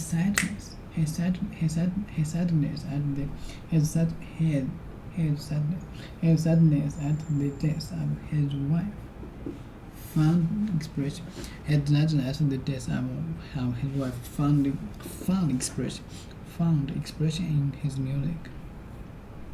His sadness at the death of his sadness at the death of his wife fun expression at his music in his music. Right, fun expression had in his music. She plays at the she plays the violin with great expression. She plays she played the violin with great expression. She plays the violin with great expression.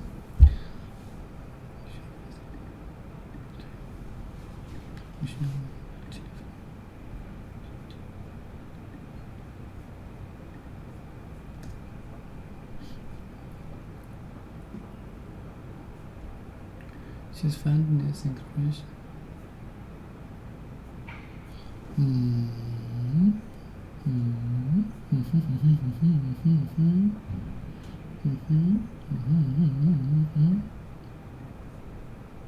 Some sadness.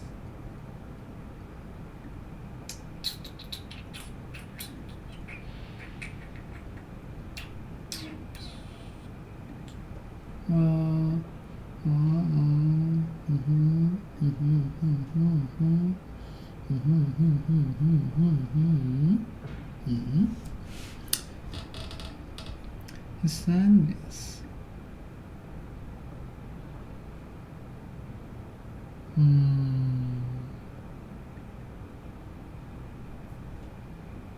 His mind.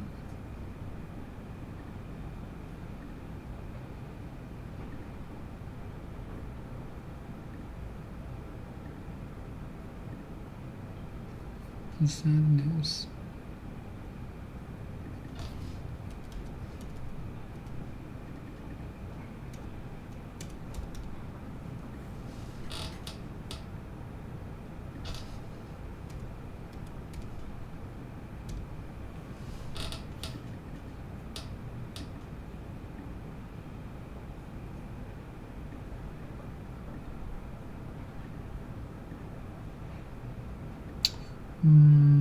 The Martian service news.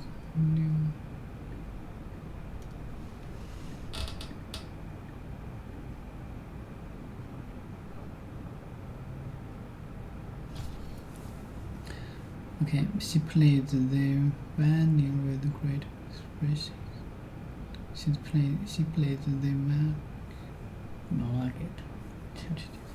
She played the violin with great expression. She played the violin with great expression. Feeling.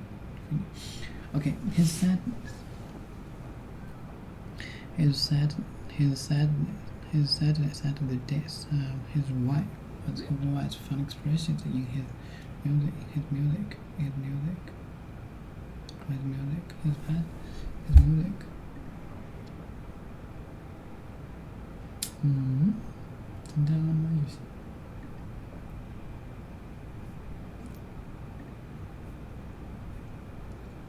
The sadness.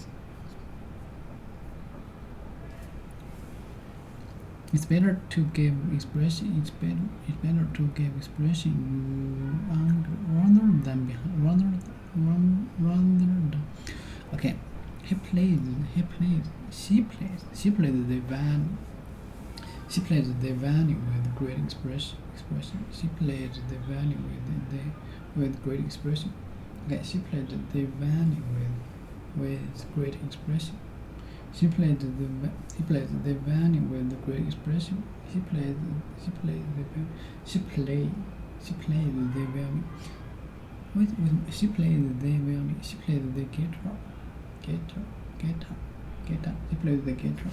She played the guitar. Or actor.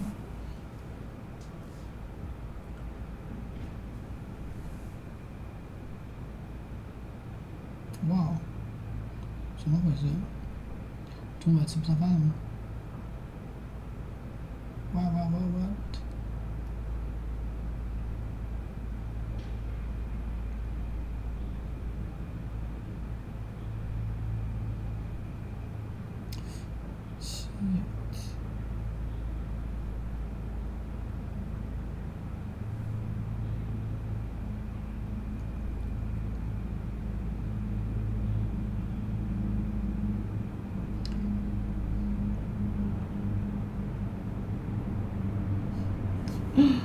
这个今天要原词。Oh shit!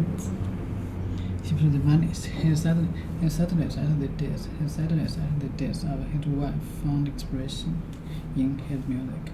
His sadness at the death of his wife found expression in his music. Okay, she played the violin with great expression, with great expression.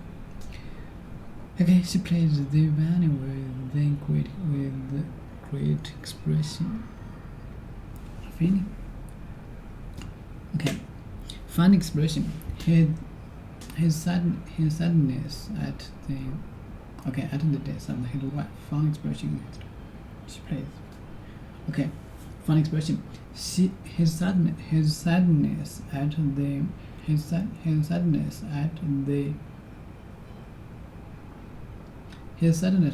death of his wife. Fun expression in his music. At the death of his wife. Okay.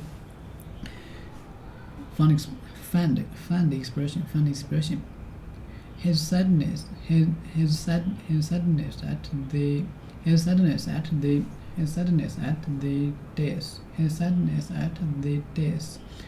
His sadness at the death. Okay, his sadness at the death of his wife.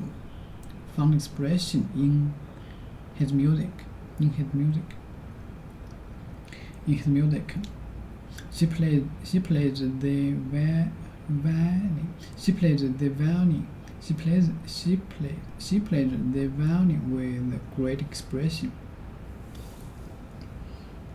She played the violin with great expression. Yeah, I'm right. Fun expression. His sadness at the death of his wife. Fun expression in his music. Okay, his music. His sadness at the death of his wife. Fun expression in his.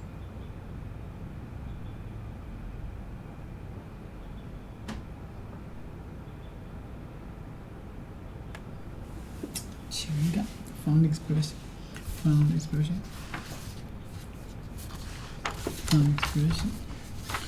不同，处在不同的，就是有不同的 fun expression.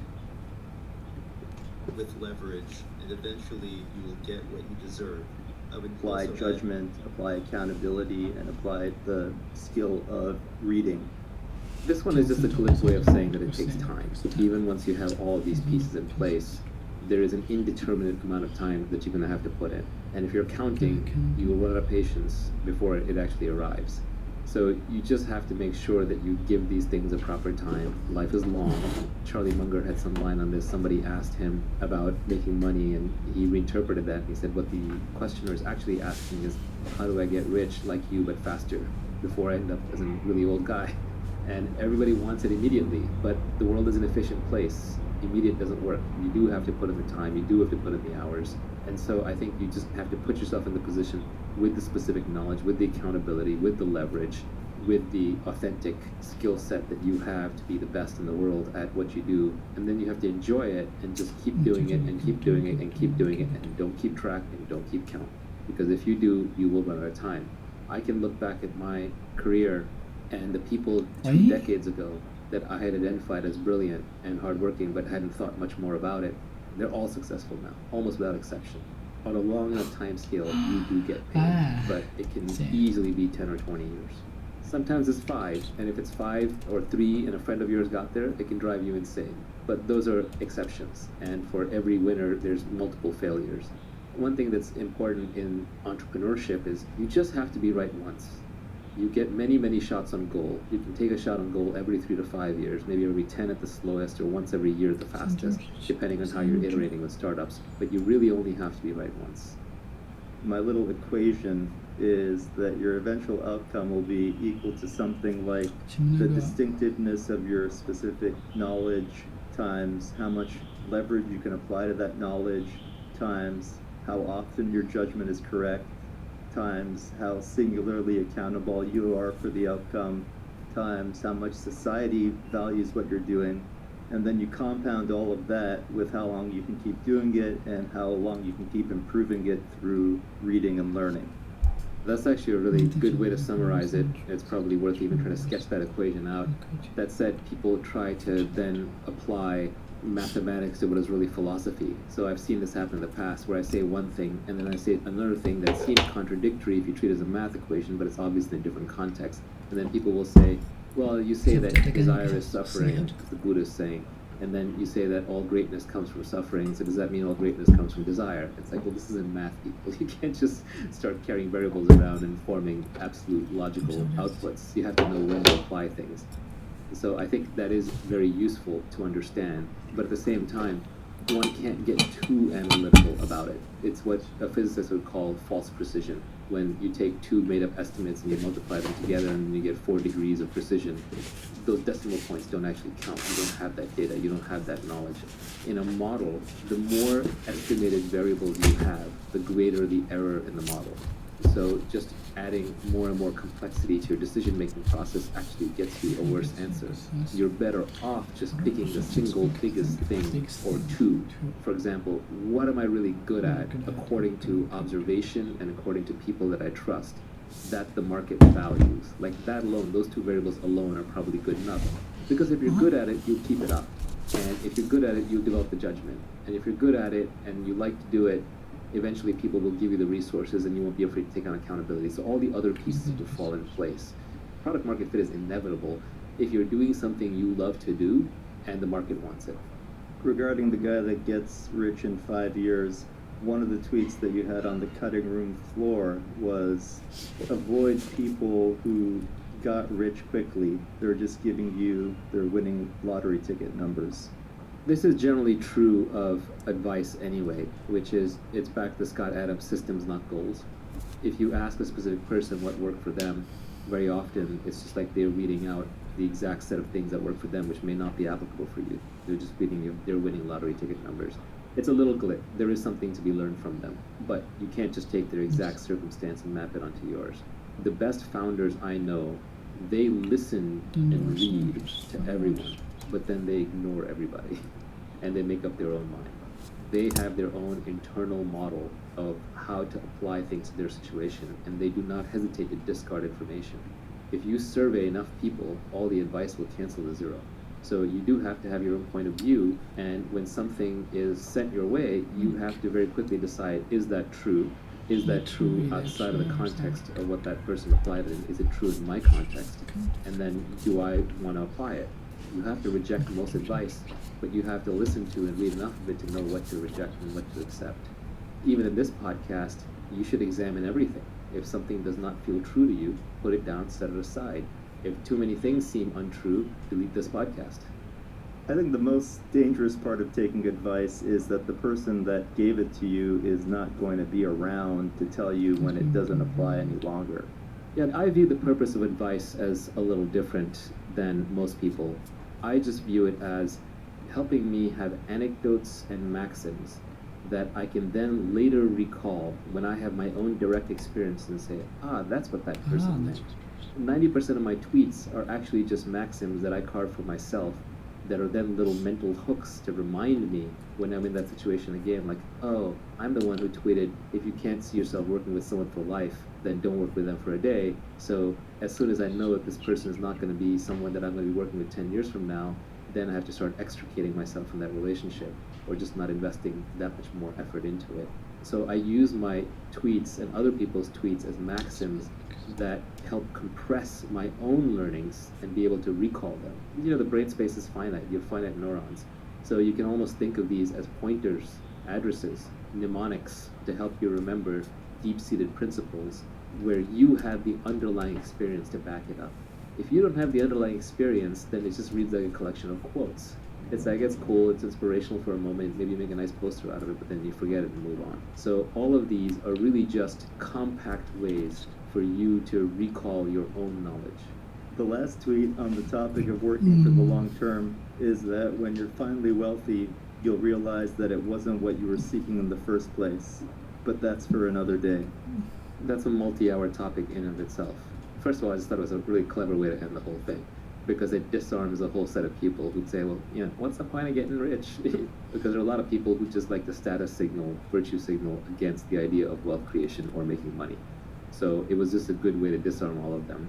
But it's also true in that the things that you really want in life, yes, money will solve all your money problems, but it doesn't get you everywhere. The first thing you'll realize when you've made a bunch of money is that you're still the same person. If you're happy, you're happy. If you're unhappy, you're unhappy. If you're calm and fulfilled and peaceful, you're still that same person. I know lots of very rich people who are extremely out of shape. I know lots of rich people who have really bad family lives. I know lots of rich people who are internally a mess. So I would lean on another tweet that I put out, which is actually, when I think back on it, I think it's my favorite tweet of mine. It's not necessarily the most insightful, it's not necessarily the most helpful, it's not even the one I think about the most, but when I look at it, there's just such a certain truth in there that it just resonates. And that is that a calm mind, a fit body, and a house full of love, these things cannot be bought, they must be earned. Even if you have all the money in the world, you can't have those three things. Jeff Bezos still has to work out, he still has to work in his marriage or whatever his next relationship is, and his internal mental state is still going to be very much not controlled by external events. It's going to be based on how calm and peaceful he's inside. So I think those three things, your health, your mental health, and your close relationships, are things that you have to cultivate and can probably bring you a lot more peace and happiness than any amount of money ever will. So that's what I meant. Now, how to get there is actually a tweet storm that I still need to put out. I've been working on it. I have probably 100 tweets on it. It's just very hard to say anything on the topic without getting attacked from 50 different directions, especially these days on Twitter. So I've been hesitant to do it because I want to target it for a very specific kind of person. There's a bunch of people who don't believe that working on your internal state is useful. They're too focused on the external. And that's fine. There's nothing wrong with that. They should do that, and that's who How to Get Rich Tweetstorm is for. There's a bunch of people who believe that the only thing worth working on is complete liberation, like you become the Buddha, and they'll attack anything in the middle as being useless. That's fine too, but most people aren't there. So what I want to do is to create a tweet storm that is just very practical advice for everyday people who want to have a calmer internal state. Just a set of understandings, realizations, half-truths and truths that if you were to imbibe them properly, and again, these are just pointers to ideas that you already have and experiences that you already have, that if you keep these top of mind, slowly but steadily, it will help you with certain realizations that will lead you to a calmer internal state. That's what I want to work on. Fitness is another big one. I'm just not the expert there. There are plenty of good people on Twitter who are better at fitness than me. And I think loving household and relationships actually automatically falls out of the other things. If you have a calm mind, and if you've already made money, you should have good relationships. There's no reason why you shouldn't. A lot of divorces actually happen over money. Unfortunately, that's just the reality of it. So having money removes that part of it. A lot of external battles happen because your internal state is not good. When you're naturally internally peaceful, you're going to pick less fights. You're going to be more loving without expecting anything in return, and that will take care of things on the external relationship front. 可以放门口就可以 So 了， money 谢谢。 solves your money problems. 好，拜拜。 Money buys you freedom in the material world. I think that was a tweet from your cutting room floor. And money lets you not do the things that you don't want to do. Yeah, to me, the ultimate purpose of money is so that you do not have to be in a specific place at a specific time doing anything you don't want to do. We skipped one tweet because I wanted to cover all of the tweets on the topic of the long term. And the tweet that we skipped was, there are no get-rich-quick schemes. That's just someone else getting rich off you. This goes back to the world being an efficient place. If there's an easy way to get rich, it's already been exploited. And there are a lot of people who will sell you ideas and schemes on how to make money, but they're just always selling you some $79.95 course or some audiobook or some seminar, which is fine. Everyone needs to eat. People need to make a living. They might actually have really good tips. But if they're giving you actionable, high-quality advice that acknowledges that it's a difficult journey and will take a lot of time, then I think that's realistic. But if they're selling you some get-rich-quick scheme, whether it's crypto or whether it's an online business or seminar, they're just making money off you. That's their get-rich-quick scheme. It's not going to necessarily work for you. One of the things about this whole Tweetstorm and podcast is that we don't have ads on here, we don't charge for anything, we don't sell anything. Not because I don't want to make more money, it's always nice to make more money, we're doing work here, but because it would completely destroy the credibility of the enterprise. If I'm saying, hey, I know how to get rich and I'm going to sell that to you, it ruins it. When I was young and I was kind of studying up on the topic, one of my favorite books on the topic was actually called How to Get Rich by Felix Dennis, the founder of Maxim magazine, billionaire who passed away. And he had a lot of crazy stuff in there, but he had some really good insights too. But whenever I read something by him or by the GoDaddy founder, Bob Parsons, or say Andrew Carnegie, you read stuff by people who are already very wealthy and they've clearly made their wealth in other fields, not by selling the how to get rich line, they have credibility. You just trust them. And they're not trying to make money off of you. They are obviously trying to win some status and some ego, right? You always have to have a motivation for doing something. But at least that is a cleaner reason why they're probably not lying. They're probably not fooling you. They're not snowing you. At some level, every founder has to lie to every employee of the company that they have, where they have to convince them that it's better for you to work for me than it is to do what I did and go work for yourself. So I've always had a hard time with that, which is why the only honest way in my companies, I've recruited entrepreneurs. And I Shane, look at who's above you and who's above them, and see how they are taking advantage of the time and the work that you're doing and how they're applying leverage to it. People do that naturally in that they want to move up the corporate ladder, but that's mostly about managing other people. What you really want to be doing is managing more capital, products, media, and community. People think about moving up the ladder in their organization, but they don't think that often about moving to a different organization or creating their own organization to get more leverage. in general, ceteris paribus, fancy Latin words for all other things equal, you will do better in a smaller organization than a larger one. You will have more accountability, it'll be more visible. You are more likely to be able to try on multiple things to find out the thing that you are uniquely good at. People are more likely to give you leverage through battlefield promotions. You're going to have more flexibility, there'll be more authenticity to how the company operates. A good progression for a career, start out in a large company and then progressively move to smaller and smaller ones. It's very hard to go from a small company to work in a larger company. Larger companies tend to be more about politics and less about merit. They're more stable, but they're less innovative situations. The goal long term is, if we are all wealthy, is that we're all working for ourselves, and the people who are working for us are essentially robots. And today that's software robots in data centers executing code. Tomorrow it could be delivery bots, flying bots, mechanical bots that are carrying things around. This goes back to this idea of the best relationships are peer relationships. If there's someone above you, then that's someone to learn from. If you're not learning from them and improving, then there shouldn't be anybody above you. If there's somebody below you, it's because you're teaching them and enabling them. If you're not teaching them and enabling them, then get a robot underneath. You don't need a human being below you. This is utopian, and it's a long ways off, but in the not too distant future, anybody who wants to work for themselves will be able to work for themselves. You may have to make other sacrifices, you may have to take on more risk, you may take on more accountability, you may have less steady income, but more and more, I think the younger generation is realizing that if they're going to work for themselves. In one of your tweets, you listed out some of the things you should study, like programming, sales, reading, writing, arithmetic. One of the items that ended up on the cutting room floor was that you should also study ethics. I was originally going to put that out there as a concession to people who believe that making money is evil and that the only way to make it is evil. But then I realized ethics is not necessarily something you study. It's something you think about, and it's something you do. Every one of us has a personal moral code, and where you got that moral code from is different for everybody. It's not like I can point you to a textbook. Sure, I can point you to some Roman and Greek text, but that's not going to suddenly make you ethical. There's the golden rule, right? Do unto others as you would have them do unto you. Or there's Nassim Taleb's silver rule, which is don't do unto others what you don't want them doing unto you.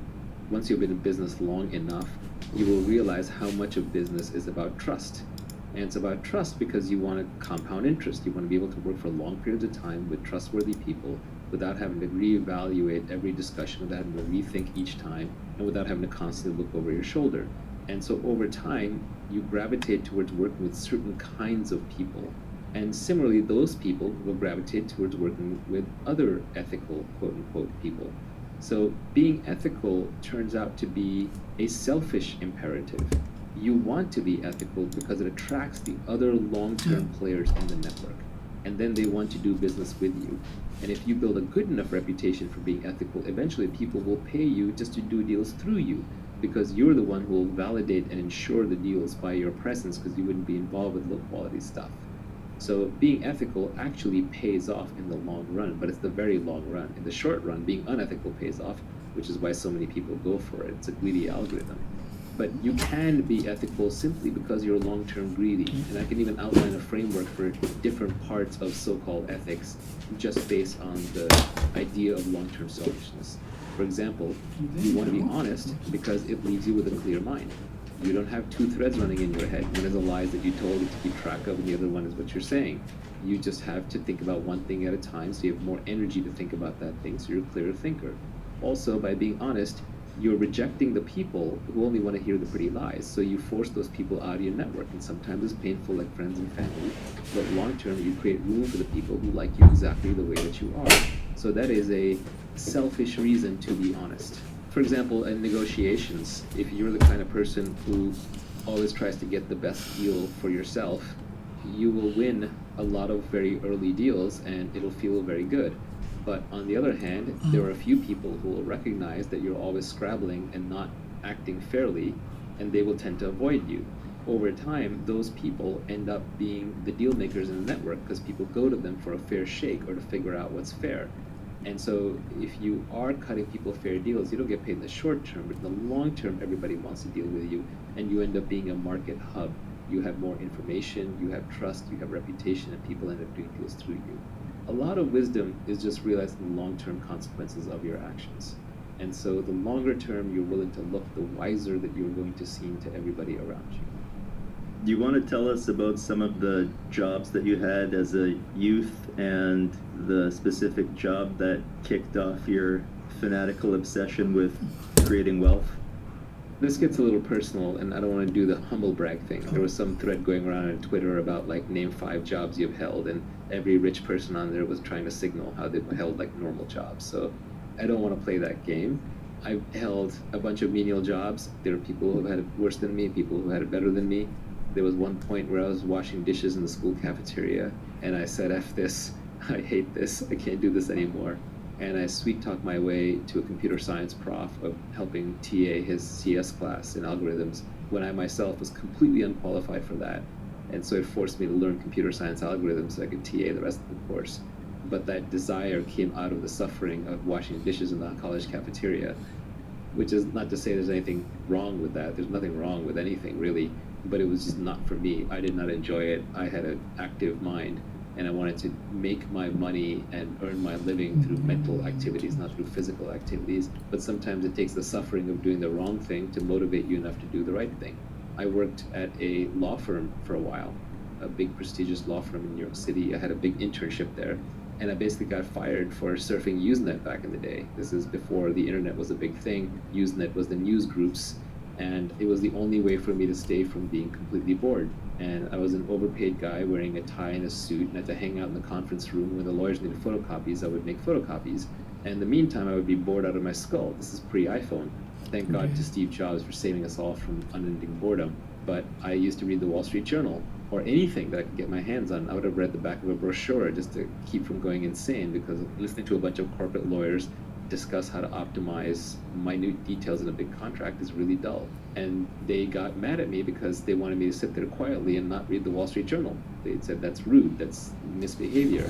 So I got called up and reprimanded a bunch of times, and then I was finally terminated. And I was sent home in shame early from my very prestigious internship, destroying my chance of going to law school. And I was unhappy for all of an hour. But ultimately, it's one of the best things that ever happened to me, because then I would have ended up as a lawyer. Not that I have anything against lawyers, but it's not what I was meant to do. You mentioned the catering job that you had a while back that really kicked off the whole obsession. That was an indie thing. When I was in high school, I had to make some money to pay for my first semester at college, and I had to get a job. It was the summer of 1990, 1991 time frame. So this was the Bush Senior recession, if anyone who's alive back then remembers it. So it was actually really hard to get a job. So I ended up working for an Indian food catering company. And I ended up having to serve at a birthday party for a kid who was actually in my school. So I saw my classmates and I was out there serving food and drinks to them. And that was incredibly embarrassing. I wanted to hide away and die right there. But you know what? It's all part of the plan. It's all part of the motivation. If I hadn't had that happen, I probably wouldn't be as motivated and I wouldn't be as successful. So it's all fine. But it was definitely a very strong motivator. In that sense, envy can be useful. Envy can also eat you alive if you let it follow you your entire life. But there are points in your life where it can be a very powerful booster rocket. We spoke earlier about picking a business model that has leverage, from scale economies, network effects, zero marginal cost of replication. There were a few other ideas on the cutting room floor that I want to go through with you. The first one was the principal agent problem. So mental models are all the rage. Everyone's trying to become smarter by adopting mental models. I think mental models are interesting, but I don't think explicitly in terms of a mental model checklist. I know Charlie Munger does, but that's just not how I think. Instead, I tend to focus on the few lessons that I've learned in life over and over that I think are incredibly important and seem to apply almost universally. One that keeps coming up from microeconomics, because as we've established, macroeconomics is not really worth spending time on, is what's called the principal agent problem. Principal in this case is principal with a P-A-L, not P-L-E, so it's not a principal that you follow. It's a principal who is a person. A principal is an owner, and an agent is the person who works for the owner. So you can think of it as an employee, the difference between a founder and an employee. I can summarize this by a famous quote that either was said by Napoleon or by Julius Caesar. It's generally attributed to either one. But he said, if you want it done, then go. If not, then send. Which is saying, if you want to do something right, do it yourself, because other people just don't care enough. Now, the principal agent problem pops up everywhere.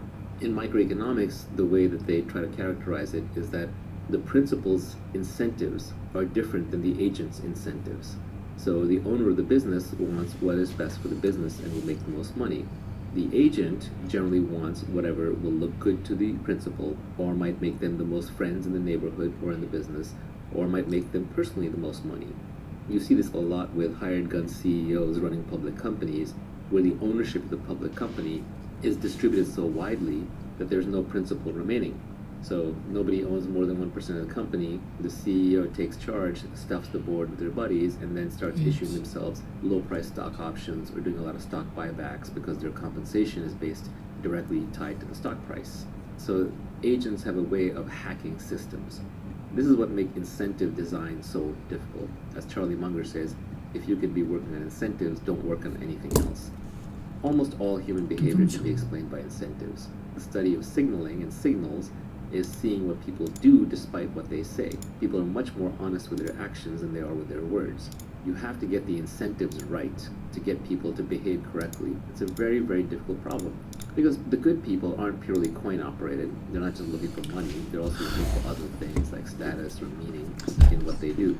Principal agent problem is the one that as a business owner, you're always going to be trying to figure out, how do I make this person think like me? How do I incent them? How do I give them founder mentality? And I think you have to truly have been a founder to fully appreciate how important this founder mentality thing is, and what a difficult and gnarly problem the principal agent problem is. What I would say to you is, if you are a principal, you essentially want to spend a lot of your time thinking about this problem. What that means is, you want to take your top lieutenants and you want to be very generous with them in terms of ownership and incentives, even if they don't necessarily realize it, because over time they will, and you want them to be aligned with you in how they operate. When you do business deals, it's better to have an aligned partnership where you both have the same incentives than a partnership where you got the advantage in the deal. You negotiated in such a way that you got the better end of the transaction, because eventually the other person will figure it out, or they'll be misaligned and the partnership will fall apart. Either way, it's not going to be one of those things that you can invest into with the benefits of compound interest over decades. Finally, if you're in a current role where you're an agent, you're an employee, your most important job is to think like a principal. The more you can think like a principal, the better off you're going to be long term, because it's training you how to be a principal long term, and eventually you will become a principal. It's also going to align you with the principal, and a good principal will then promote you or empower you or give you accountability or leverage way out of proportion to what might be your menial role. I'm always very impressed by founders who will promote up very, very young people through the ranks, having them skip multiple levels despite their experience. And invariably it happens because this agent who's way deep down thinks like a principal. So if you can hack your way through the principal-agent problem, you've probably solved half of what it takes to run a company. The reason I asked about this one first is because I feel like I personally never see the principal-agent problem in my work. I tend to work in small teams where everybody is highly economically aligned, and the people have been filtered for a commitment to the mission, and everybody else who doesn't work out moves on to another role elsewhere. These are all heuristics that you have designed to avoid having to deal with the single biggest problem in management. Another example of a heuristic you can have that helps you route around the principal-agent problem is to deal with the smallest firms possible. So for example, when I'm hiring a lawyer or a banker or even an accountant to work on my deals, one of the things that I've become very cognizant about is the bigger firms, all other things equal, are generally worse. Yes, they have more experience. Yes, they have more people. Yes, they have a bigger brand. But what you'll find is that the principal and the agent are highly separated. And very often the principal will sell you and convince you to work with a firm, but then all the work will be done by an agent who simply doesn't care as much. And you can end up getting substandard service. So I prefer to work with boutiques, and my ideal law firm to work with is a law firm of one. My ideal banker to work with is a solo banker. Now you're making other sacrifices and trade-offs in terms of that person's resources, and you are betting big on that person, but you've got one throat to choke, there's no one else to point fingers to, there's nowhere to run. The accountability is extremely high. If you're an agent, the best way to operate is just say, what would the founder do? If you think like the owner and you act like the owner, it's only a matter of time until you become the owner. Let's chat about the Kelly criterion. The Kelly criterion is a very popularized mathematical formulation of a simple concept. And the simple concept is don't risk everything. Stay out of jail. Don't bet everything on one big gamble. Just be very careful how much you bet each time so you don't lose the whole kitty. The Kelly criterion mathematically formulates if you're a gambler, even when you have an edge, how much should you gamble per hand? Because even when you have an edge, you can still lose. So let's say you have 51-49 edge, every gambler knows not to bet the whole kitty on that 51-49 edge, because you could just lose everything, and you don't get to come back to the average. Nassim Taleb famously talks about ergodicity, which is a fancy word for the simple concept that what is true for 100 people on average isn't the same as one person averaging that same thing 100 times. The easiest way to see that is by playing Russian roulette. 6 people who play Russian roulette once each, and then each winner gets $1 billion. One person ends up dead, 5 people have $1 billion. Versus one person who plays Russian roulette with the same one gun 6 times is never going to end up a billionaire, is going to end up worth 0. And so risk-taking, especially when the averages are calculated across large populations, is not always rational. The Kelly criterion helps you avoid ruin. The number one way in which people get ruined in modern business is not by betting too much, but it's by cutting corners and doing unethical things or downright illegal things. Ending up in an orange jumpsuit in prison or having your reputation ruined is the same as getting wiped to 0. So never do those things. Let's talk about the Schelling point. It's a game theory concept made famous by Thomas Schelling in a book called The Strategy of Conflict, which I do recommend reading. It's about multiplayer games where other people are responding based on what they think your response is. What he came up with was the mathematical formalization of how do you get people who cannot communicate with each other to coordinate. Suppose that I want to meet with you, but I don't tell you where and I don't tell you when. We both want to meet, but we cannot communicate any more information to each other. That would sound like an impossible problem to solve. We're done. We can't do it. Not quite. Because I know that you're a rational person and smart and educated, and you know I'm a rational person and smart, we're going to start thinking, if we have to pick an arbitrary date, we're probably going to pick New Year's. And what time? Midnight or 12:01 a.m. And where would we meet? What is a big meeting point? Well, if we're Americans, it's probably in New York City. It's the most important city. And where in New York City will we meet at midnight? Probably Grand Central Station under the clock. Maybe you end up at the Empire State Building, but not likely. You can just use social norms to converge onto a Schelling point. There are many times in many games where you can look at the game itself, whether it's business or art or politics, and you can find the convergent Schelling point within the context of that game. You can cooperate with the other person. Here's a simple example. Let's suppose that you have two companies that are competing heavily with each other and they hold an oligopoly. Let's say that they're competing right now and the price fluctuates between $8 and $12 for whatever the service is. Don't be surprised if they both converge on $10 without ever talking to each other. Do you want to talk about Pareto optimal? Pareto optimal is another concept from game theory, along with Pareto superior. Pareto superior means that something is better in some ways while being equal or better in the other ways. It's not worse off in any way. This is an important concept when you're negotiating with somebody. If you can make a solution Pareto superior to where it was before, you will always do that. Pareto optimal is when the solution is the best that it can possibly be, then you can't change it without making it worse in at least one dimension. There is a hard trade-off from this point forward. These are important concepts to understand when you're involved in a big negotiation. In negotiation, though, I would generally say that this is a tweet that I have: negotiations are won by whoever cares less. Negotiation at the end of the day is about not wanting it too badly. If you want something too badly, then the other person will be able to extract more price from it. If you do care more about something than the other person and they are taking advantage of you in a negotiation, then your best way to deal with that is to turn it from a short-term game into a long-term game. Try to make it into a repeat game. Try to bring reputation into line. Try to bring other people in who may have a say in the future or may want to play games with this person in the future. An example of a very high cost, low information, single move game is having your house renovated. Contractors are notorious for overbooking, ripping people off, being unaccountable. I'm sure contractors have their own side of it. The homeowner has unreasonable demands. We found problems. The homeowner doesn't want to pay for it. They don't understand. They're low information buyers. It's a very expensive transaction. Historically, it's been very hard to find good contractors, and the contractor has no choice on what a good homeowner is. You try to go through friends. You try to go through reputation. And what you're basically doing there is you're trying to convert a single move, expensive game with a high probability of cheating on both sides into a multi-move game. One way to do that would say, well, actually, I need two different projects done. So the first project we'll do together, and then based on that, I'll decide if we do the second project. You can split your work up into two projects.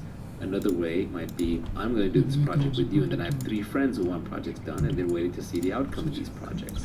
Another one might be the same person operating within the same community and having a reputation in the community to protect.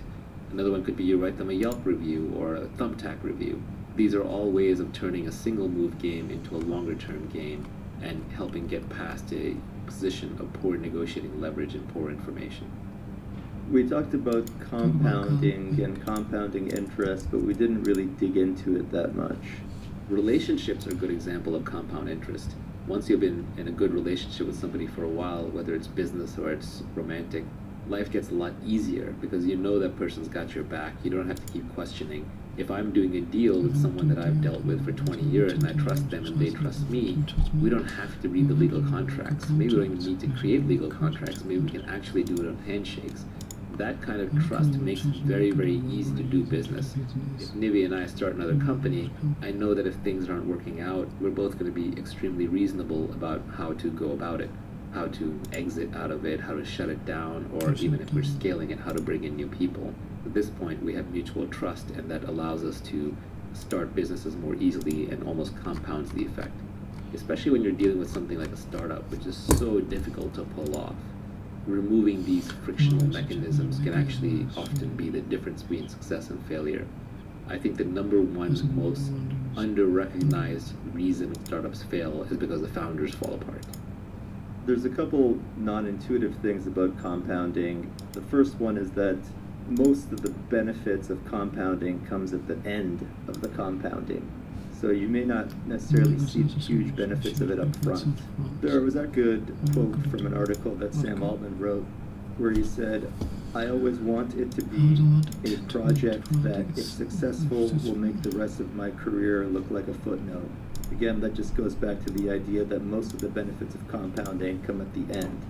The other thing that's a little non-intuitive about compounding is that I think it's better to have a few deep compounding relationships with people instead of a large amount of non-compounding relationships. One of the under-realized things in business is that it takes just as much effort to create a small business as it does to create a large business. Whether you're Elon Musk or whether you're the guy running 3 Italian restaurants in town, you're working 80 hours a week. You're sweating bullets, you're hiring and firing people, you're trying to balance the books. It's highly stressful and it takes years and years of your life. But in one case, you get companies that are worth $50, $100 billion and the adulation of everybody. And the other hand, you might make a little bit of money and you've got some nice restaurants. So think big. Are there any other microeconomic concepts outside of zero marginal cost of replication and scale economies that are important for people to understand? Price discrimination is an important thing to understand. And what it means is that you can charge people different things based on their propensity to pay. Now, you're not allowed to charge different people different things just because you don't like them. You have to offer them a little something extra, but it has to be something that rich people care about. Business class seats will routinely cost 5 or 10 times what an economy class seat does, but it probably costs the airline just 2, maybe 3x to provide that. It's just the rich person is more willing to pay, so you have to give them the little things that they need extra to either signal they're rich or that little bit of comfort that they want. Price discrimination gets used a lot in enterprise software, where you have a freemium product. The free version will do almost everything, but then if you want the version that's a little extra secure or hosted on your site or has multi-user administration so the IT person can monitor everything that's going on, you suddenly find yourself paying 10, 100, or infinite times as much as you go from a free product to a priced product. Another good concept is consumer surplus and producer surplus, which is the excess value that somebody gets, even though they were willing to pay more, the product was priced the same for everybody. I get a lot of joy out of my morning coffee. Obviously, I've made some money. If my coffee costs $20, I would pay $20 for my morning coffee. But Starbucks doesn't know that. It can't price the coffee at $20 just for me because it's selling the exact same product. So I'm getting a lot of consumer surplus out of the coffee. And all businesses generate consumer surplus. It's a good thing to keep in mind when someone's harping about how evil companies are. Amazon might be a $1 trillion company, but I'll bet you they're generating trillions of dollars in consumer surplus through convenience and willingness to pay. There are a lot of people who are willing to pay more than what Amazon charges them for all their services. Let's talk about NPV. NPV is just the net present value of something. It's when you say, that stream of payments I'm going to get in the future, what is that worth today? So a common example of this is you're joining a startup company and you're getting stock options, and the founder says, well, this company is going to be worth $1 billion and I'm giving you 0.1% of the company, therefore you're getting $1 million worth of stock. What he or she's arguing is what's going to be worth in the future. You have to discount that back to today. You have to figure out what is that worth today, and you have to apply a discount rate or an interest rate that takes into account the massive risk that startups face. What you'll end up with is the price that it's worth today, and that's the price at which a venture capitalist would invest in the company today. So if that founder just raised around at $10 million and that company is only worth 1% of what the founder is arguing, your $1 million package is actually worth $10,000. So NPV calculations at a very rough level, you should be very comfortable doing in your head. What's a mispriced externality? You mentioned that at some point during our podcast. An externality is when there's an additional cost that is imposed by whatever product is being produced or consumed that is not accounted for in the price of the product. Sometimes you can fix that by putting the price back into the product. One of the most ardent ways people attack capitalism these days is that it's destroying the environment. And if you throw away capitalism because it's destroying the environment, then guess what? We're all headed back to pre-industrial times. It's not going to be a good thing. So rather, there's an externality because the environment is finite, the environment is precious. and we have to price it properly and fold it back in. If people are wasting water or putting hydrocarbons in the atmosphere or polluting things, you want to charge them what it costs to clean up that pollution, returning to a pristine state. Perhaps that price has to be very, very, very high. If you raise that price high enough, you knock out pollution. It's much better than feel-good measures where we're just going to ban plastic bags and we're going to say don't take showers on Saturdays and Sundays when we're having a drought. California likes to run declarations and ads to scare you into not taking showers on times when there's a drought, when it would be just much better to raise the price of fresh water. Your average consumer might pay a few pennies more for a shower, but then the almond farmers who consume a lot of the water will cut back on using fresh water, and almond farming may move to a part of the country where water is more abundant. Properly pricing externalities can save resources in a tremendous way. It's a good framework to think about how to be effective when you want to do things like save the environment rather than feel good things that won't actually amount to anything. One of the most common questions we get from people is, how do I get the time to start investing in myself? I have a job. I'll kick off the answer with one of the tweets from the cutting room floor where you said, you will need to rent your time to get started. This is only acceptable when you are learning and saving, preferably in a business where society does not yet know how to train people and apprenticeship is the only model. You're going to have to work starting out unless you happen to be born rich, in which case you probably won't have the motivation to make money in the first place. But if you're going to do the work, join a business where apprenticeship matters. Warren Buffett went and tried to work for Benjamin Graham straight out of school to learn how to be a value investor, and he offered to work for free, and Ben Graham said, you're overpriced. It's true in that these apprenticeship businesses, you're probably making a sacrifice in terms of short-term career to work there. But try to learn something where people haven't quite figured out how to teach it yet. And that can happen if you're working in a field that is brand new and quickly expanding, so no one has figured it out, or it's a field that's very circumstantial where the details really matter and it's always moving. For example, fund investments or investing in general is one of those skills. Entrepreneurship is one of those skills. One of the most coveted jobs that's come up in Silicon Valley in the last half decade or so is being a chief of staff for an entrepreneur, where the brightest young kids will follow the CEO or the entrepreneur around and do whatever that person needs them to do. And in many cases, they would overqualify for the position. You may have someone who has 2 graduate degrees who is essentially running the CEO's laundry for that day because that's the most important thing that needs to be done. But at the same time, they're also going to be sitting in all the highest end staff meetings. They're going to be privy to all the venture fundraising decks and all the stress and drama, theatrics, innovation, and knowledge that can only come from being next to the entrepreneur. Because the entrepreneur is willing to do anything and everything to make their company successful, and the chief of staff is accompanying them in learning.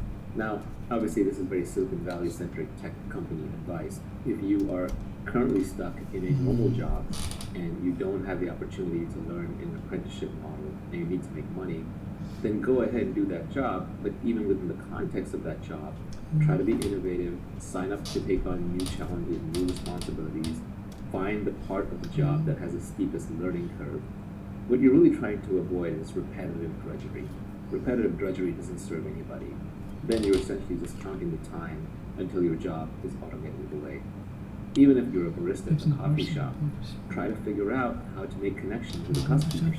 Try to figure out how to innovate on what you're offering them in your basic service and delight the customer. And what will happen is managers, founders, owners, they notice.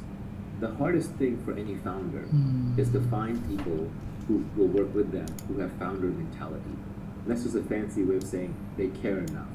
And what most people will say, well, I'm not the founder, I'm not being paid enough to care. Actually, you are.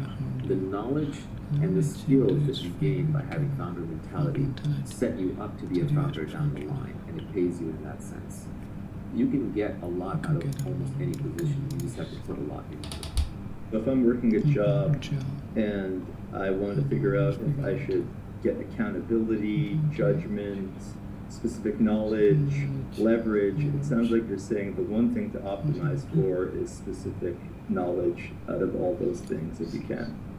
Judgment takes experience, takes a lot of time to build up. You have to put yourself in positions where you can exercise judgment that will come from taking on accountability. Leverage is something that society gives you much later once you've demonstrated your judgment. unless you learn a code or you become good with media. These are permissionless leverage. Leverage kind of comes later, judgment comes later. Accountability you can take on immediately. You can say, hey, I'll take charge of this thing that nobody wants to take charge of. So accountability is where you can step up, but then you're publicly putting your neck on the chopping block. So you have to deliver. Specific knowledge gets built up by taking on accountability for things that other people don't know how to do and that perhaps you enjoy doing or you're naturally inclined towards doing. You could be working in a factory and it may turn out that the hardest thing in the factory is knowing how to raise capital to keep the factory running. And that's what the owner of the factory is always stressed out about. And if you notice this and you're like, I'm good at balancing my checkbook and I have a good head for numbers and I'm good at watching money, but I haven't really raised money before, you offer your help and become the owner's sidekick in that regard. You help solve their biggest problem. You'll become the heir apparent. Early on, find things where you have any interest and take on accountability. Don't worry about short-term compensation. If you dive into the edge of knowledge, which nobody knows how to solve, and you solve the hard problems, taking on accountability, people will line up behind you. The leverage will come. There were a couple other related tweets to this topic from the cutting room floor that I'll read out. First, the technology industry is a great place to acquire specific knowledge. The frontier is always moving forward. If you are genuinely intellectually curious, you will acquire the knowledge ahead of others. Real technology is around us everywhere. The spoon was technology once. Fire was technology once. But once we figured out how to make it work, it disappeared in the background and became part of our everyday lives. So technology is by definition the intellectual frontier. It's taking the things that are recent from science or from culture that we have not yet figured out how to mass produce, and it's figuring out how to commercialize it, how to make it available to everybody. So technology will always be where you can pick up specific knowledge that's valuable to society that doesn't quite understand yet. For example, if I become a world-class expert in machine learning, just when machine learning is starting to take off, and I got there through my genuine intellectual interest and I bet my career on it, I'm going to do really well. But 20 years from now, machine learning may be second hat. There are also timeless forms of specific knowledge. For example, if you're good at persuading people, it's probably a skill that you picked up early on in life. It's always going to apply because persuading people is always going to be valuable. This is one of those skills that's generic. It probably alone is not enough to build a career on. It needs to be combined, a skill stack. You might combine persuasion with accounting, combined with understanding, for example, semiconductor production lines, and now all of a sudden you're the best semiconductor salesperson that becomes the best semiconductor company CEO. There are timeless specific knowledge skills. Those are skills I would say that can pretty much never be taught. And then there are timely specific knowledge skills which come and go, but even those tend to have fairly long shelf lives of a decade or 2 decades or 3 decades. So technology is just a good place to find those specific skill sets. And if you can bring in a more generic specialized knowledge skill sets. The other tweet from the cutting room floor was related to accountability in companies. It said, companies don't know how to measure outputs, so they measure inputs instead. Work in a way that your outputs are visible and measurable. If you don't have accountability, do something different. The entire structure of rewarding people comes from the agricultural and industrial age, where your inputs and your outputs matched up very closely. The amount of hours that you put into doing something is a good rough proxy for what kind of output you're going to get. Today, it's extremely nonlinear. One good investment decision can make a company $10 or $100 million. One good product feature can be the difference between product market fit and complete failure. So judgment and accountability matter much, much more. And you want the accountability because sometimes the best engineers or the best salespeople are the ones who don't work very hard, but then they'll ship that one critical product at just the right time, or they'll make that one huge sale or that one huge deal that will make the company or at least make the numbers for the quarter.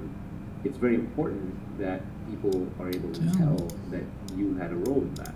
That doesn't mean that you stomp all over your team. Humans are extremely sensitive to people who take too much credit. So you do want to be the kind of person that is always giving out credit. But the smart people will know who is responsible. There are jobs where you're not customer facing enough, where you're kind of a cog in the machine, and you sacrifice accountability to some degree. An example is when you're a consultant. As a consultant, often you're giving the best ideas and the best outcome, but it's being delivered to some person who's working within the organization. At that point, you may not have visibility to the top people in the organization, but you may be hidden behind a screen, and that's just a trade-off that you're making in exchange for your independence as a consultant, because you're not willing to play the corporate rat race or the corporate ladder game. Realize that with accountability, you can get a lot more credit when things go right. Of course, the downside is you get hurt a lot more when things go wrong. You stick your neck out, you have to be willing to be blamed, sacrificed, and even attacked. So if you're the kind of person that thrives in a high accountability environment, you're naturally also going to end up very thick-skinned over time. You're going to get hurt a lot. People are going to attack you if you fail. If you're working a job, I think you can apply a lot of the principles of the tweet storm inside the job, like we just discussed, including other ones like partnering with rational optimists. You can find people in the organization who are optimistic and rational, that have energy, integrity, and intelligence. And the flip side of this is that once you get some specific knowledge, one way to scale it is to start training apprentices that you can then outsource some of your tasks to. For example, I made a bunch of good investments, and I figured out a little bit here and there about the venture business. And I could keep doing that. I could keep just investing as an investor.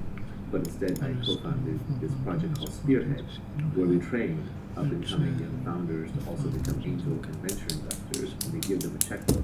It's an apprenticeship model. They come to us with specific deals that they're looking at, and we help them think through every unique situation. And we basically apprentice them under us to learn the venture business, and it's much more scalable. We have classes and talks where we have tell them what they know, and then there are office hours, and they actually bring in the deals, and they talk to us about specific deals. And it turns out the classes and talks are largely worthless. You can give all the generic advice you need to give in about an hour, and then after that, all the additional advice is so circumstantial that essentially cancels to zero if you try to give it in some top-down fashion. But the office hours are incredibly useful. It just reinforces that this is one of those skills that can only be learned on the job. And when you find a skill that can only be learned on the job by doing it, that is a good indicator that you're dealing with specific knowledge. Another good indicator when you're dealing with specific knowledge is when you ask the person who's doing it, what do you do every day? And they can't give you a straight answer, or if it's something along the lines of, well, every day is different based on what's going on. That's a good indicator you learn specific knowledge. The thing is so complicated and it's so dependent upon circumstances that it can't be boiled down to a textbook form communicated by a money consultant. The mafia figured out this apprenticeship model a long time ago. The best way to end up running one of the families was to become the driver for the dawn of one of the families. It's a complicated business. Tony Soprano said, I'm a businessman who has to enforce my own contracts. Very complicated business.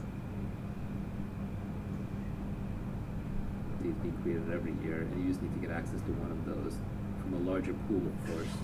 Someplace like Bengaluru or maybe even Kuala Lumpur, these might be up-and-coming cities, but then timing is hard. Is this when the city breaks through? Is this when the tech industry there breaks through? If you're in Australia, if you invest in Canva, great. Or if you invest in Atlassian, great. But if not one of those two, then there's not as much of a pool. So timing becomes a lot harder, but at the same time, your returns can potentially be a lot higher because there's less competition, the valuations are lower, the risks are higher. What you don't want to be doing is sitting in a city that doesn't have a history of producing good startups, where you only see 1 or 2 startups a year, you invest in half of them, and you're paying Silicon Valley prices because they're looking at Y Combinator demo day and keying off of the valuations there. It's certainly much safer and easier to get started in San Francisco or New York or Beijing or Shanghai or Bengaluru. If you're a pro, you can play in London, Austin, Seattle, Denver, Boulder, Chicago, etc. Anything below that, and you better know what you're doing. We definitely have seen this phenomenon on AngelList, where angel investors have been investing locally in a city that is not producing good tech startups, will basically surrender and then start investing through AngelList into Bay Area startups. You can see the quality and the returns are so much higher. What's the best indicator that a startup hub is working? Is it exits? Is it a thriving community of other angel investors? Unfortunately, it's exits. The normal angel investing dynamic starts with founders start a company does well, founders and early employees get rich in the IPO or the acquisition, and then they start investing money in their friends and engineers, designers, and founders who work with them at their company. And they feel a lot more comfortable doing this early investing because that's how they made their money. They made their money through tech startups, so they want to put it back into tech startups. There's a lot of false starts where you'll have a lot of angel investors pop up in an area and they'll invest in a bunch of companies, but then those companies get stranded because there's no Series A or Series B VCs there to invest in them. Or because there's only one or two Series A or Series B VCs, when they come in, they pay low valuations, they wipe out the early investors. They convert them to common, they cram them down, they put warrants on top. So funding markets to some extent develop in reverse. The least risky investments are mezzanine rounds right before the company goes public. The next least risky investments are Series Ds and Series Cs, then more riskier Series Bs, even more riskier Series A, and the most riskier angel investing. So in a weird way, angel investing is the thing that should develop last. That's not always the case, because if a company can break out with just angel money, then later stage money will find it almost no matter where it is. Or that company can move to a later stage hub. But now you have a big gap between your investment and when the next investor is going to show up. And that means the company has to get really, really far and very little money. The returns in angel investing are kind of interesting. There's this meme that goes around that angel investors lose all their money and that VC is a terrible business. This is somewhat true and somewhat not. It's true if you start aggregating VCs and angel investors from all across the world, but if you stay focused on technology hubs, it's largely not true. A competent angel investor in Silicon Valley who's plugged into the network and knows what they're doing and has a broad portfolio can expect to make somewhere 3 to 10 times their money over a decade. That's quite a return, although there is a very high specific knowledge and labor that goes into each investment, which is not being counted. Also keep in mind that these are capital gains, which are usually taxed at lower rates of income, partially because it's a secondary tax on corporate income. It's sort of been taxed once at the corporate level. And also there are tax breaks for angel investors, ranging from the qualified small business stock exemption in the US to some very favorable tax investing breaks in the UK and other countries.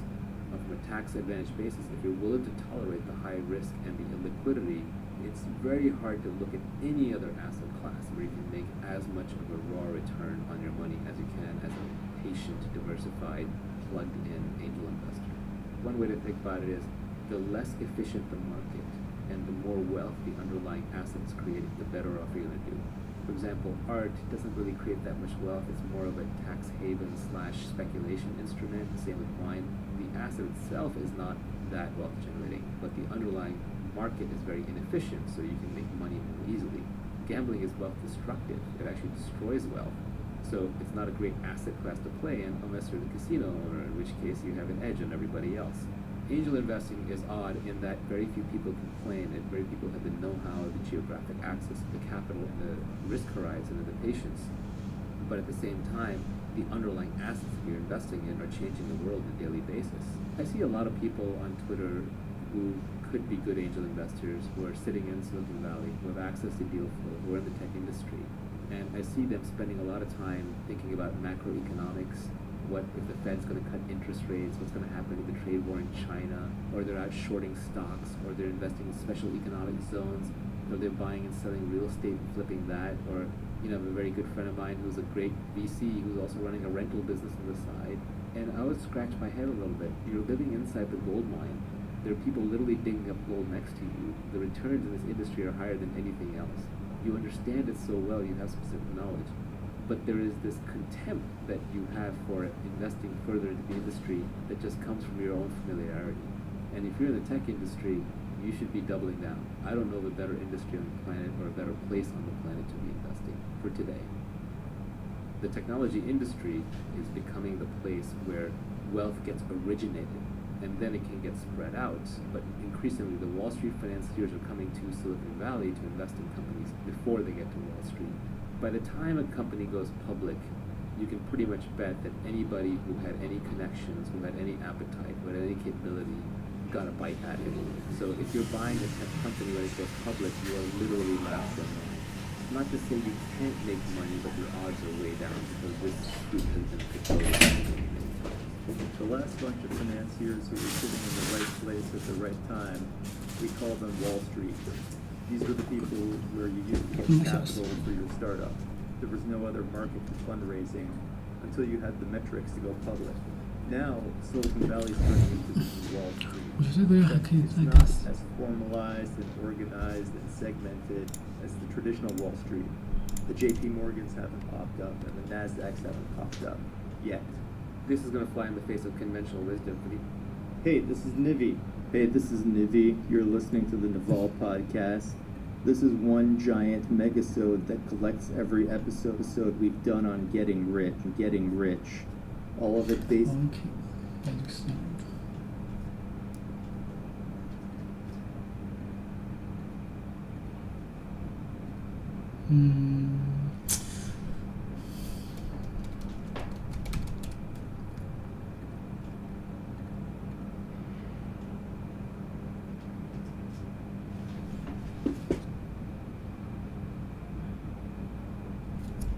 OK，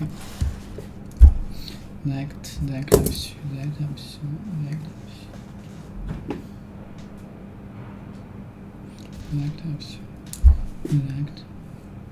word OK， the act you can flip. Good job doing. She is sadness, fan expression. The book. Okay. Okay. Yeah. Alright. 这个可以过。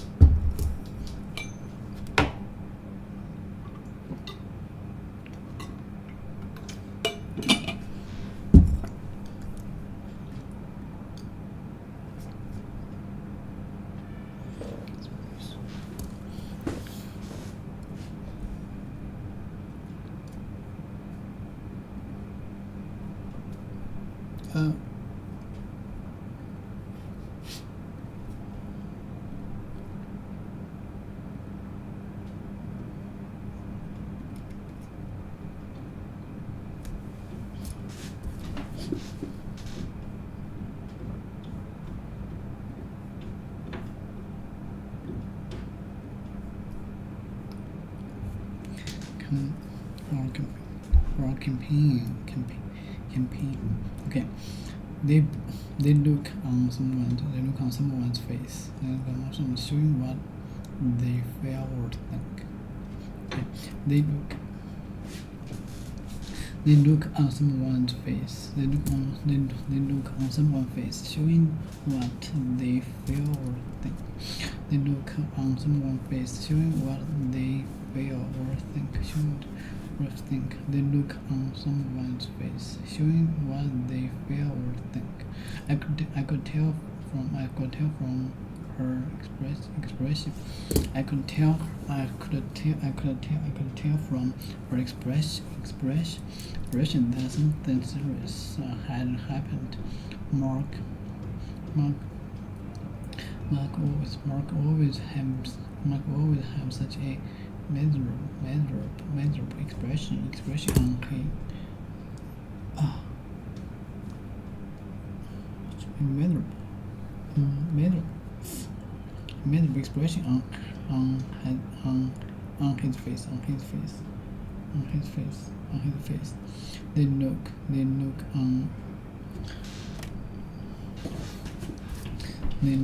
They look on someone's face, showing what they feel or think.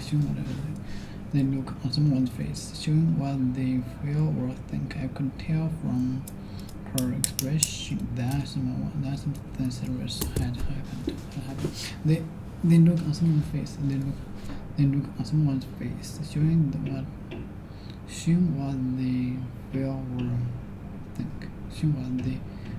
or think. I could tell from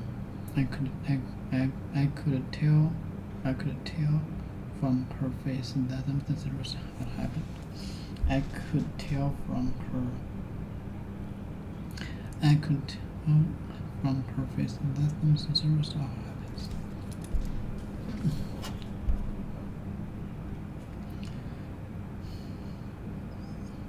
That's okay.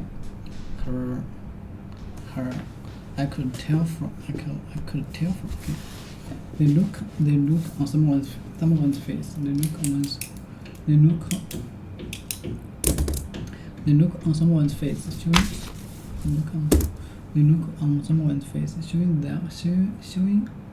what they feel or think. They look on someone's face, showing what they feel or think. Showing what they look on someone's face, showing what they feel or think. I could tell from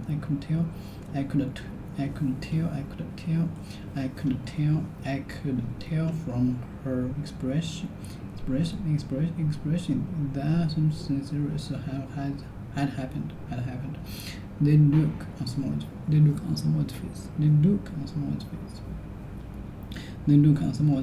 Showing what they feel or think. They look on someone's face, showing what they feel or think. They look on someone's face. They look on someone's face, showing what they feel or think. Showing what they feel or think. They look on someone's face, showing what they feel or think. They look on someone's face. Showing what they feel or think. They look on someone's. Okay, what's in chat? They look on someone's face, showing what they feel or think. They look on someone's face, showing what they feel or think. Okay, they look on someone's face, showing what they feel or think. 就是说平时见过一部。They look on someone's face. They look on someone's face, showing what they feel or think. They look on someone's face, showing what they feel or think. I could tell from her expression that something serious had happened. I could tell. They look on someone's face, showing what they feel or think. Okay, is that? I could tell from her expression that something serious had happened. That something serious had happened. I could tell from her expression. I could tell from her expression. I could tell from her expression that something serious had happened. I could tell from her expression that something serious had happened. I could tell from her expression that something serious had happened. I could tell from her expression that something serious had happened. Mark always has such a miserable expression on his face. Okay, Mark always has such a miserable expression on his face.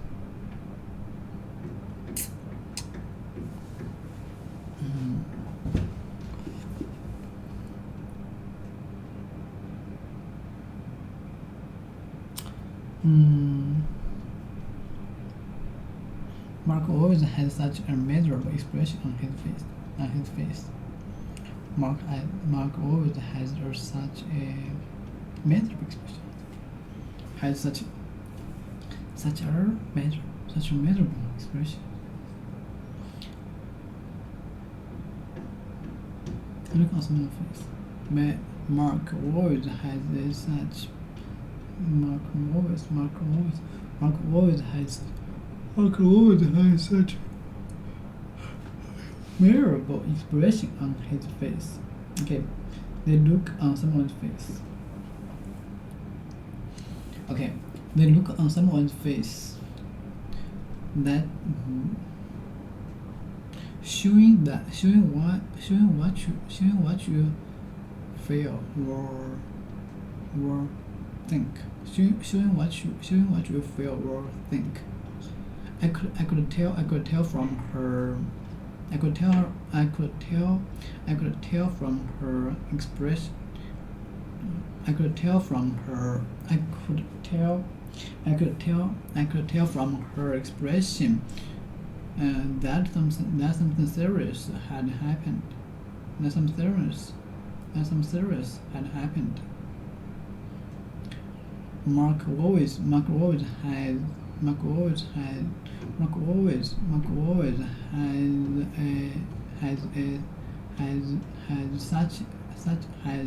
such a measurable expression on his face. Serious, not something serious. What happened? Had such, always has such measurable expression. Okay, they look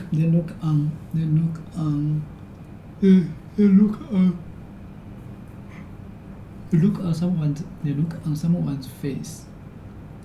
That's something that okay. They look on someone's face. That's something. They look on someone's face.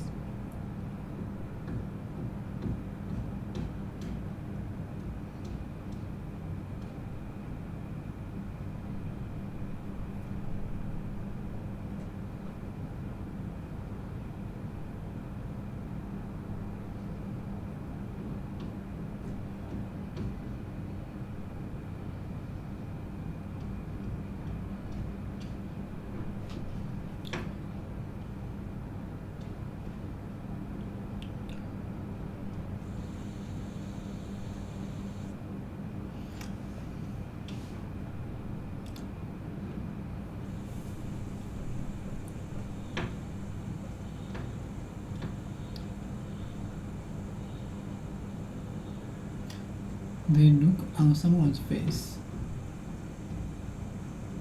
They look on someone's face. Oh. They look on someone's face, showing what you feel or think. Showing what you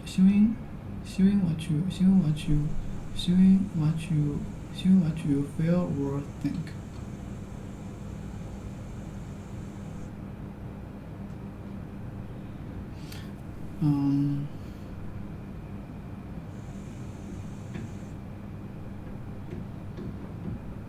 Showing what you feel or think. Okay, I could tell from her. I could tell from her.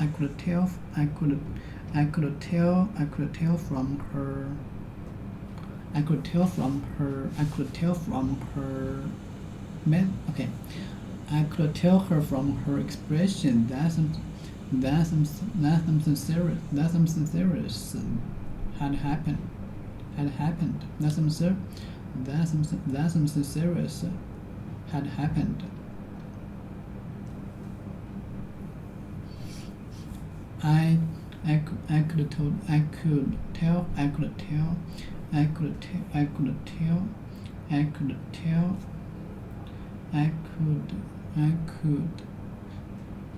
okay.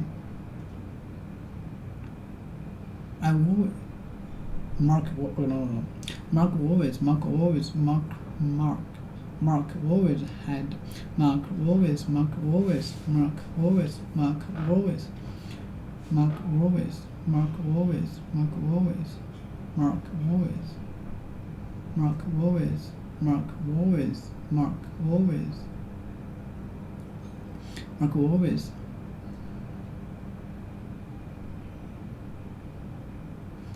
always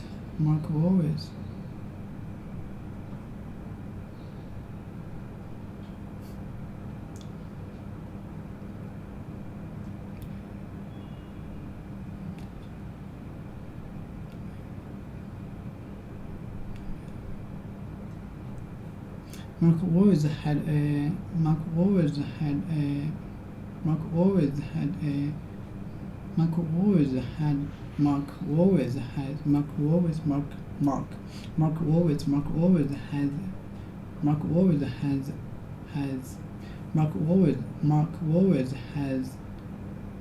Mark always has such a miserable such a miserable such a miserable such a Mark always has Mark always has a Mark always Mark always has a such Mark always has a such miserable expression miserable expression Mark always has Mark always a such Mark always has a such Mark always has a such has such a Mark always has such a miserable expression on his face. Okay, has such a miserable expression on his face. Okay, I could tell from her expression that something serious had happened. I could tell from her expression that something serious had happened. Okay, I could tell from her expression that something serious had happened.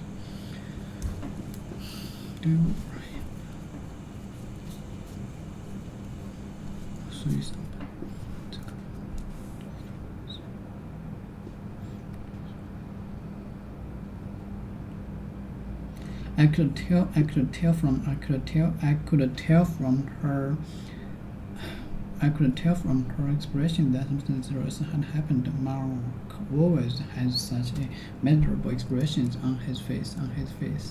I could tell from more example.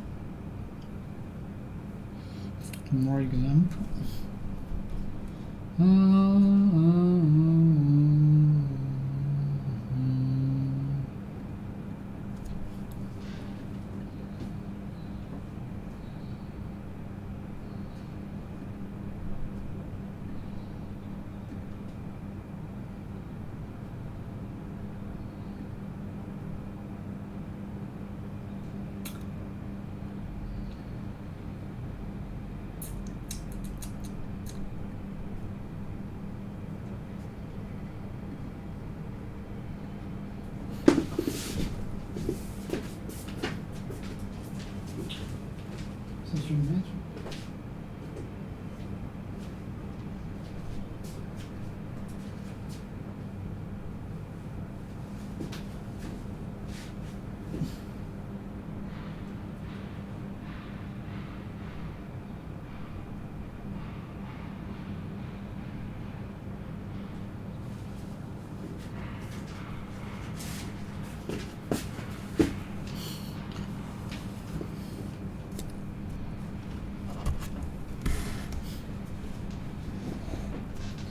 More examples. I could tell from his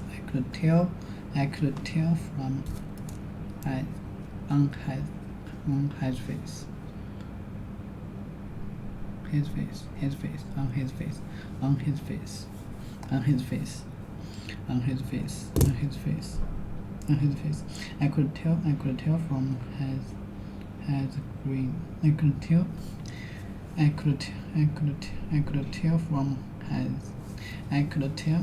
tell from his grin expression that they use naked.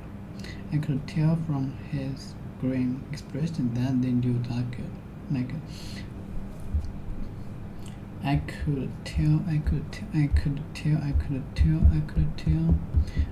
tell from his grin expression that they use naked. I could tell. Eh? Is that right? Nothing. You can tell from his green. Green.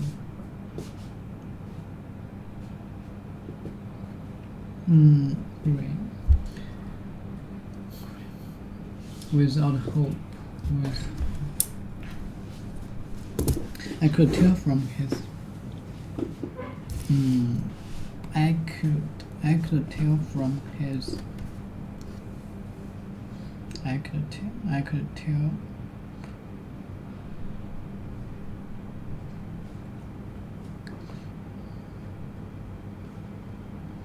I could tell from his grim without hope. I could tell from his grim express his grim expression that the news not good. I could tell from his grim expression that the news not good. I could tell from his grim expression that the news not good. I could tell from his grim expression that the news not good. I could tell from his grim expression that the news not good. That the news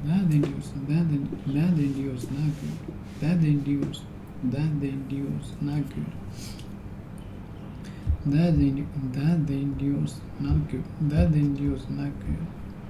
I could tell from his grim expression that the news not good.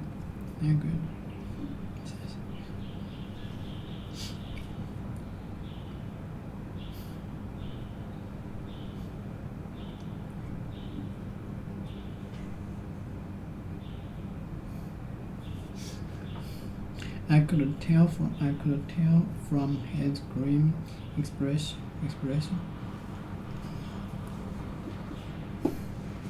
I could tell from his grim expression that the news not good. He listened to the music with an expression. He listened to the music. He listened to the music with an expression of pure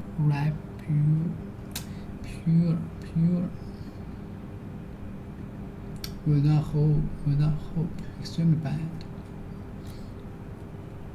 Not fixed with the news. Okay.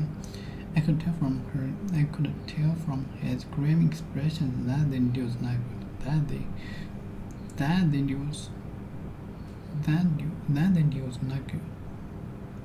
That the news not good. His grim expression. I could tell from his grim expression that the news not good. That the news not good. He listened to the music. He listened to the music with an expression. He listened to the music with an expression.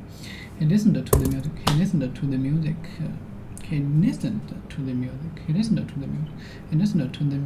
with an expression. He listened to the music with an expression of pure rapture.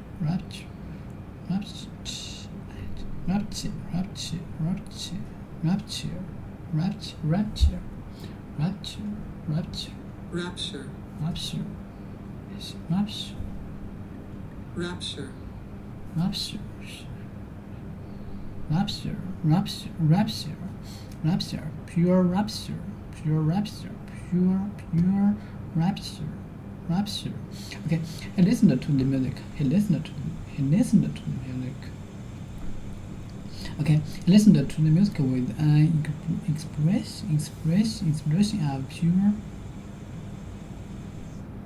He listened to the music with an expression of pure rapture on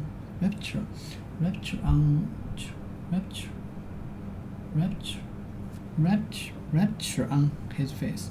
He listened to the music with an expression of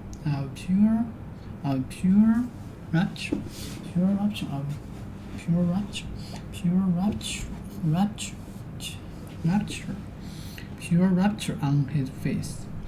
He listened to the music with an expression. He listened to the music with an expression of with an expression. He listened to the music with. He listened to the musical. He listened to the music with an expression of pure rapture on his face.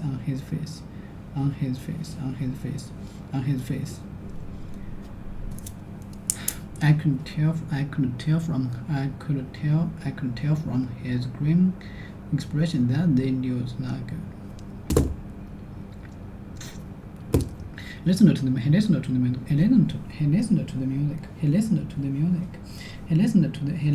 music with an expression. He listened to the music with an expression of pure rapture on his face. I could tell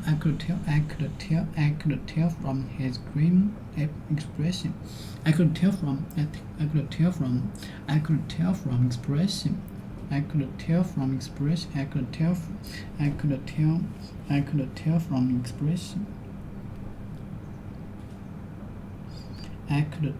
expression. I could tell from expression his grim expression. He listened to the music with an expression of pure rapture on his face. I could tell from his rapture, his grim. I could tell from his. Okay. I could tell from his grim expression. I could tell from his grim expression that the news not good.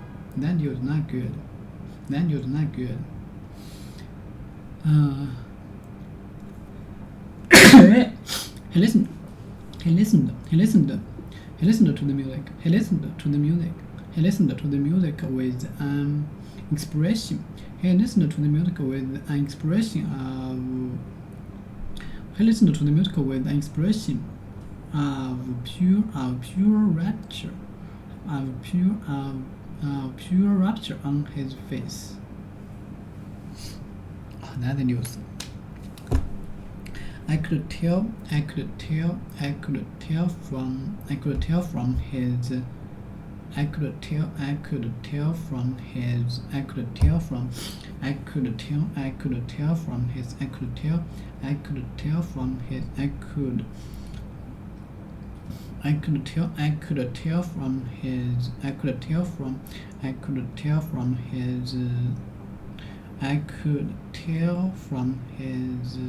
okay.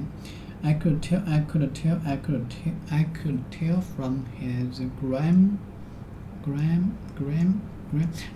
from his grim. I could tell from his grim. I could tell from his grim expression that the news not good. That the news not good.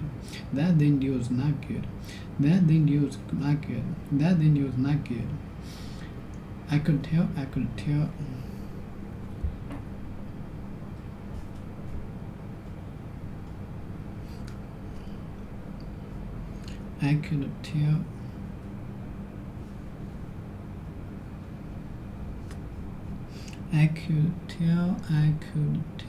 from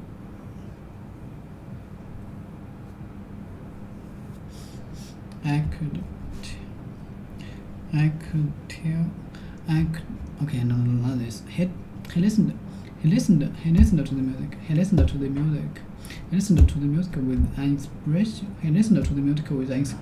Okay, he listened to the music with an expression of pure rapture on his face. Pure, not anything else. Okay, pure, not fixed, not mixed. Okay, not mixed and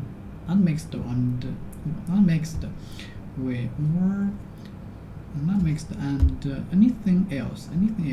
Okay, rapture. What's the meaning of this? Rapture. Rupture. Unhappy. Unhappy. Rupture.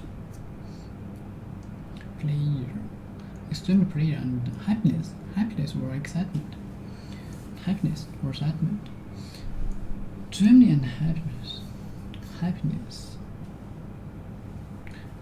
Okay, extremely pleasure and happiness. Happiness. Extremely pleasure and happiness or excitement. He listened to the music with he listened to the music with an expression of pure rapture on his face.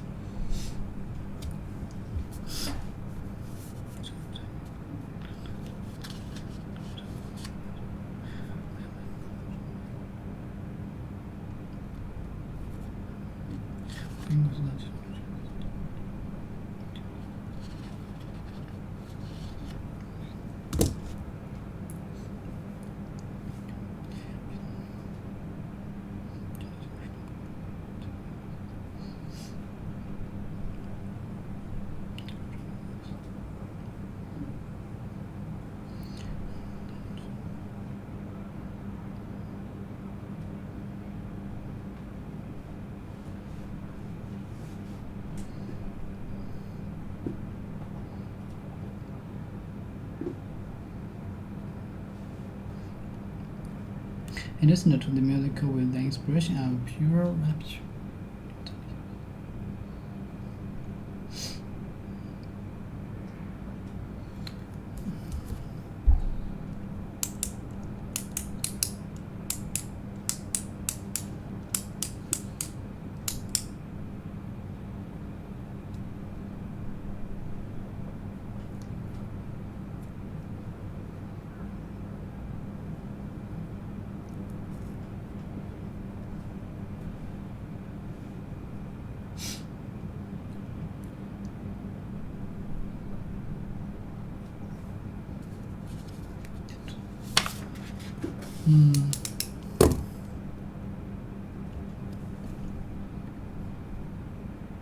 On his tweet storm of how to get rich without getting lucky.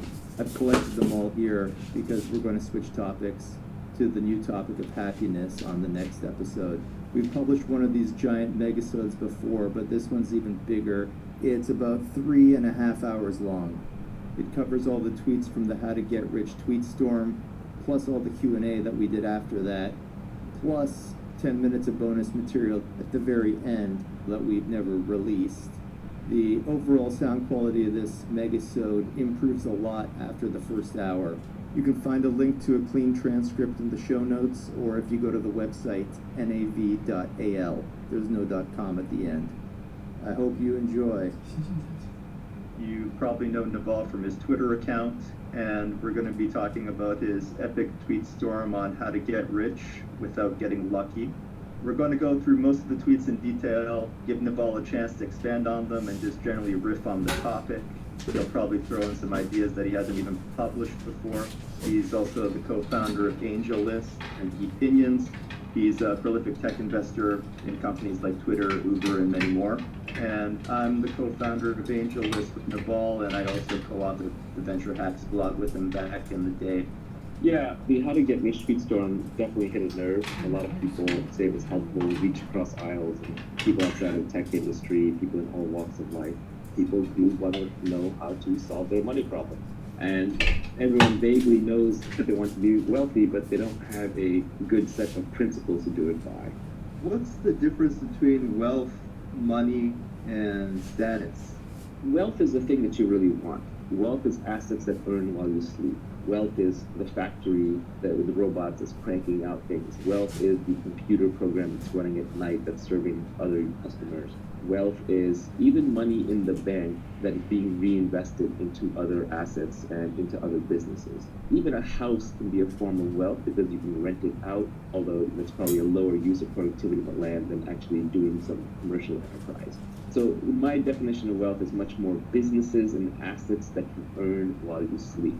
But really the reason you want wealth is because it buys you freedom. So you don't have to wear a tie like a collar around your neck. So you don't have to wake up at 7 a.m. and rush to work and sit in commute traffic. So you don't have to waste away your entire life grinding all the productive hours into a soulless job that doesn't fulfill you. So the purpose of wealth is freedom. It's nothing more than that. It's not to buy fur coats or drive Ferraris or sail yachts or jet around the world in the Gulf Stream. That stuff gets really boring and really stupid really fast.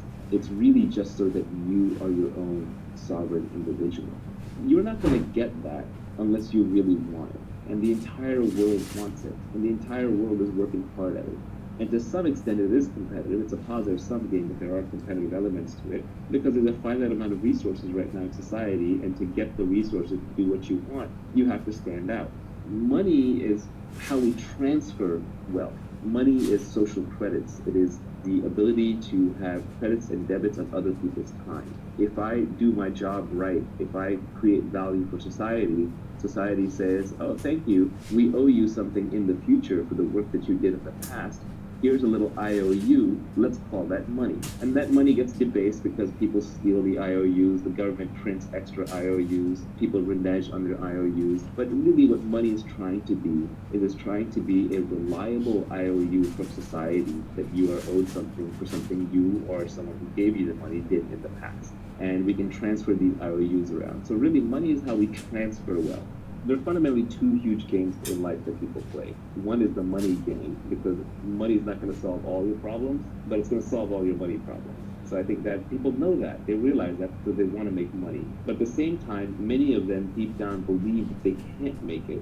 They don't want any wealth creation to happen. So they virtue signal by attacking the whole enterprise by saying, well, making money is evil and you shouldn't do it, blah, blah, blah. But what they're trying to do is they're actually playing the other game, the status game. They're trying to be high status in the eyes of other people watching by saying, well, I don't need money, we don't want money. And that status is just your ranking in the social hierarchy. So wealth is not a zero-sum game. Everybody in the world can have a house. Because you have a house doesn't take away from my ability to have a house. If anything, the more houses that are built, the easier it becomes to build houses, the more we know about building houses, and just the more people that can have houses. So wealth is a very positive sum game. We create things together. We're starting this endeavor to create this, hopefully, piece of art that explains what we're doing. At the end of it, something brand new will be created. It's a positive sum game.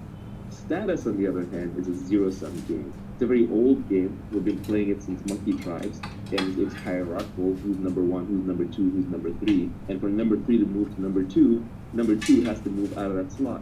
So status is a zero-sum game. Politics is an example of a status game. Even sports is an example of a status game. To be the winner, there must be a loser.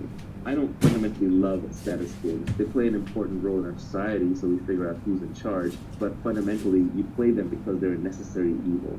The problem is, on an evolutionary basis, like if you go back thousands of years, status is a much better predictor of survival than wealth is. You couldn't have wealth before the farming age, before farmers, because you couldn't store things. Hunter-gatherers carried everything in their backs. So hunter-gatherers lived entirely in status-based societies. Farmers started going to wealth-based societies, and the modern industrial economies are much more heavily wealth-based societies. But there's always a subtle competition going on between status and wealth. For example, when journalists attack rich people or attack the technology industry, they're really bidding for status. They're saying, no, the people are more important, and I, the journalist, represent the people, and therefore I am more important. The problem is that by playing these status games, to win that status game, you have to put somebody else down. That's why you should avoid status games in your life, because they make you into an angry, combative person. You're always fighting to put other people down, to put yourself and the people that you like up. And they're always going to exist, there's no way around it. But just realize that most of the time, when you're trying to create wealth, you're actually getting attacked by someone else, and they're trying to look like a goody two-shoes, but really what they're doing is they're trying to up their own status at your expense. They're just playing a different game, and it's a worse game. It's a zero-sum game instead of a positive-sum game. One thing you mentioned before the interview that stuck with me was the idea that you think everyone can become rich, and that perhaps some of the ways of getting rich or the idea of wealth is vilified by some people in other countries, say. Do you want to expand on that a little bit? Yeah, I think there's this notion that making money is evil, right? It's like rooted all the way back down to money is the root of all evil. People think that bankers steal our money. And, it's somewhat true in that in a lot of the world, there's a lot of theft going on all the time. The history of the world, in some sense, is this predator-prey relationship between makers and takers. There are people who go out and create things and build things and work hard on things, and there are people who come along with a sword or a gun or taxes or crony capitalism or communism or what have you. There's all these different methods to steal. Even in nature, there are more parasites than there are non-parasitical organisms. You have a ton of parasites in you who are living off of you, and the better ones are symbiotic and giving something back, but there are a lot that are just taking. That's just the nature of how any complex system is built. But what I am focused on is true wealth creation. It's not about taking money. It's not about taking something from somebody else, but it's from creating abundance. Obviously, there's not a finite number of jobs or a finite amount of wealth. Otherwise, we would still be sitting on caves, figuring out how to divide up pieces of firewood and, the occasional dead deer. So most of the wealth in civilization, in fact, not most, all of it has been created. And it got created from somewhere. It got created from people. It got created from technology. It got created from productivity. It got created from hard work. So this idea that it's stolen is, I think, this horrible zero-sum game that people who are trying to gain status play. But the reality is everyone can be rich. And we can see that by seeing that in the first world, everyone is richer than almost anyone who was alive 200 years ago. 200 years ago, nobody had antibiotics, nobody had cars, nobody had electricity, nobody had the iPhone. So all of these things are inventions that have made us wealthier as a species. Today, I would rather be a poor person in a first world country than be a rich person in Louis XIV's France. I'd rather be a poor person today than an aristocrat back then. And that's just because of wealth creation. The engine of technology is science that is applied for the purpose of creating abundance. So I think fundamentally everybody can be wealthy. And the thought experiment I want you to think through is, imagine if everybody had the knowledge of a good software engineer and a good hardware engineer. If you could go out there and you could build robots and computers and bridges and program them. Let's say every human knew how to do that. What do you think society would look like in 20 years? My guess is what would happen is we would build robots, machines, software, and hardware to do everything, and we would all be living in massive abundance. We would essentially be retired in the sense that none of us would have to work for any of the basics. We'd even have robotic nurses. We'd have machine-driven hospitals. We'd have self-driving cars. We'd have farms that are 100% automated. We'd have clean energy. So at that point, we could use the technology breakthroughs to get everything that we wanted. And if anyone is still working at that point, they're working as a form of expressing their creativity. They're working because it's in them to contribute and to build and design things. So I don't think capitalism is evil. Capitalism is actually good. It's just that it gets hijacked. It gets hijacked by improper pricing of externalities. It gets hijacked by improper deals where that you have corruption or you have monopolies. Overall, capitalism is intrinsic to the human species. Capitalism is not something we invented. Capitalism is not even something we discovered. It is innate to us in every exchange that we have. When you and I exchange information, I want some information back from you, I give you information, you give me information. If we weren't having a good information exchange, you'd go talk to somebody else. So the notion of exchange and keeping track of credits and debits, this is built into us as flexible social animals. We are the only animals in the animal kingdom that cooperate across genetic boundaries. Most animals don't even cooperate, but when they do, they cooperate only in packs where they co-evolve together and they share blood, so they have some shared interest. Humans don't have that. And what lets us cooperate? It's because we can keep track of debits and credits, who put in how much work, who contributed how much.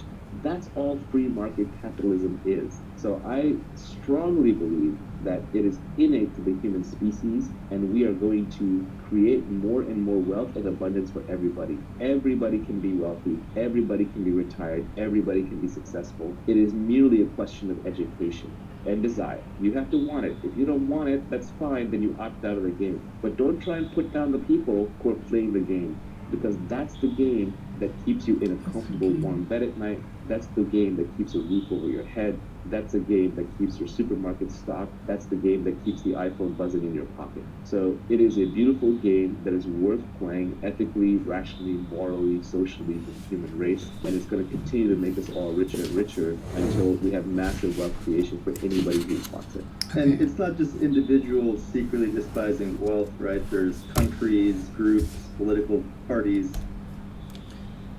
Sea green, pure against extreme measure.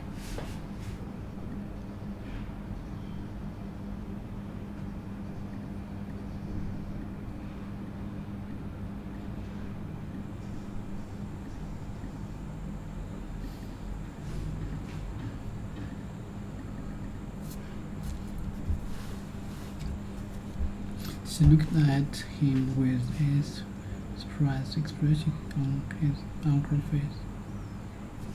Manners.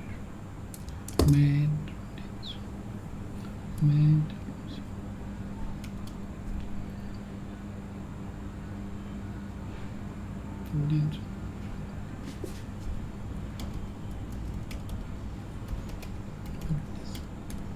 Sick. She looked at him with her surprised look on her face. She looked at him with her surprise on her face. On her face. She listened to the music with inspiration,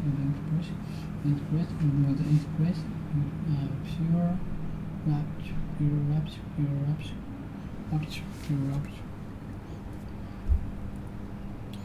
She looked at him with the surprised expression on her face.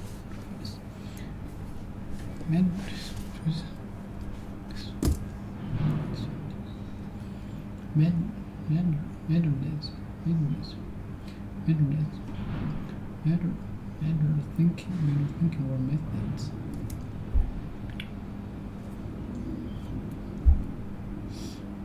Methods.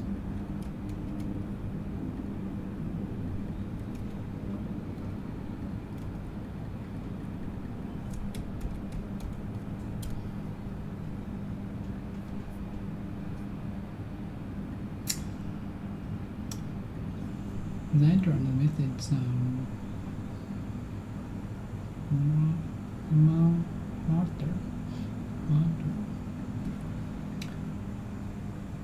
designed most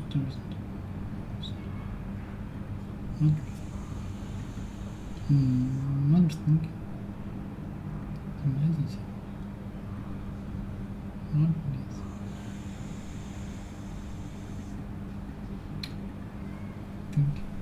Okay.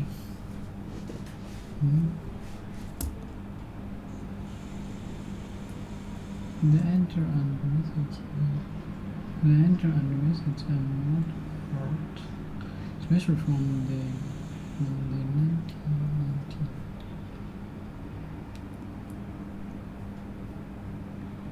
From the 1920s until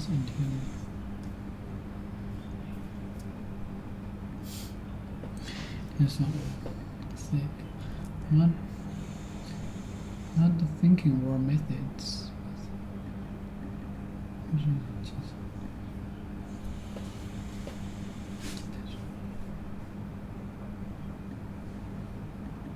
Not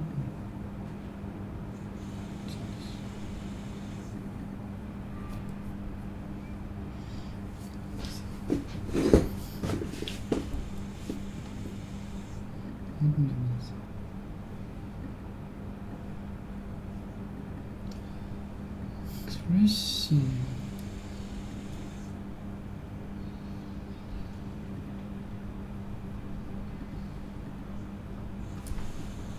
That's not the same.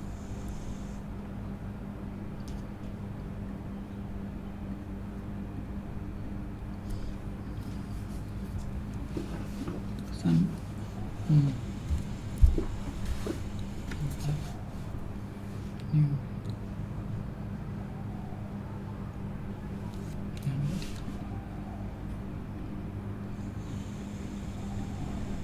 not short message. I come. She looked at him. She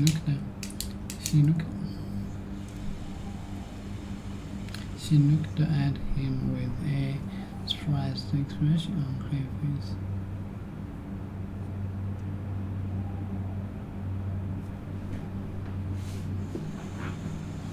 I looked at him with a surprised expression on her face. 106.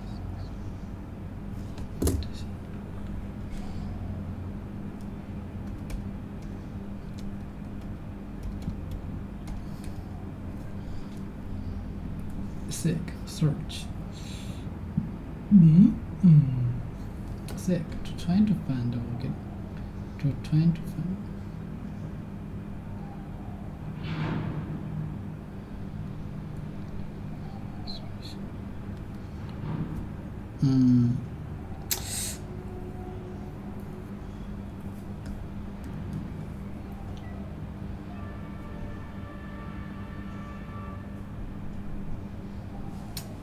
Words.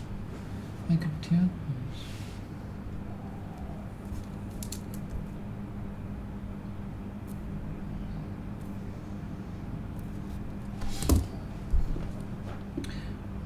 More than six.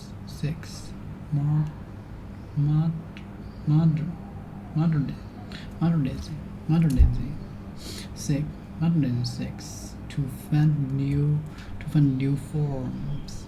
To find new forms of expression and reject traditional or accepted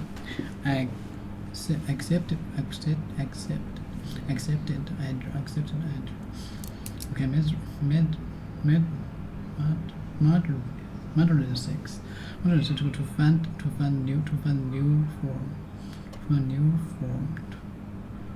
new expression. Look small face. So to find new form to begin exist. To find new forms express and rejects traditional and rejects traditional or acceptable ideas. In this rule,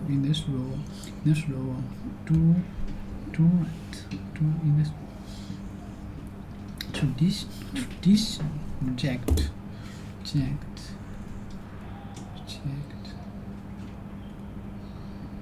Sick. Search. 这是过去分词吗？这个是。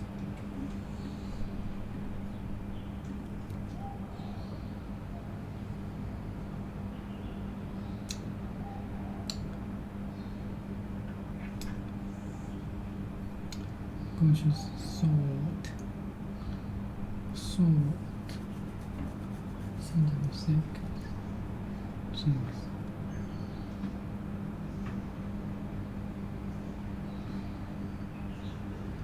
don't sick.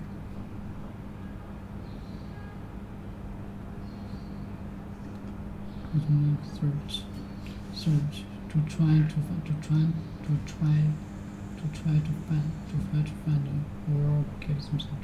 find get something space for something that is not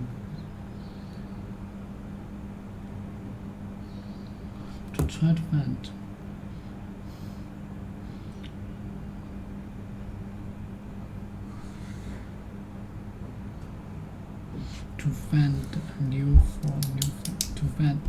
new forms of expression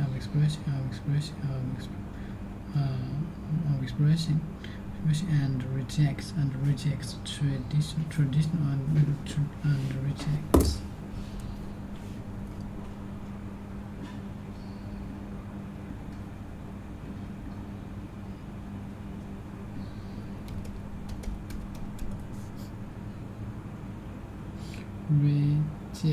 Reject To refuse to accept. To refuse to accept, use, or believe something or someone. To refuse to accept. To refuse to accept, use, or believe something or someone.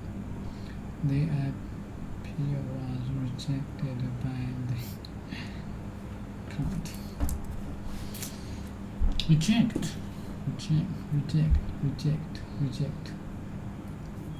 To not give someone the love and the attention and attention they want and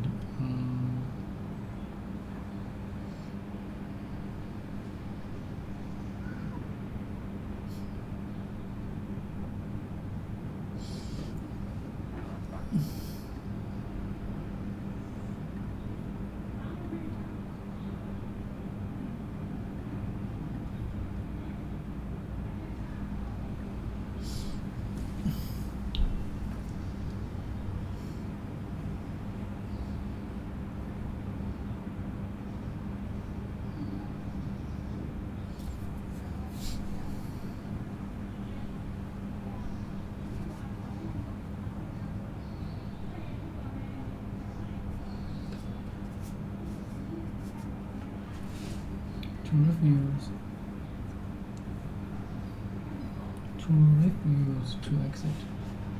To refuse to accept, use, or be with something or someone. To refuse to accept. To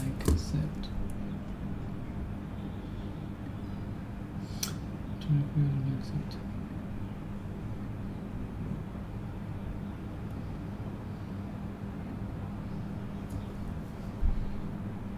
Reject. Refuse.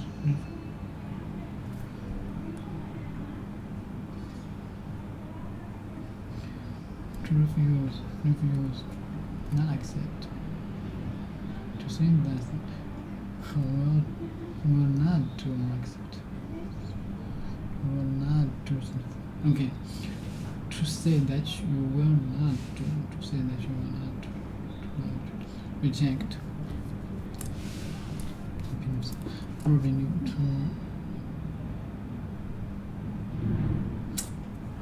to refuse to accept. To refuse to accept, use, or believe something or someone. To refuse to accept, use, or believe something or someone. To refuse to accept, use, or believe something or someone.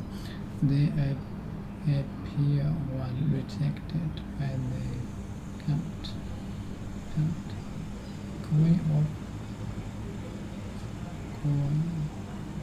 Cooperated with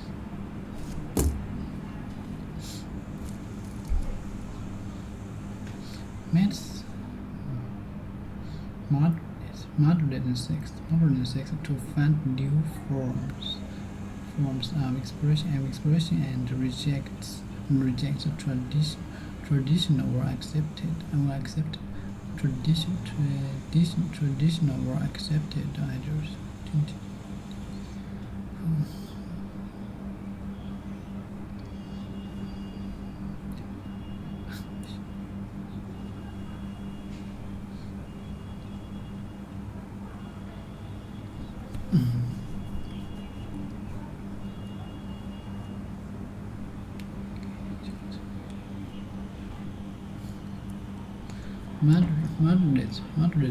Modern sex to find new forms to expression and reject traditional or accepted. Reject tradition.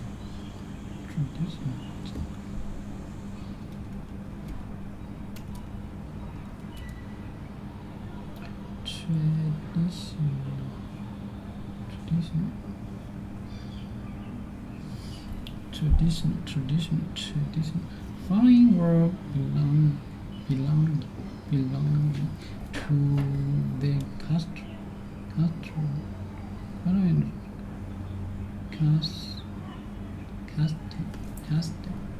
custom A place at a port, airport, or border.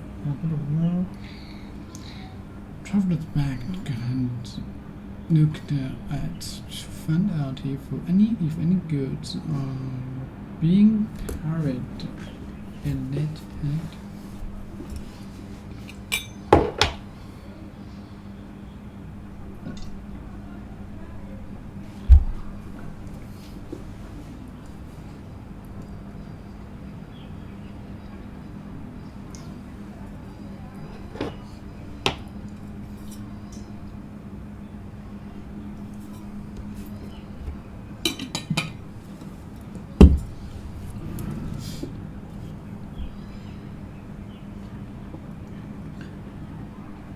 They place at a airport, or border. Grocery. Kan du? Three.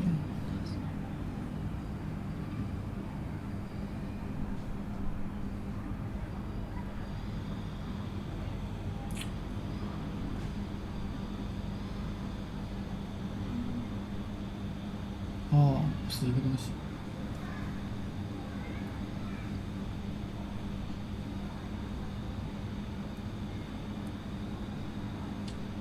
它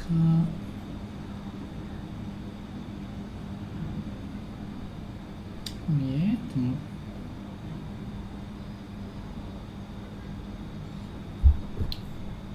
怎么跟 cast？ 这是连单词吗 ？Use or way of behavior working that has been for a long time. Usual way. Something you usually do. Something you try.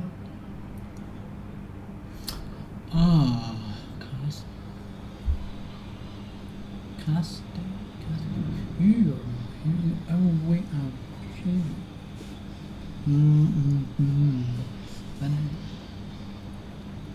Okay, when it's not doing it. Or wait. Behavior what I believe that has been established for a long time. Local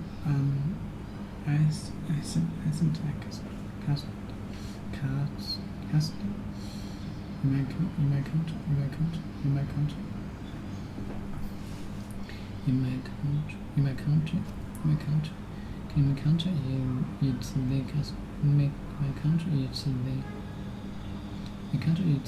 cast.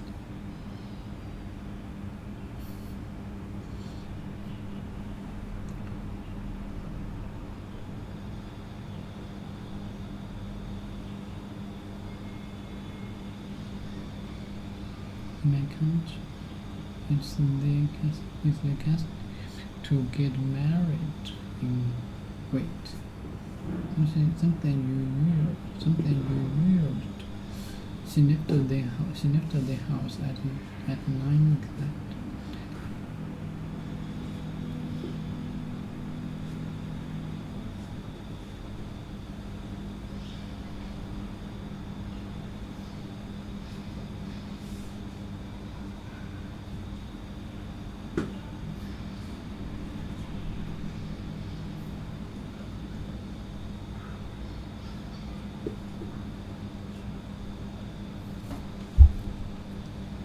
It's a casting which is being to die out. A way of behaving or a belief that has been established for a long forever. A local accent. A local cast. In my country, it's the cast to get married in right. In my country. encounter if they custom to get married in white. Something new, and after the house, lying that.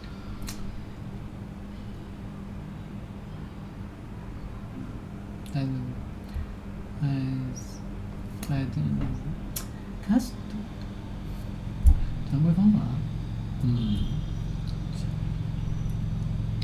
什么感觉 ？tradition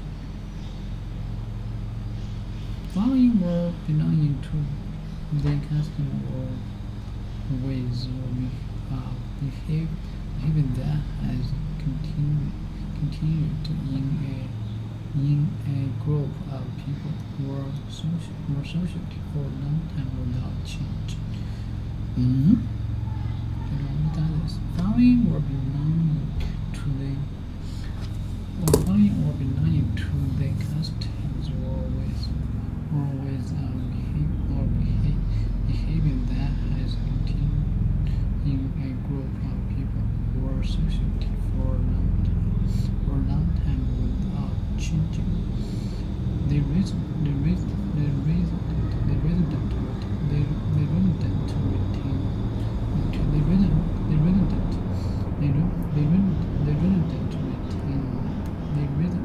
residents retain a strong attachment to their traditional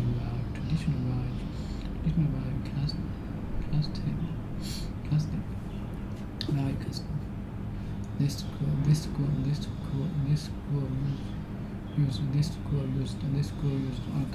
condition.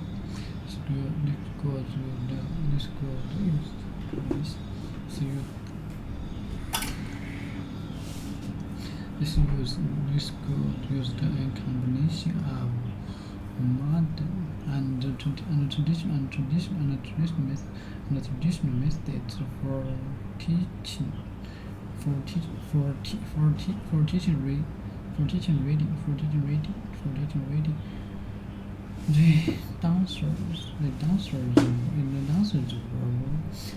were wearing traditional Hungarian dress. She's very traditional.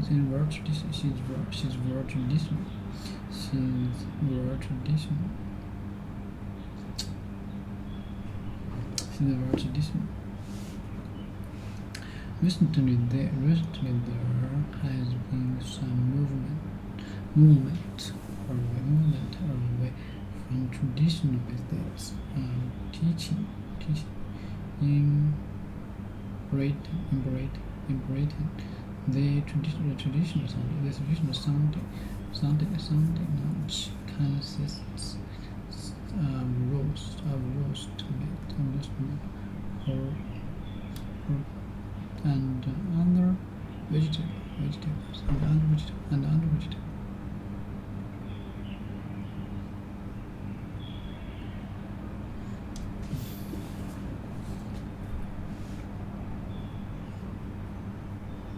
Following and belonging and tradition.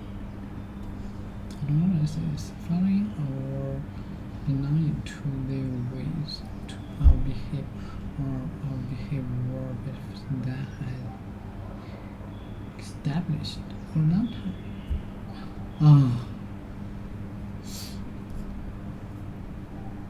But know this tradition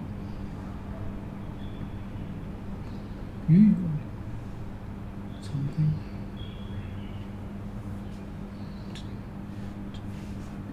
custom usually following or belonging to the custom or way of behaving that has continued in a group of people or society for a long time without changing. The residents retain a strong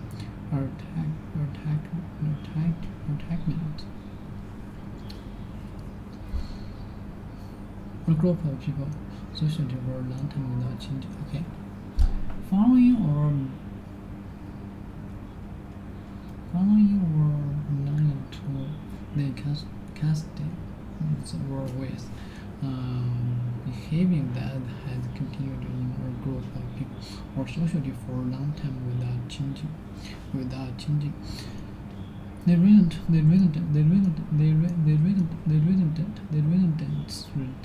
residents retain a strong attachment to their tradition.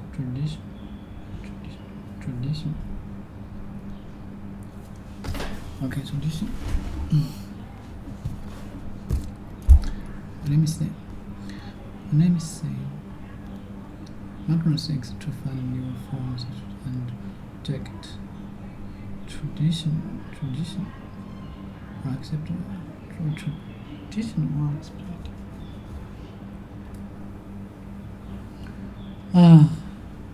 Or accepted. And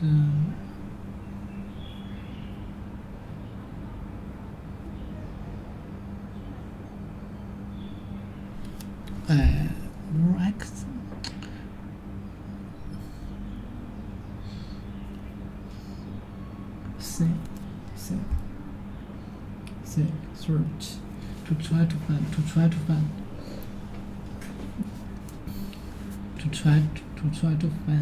or get something special something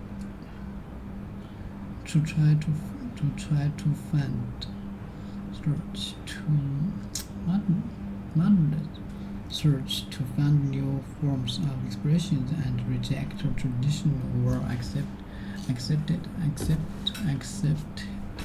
ideas in this role. In this role, what's the meaning of this?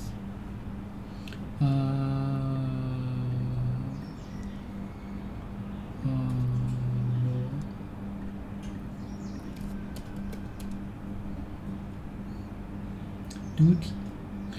The possessing or purpose, that's one or something. The possessing or purpose, that's one or something, has in a situation or condition, society or relationship.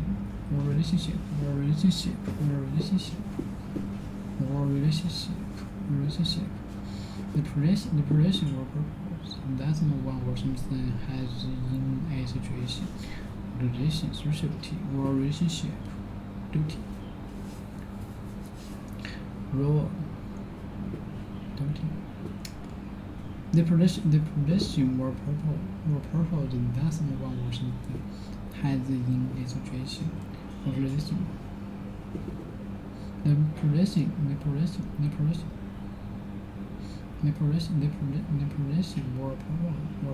that's one or something, has in a situation, organization, society, or relationship.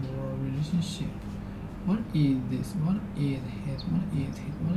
role in this project? What is the possession or purpose? That's one or something, has in a situation, organization, society, or relationship. The possession or purpose, that's one or something, has in a situation, organization, society, or relationship. What is his role in this project? What is his role? School play an important role.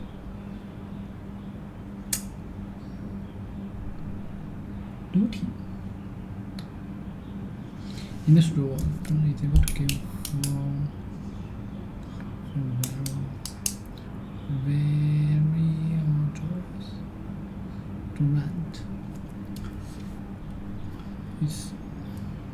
In this role, action, actor's part in a movie or play. actor's part. Actor's part in a movie or play.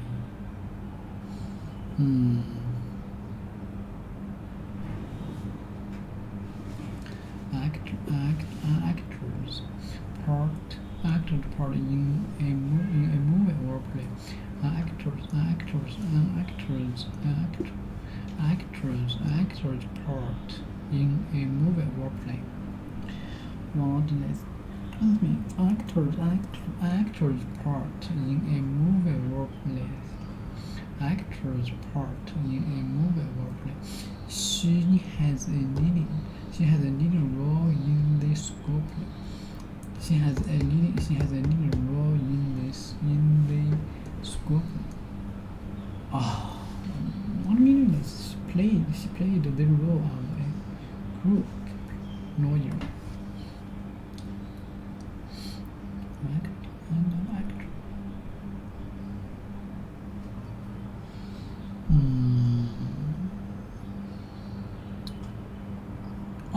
Actors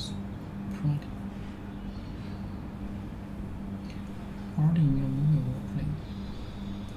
这就是角色。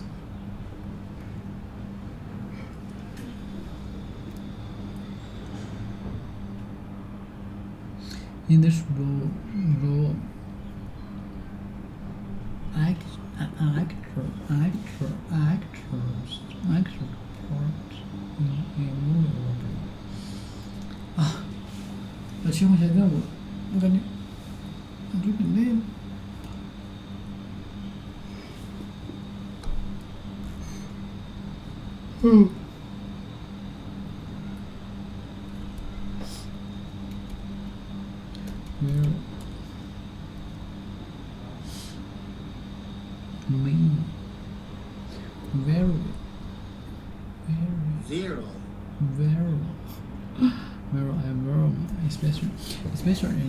Especially young, full of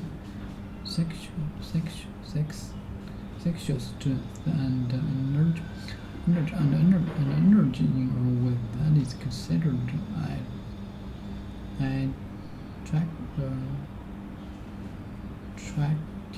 attractive. Is considered attractive. She likes her mean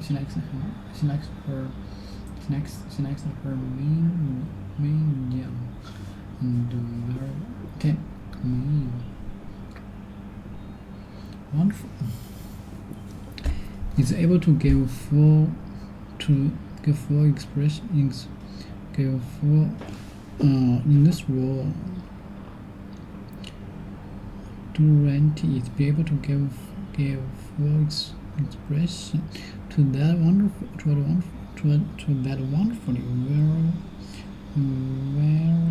voice.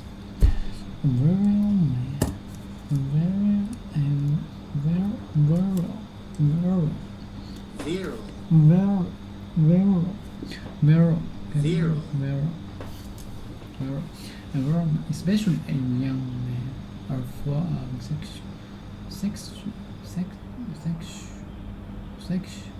strength and energy. Okay.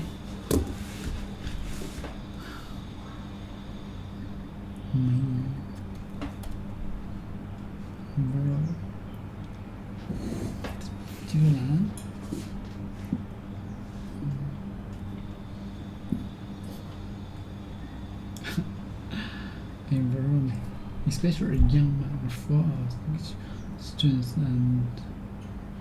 and energy in a way that is considered attractive. Powerful, strong, and energetic.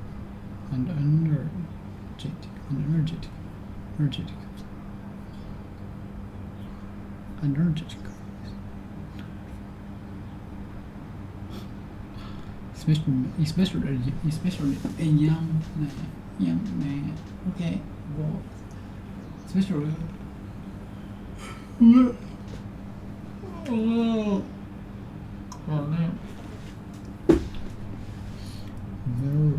Very man.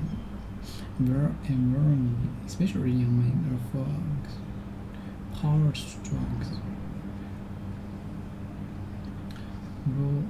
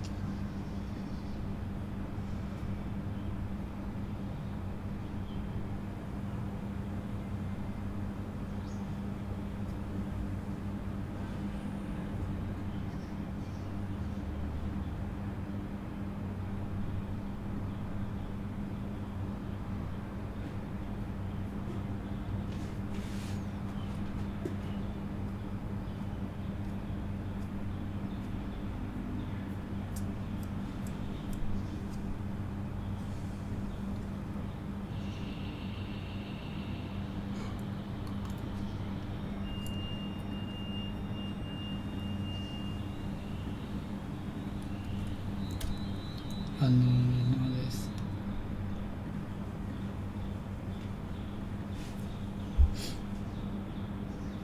Rule. In this rule, no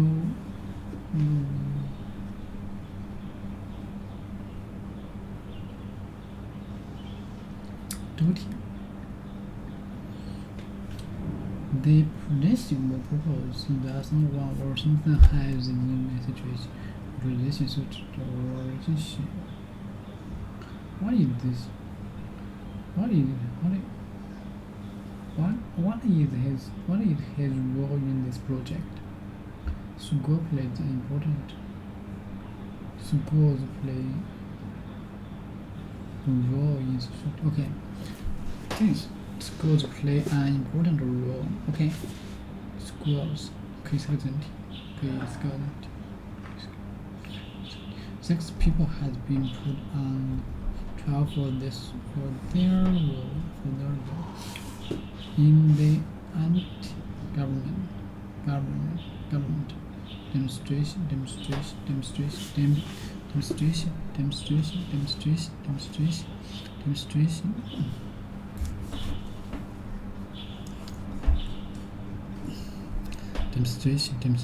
Okay. A word or group of words used in a particular situation. Oh, okay. Its role generally is to be able to give full expression to that wonderful voice. Vero voice. Okay. A word or group of words used in a particular situation or by particular people can use a lot of usual expression. I can warm. I can warm. Okay. Well, I can warm is an expression that means a difficult and that means it's a difficult situation. The expressions boy band. Band.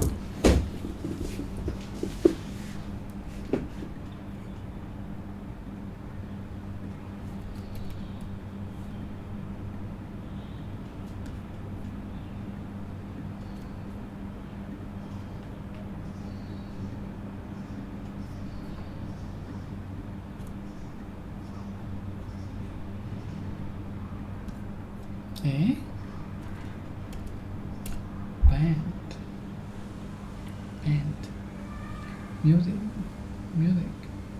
A group of musicians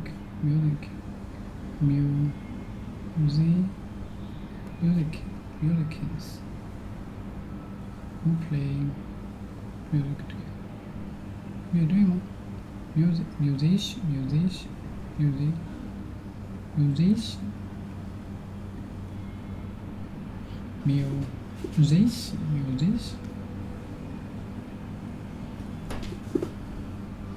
Musician musician,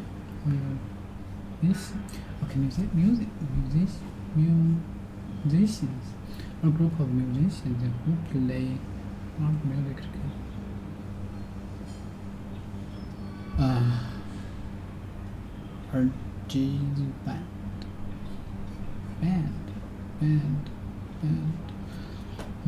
musicians, strip, a thing, flat piece of clothes, elastic, made, or other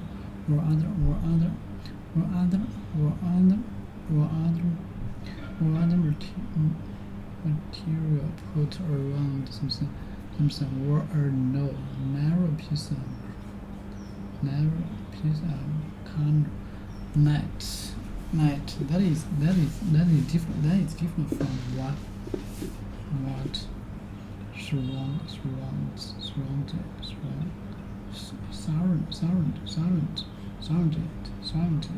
surrounded. What is different from what surrounds it?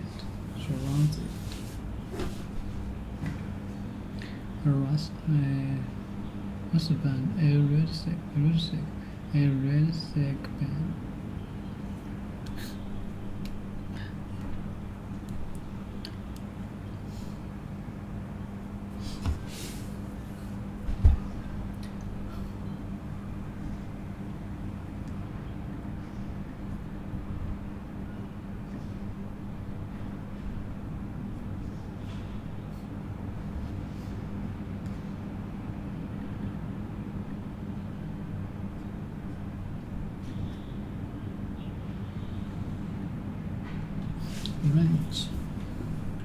Range, group of people.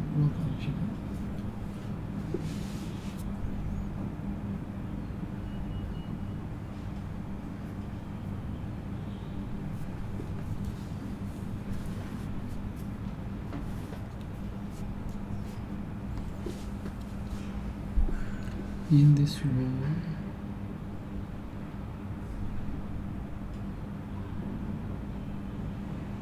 to write.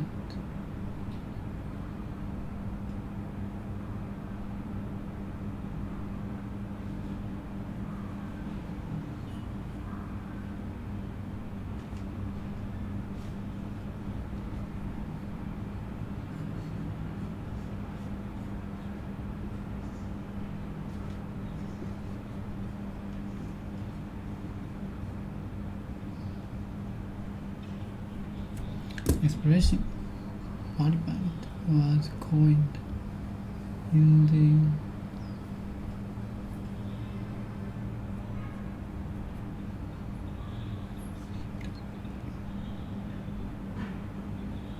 expression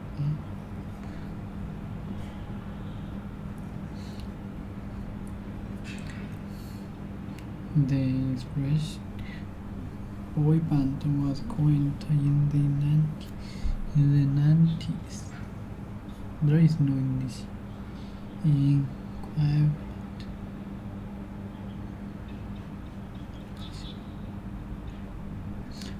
There is no English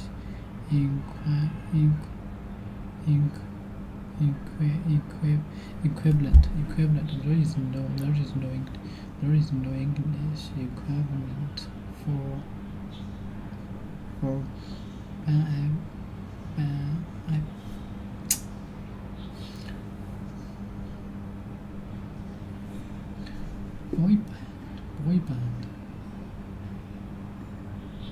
boy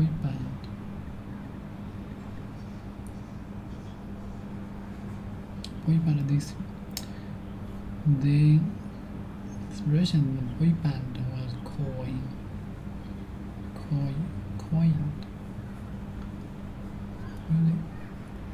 Musician coined.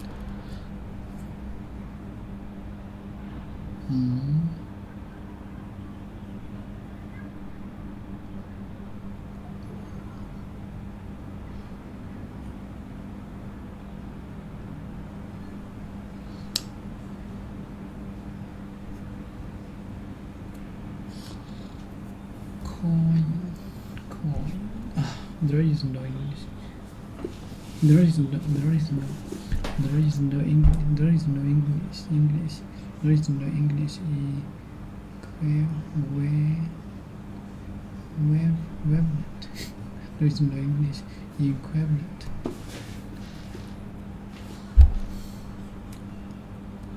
There is no English equivalent.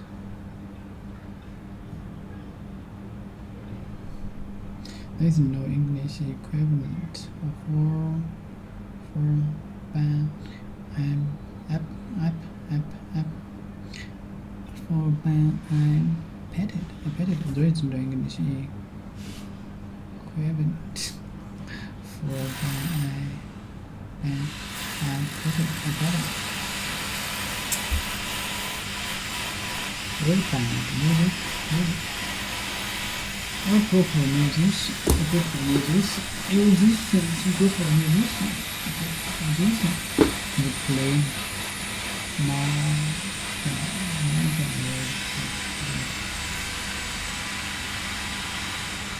music. Or go for music. Who play not music.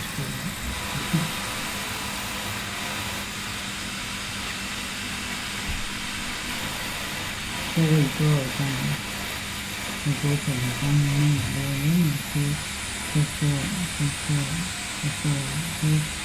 publish things together in the science as a group.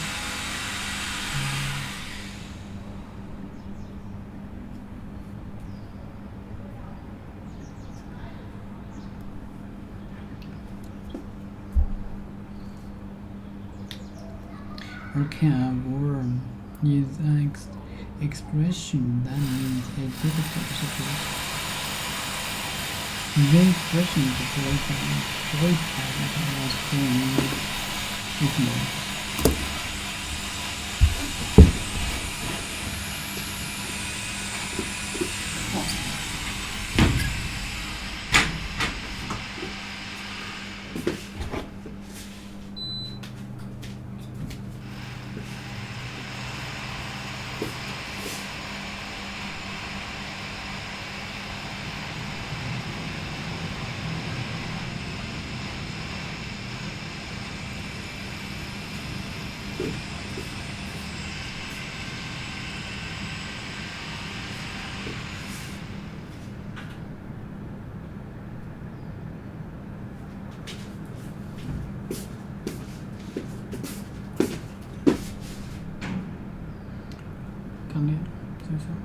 That overtly despise wealth, or at least seem to. That's right. And so what those countries, political parties, and groups are reduced from the zero-sum game status. And in the process to destroy wealth creation, they drag everybody down to their level. Which is why the U.S. is a very popular country for immigrants, because it's the American dream.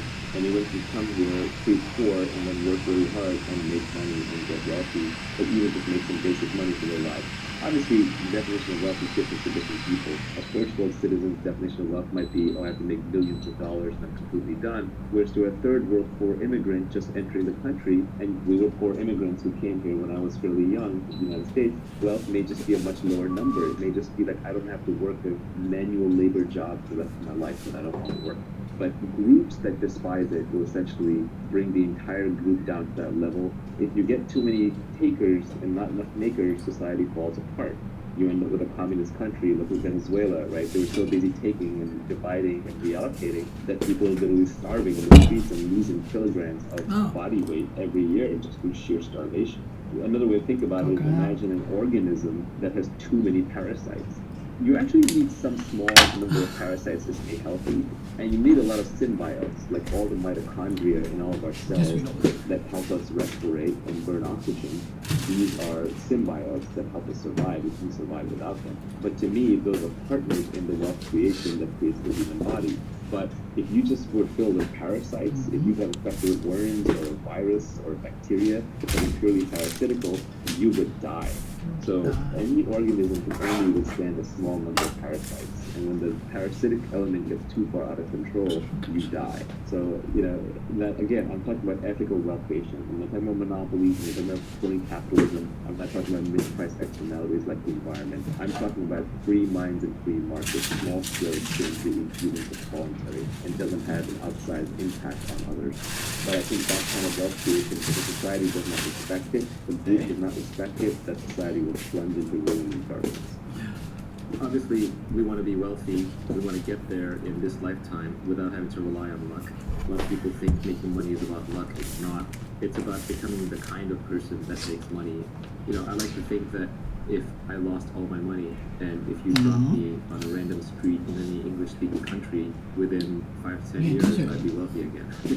Right? Because it's just a skill set that I've developed and I think anyone can develop. In 1,000 parallel universes, you want to be wealthy in 999 of them. You don't want to be wealthy in the 50 of them where you got lucky. So we want to factor luck out of it. There's really 4 kinds of luck that we were talking about. It came from a book. Mark Andreessen wrote a blog post about it. But there's different kinds of luck. The first kind of luck you might just say is blind luck, where I just got lucky because something completely out of my control happened. That's fortune, that's fate, etc. Then there's luck that comes through persistence, hard work, hustle, motion, which is when you're just running around creating lots of opportunities, you're generating a lot of energy, you're doing a lot of things. Lots of things will just get stirred up in the dust. It's almost like mixing a petri dish and seeing what combines, or mixing up like the reagents and seeing what combines. You're just generating enough force and hustle and energy that luck will find you. A third way is that you become very good at spotting luck. So if you are very skilled in a field, you will notice when a lucky break happens in that field and other people who aren't attuned to it won't notice. So you become sensitive to luck, and that's through skill and knowledge and work. And then the last kind of luck is the weirdest, hardest kind, but that's what we want to talk about, which is where you build a unique character, a unique brand, a unique mindset, where then luck finds you. For example, let's say that you're the best person in the world at deep sea underwater diving, and you're known to take on deep sea underwater dives that nobody else will even attempt to dare. And then by sheer luck, somebody finds a sunken treasure ship off the coast they can't get at. Well, their luck just became your luck because they're going to come to you to get that treasure and you're going to get paid for it. Now that's an extreme example, but it's just showing how the person who got lucky by finding the treasure chest, that was blind luck. But them coming to you and asking you to extract it and having to give you half, that's not luck. You created your own luck. You put yourself in a position to be able to capitalize on that luck or to attract that luck when nobody else has created that opportunity for themselves. So when we talk about without getting lucky, we want to be deterministic. We don't want to be. Do you want to elaborate a little bit more on the idea that in 1,000 parallel universes you want to get rich in 999 of them? I think some people are going to see that and say that sounds impossible, sounds like it's too good to be true. No, I don't think it's impossible. I think that you may have to work a little bit harder at it given your starting circumstances. I mean, remember, I started as a poor kid in India, right? So if I can make it, anybody can, in that sense. Now, obviously, I had all my limbs, and I had my mental faculties, and I did have an education. So there are some prerequisites you can't get past. But if you're listening to this video or podcast, you probably have the requisite means at your disposal, which is a functioning body and a functioning mind. And I've encountered plenty of bad luck along the way. The first little fortune that I made, I instantly lost in the stock market. The second little fortune that I made, or I should have made, I got cheated by my business partners. It's only the third time around has been a charm, and even then, it has been a slow and steady struggle. And I haven't made money in my life in one giant payout. It's always been a whole bunch of small things piling up. So it's more about consistently creating wealth by creating businesses and creating opportunities and creating investments. It hasn't been like a giant one-off thing. My personal wealth has not been generated by one big year. It just stacks up little bit chips at a time. More options, more businesses, more investments, more things I can do. Same way, someone like a Ninad, Illustratus, he's building his brand online, he's building videos. It's not like any one video is going to suddenly shower him with riches overnight. It's going to be a long lifetime of learning, of reading, of creating, that's just going to compound. So we're talking about getting wealthy so you can retire. So you have your freedom, not retire in the sense that you don't do anything, but in the sense that you don't have to be in a place you don't want to be, you don't have to do anything you don't want to do, and you can wake up when you want, sleep when you want, you don't have a boss. That's freedom. So we're talking about enough wealth to get to freedom, and especially thanks to the internet these days, those opportunities are massively abundant. I, in fact, have too many ways to make money. I don't have enough time. I literally have opportunities pouring out of my ears, and the thing that keep running out of time. There's just so many ways to create wealth, to create products, to create businesses, to create opportunities, and to, as a byproduct, get paid by society, that I just can't even handle it all. I think it's pretty interesting that the first three kinds of luck that you described, there are very common cliches for them that everybody knows. And then for that last kind of luck that comes to you out of the unique way that you act, there's no real cliche for it. So for the first three kinds, there's dumb luck or blind luck. That's the first kind of luck. The second kind of luck is the cliche that fortune favors the bold. That's a person who gets lucky just by stirring the pot and acting. The third kind of luck, people say that chance favors the prepared mind. But for the fourth kind of luck, there is not really a common cliche out there that matches the unique character of your action, which I think is interesting and perhaps an opportunity, and it also just shows that people aren't necessarily taking advantage of that kind of luck the way they should be.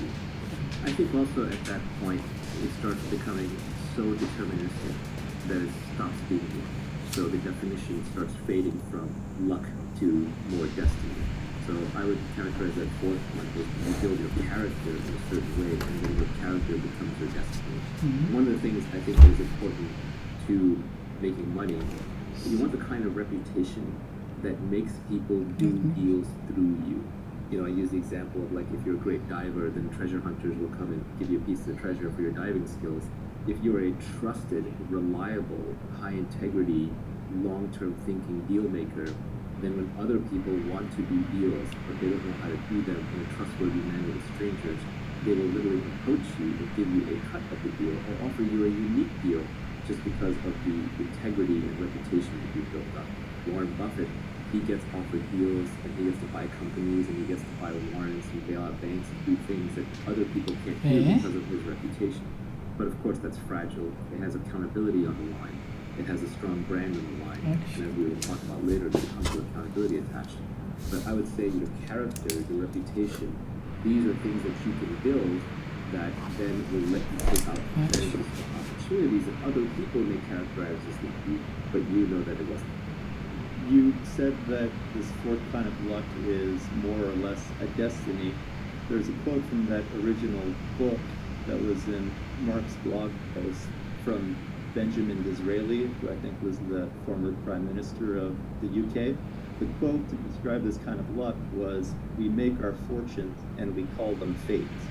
There were a couple other interesting things about this kind of luck that were mentioned in the blog post I think will be good for the listeners to hear about, is that this fourth kind of luck can almost come out of eccentric ways that you do your things, and that eccentricity is not necessarily a bad thing in this case. In fact, it's a good thing. Yeah, absolutely, because the world is a very efficient place, so everyone has dug through all the obvious places to dig. And so to find something that's new and novel and uncovered, it helps to be operating on a frontier, where right there you have to be a little eccentric to be out on the frontier by yourself, and then you just have to be willing to dig deeper than other people do, deeper than seems irrational, just because you're interested. Yeah, the two quotes that I've seen that express this kind of luck, in addition to that Benjamin Disraeli one, are this one from Sam Altman where he said, "Extreme people get extreme results." I think that's pretty nice. And then there's this other one from Jeffrey Pfeffer, who's a professor at Stanford, that you can't be normal and expect abnormal returns. I've always enjoyed that one too. Yeah, and the one quote that I like, which is the exact opposite of that, is play stupid games, win stupid prizes. Right? A lot of people spend a lot of their time playing social games, like on Twitter, where you're trying to improve your social standing, and you basically win stupid social prizes, which are worthless. I guess the last thing that I have from this blog post is just the idea that by pursuing these kinds of luck, especially the last one, basically everything but dumb luck, by pursuing them, you essentially run out of unlock. So if you just keep stirring the pot and stirring the pot, that alone, you will run out of unlock. Yeah, or it could just be a reversion to the mean, right? So then you at least neutralize luck so that it's your own talents that come into play. Next, you go into more specific details on how you can actually get rich and how you can't get rich. The first point was about how you're not going to get rich. You're not going to get rich renting out your time. You must own equity, a piece of a business, to gain your financial freedom. This is probably one of the absolute most important points. People seem to think that you can create wealth and make money through work, and it's probably not going to work. There are many reasons for that, but the most basic is just that your inputs are very closely tied to your outputs. In almost any salaried job, even one that's paying a lot per hour, like a lawyer or a doctor, you're still putting in the hours, and every hour you get paid. So what that means is when you're sleeping, you're not earning. When you're retired, you're not earning. When you're on vacation, you're not earning. And you can't earn non-linearly. If you look at even doctors who get rich, like really rich, it's because they open a business. They open like a private practice, and that private practice builds a brand, and that brand attracts people, or they build some kind of medical device or a procedure or a process with an intellectual property. So essentially, you're working for somebody else. And that person is taking on the risk and has the accountability and the intellectual property and the brand. So they're just not going to pay you enough. They're going to pay you the bare minimum that they have to get you to do the job. And that can be a high bare minimum, but it's still not going to be true wealth where you're retired. And then finally, you're actually just not even creating that much original for society. Like I said, this tweet storm should have been called How to Create Wealth. It's just How to Get Rich was a more catchy title. But you're not creating new things for society. You're just doing things over and over. And you're essentially replaceable because you're now doing a set role. Most set roles can be taught. If they can be taught, like in a school, then eventually you'll be competing with someone who's got more recent knowledge, who's been taught, and is coming in to replace you. You're much more likely to be doing a job that can be eventually replaced by a robot or by an AI. And it doesn't even have to be wholesale replaced overnight. It can be replaced a little bit at a time, and that eats into your wealth creation and therefore your learning capability. So fundamentally, your inputs are matched to your outputs, you're replaceable, and you're not being creative. I just don't think that is a way that you can truly make money.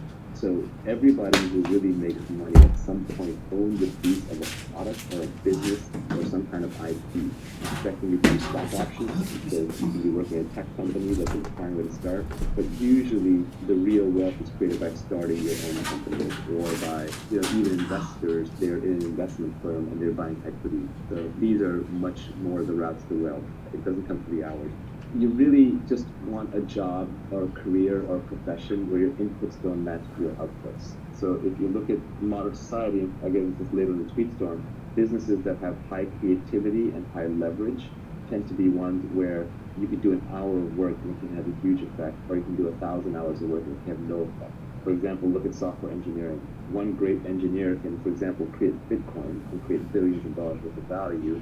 And an engineer who's working on the wrong thing or not quite as good or just not as creative or thoughtful or whatever can work for an entire year, and every piece of code they ship ends up not getting used. Customers don't want it. That is an example of a profession where the input and the outputs are highly disconnected. It's not based on the number of hours that you put in. Whereas on the extreme other end, if you're a lumberjack, even the best lumberjack in the world, assuming they're not working with tools, so the inputs and outputs are pretty connected, they're just using an axe or a saw, the best lumberjack in the world may be like 3x better than one of the worst lumberjacks, right? It's not going to be a gigantic difference. So you want to look for professions and careers where the inputs and the outputs are highly disconnected. This is another way of saying that you want to look for things that are leveraged. And by leverage, I don't mean financial leverage alone, like Wall Street uses, and that has a bad name. I'm just talking about tools. We're using tools. Computer is a tool that software engineers use. If I'm a lumberjack with bulldozers and automatic robot axes and saws, I'm going to be using tools and have more leverage than someone who's just using his bare hand and trying to rip the trees out by their roots. Tools and leverage are what create this disconnection between inputs and outputs.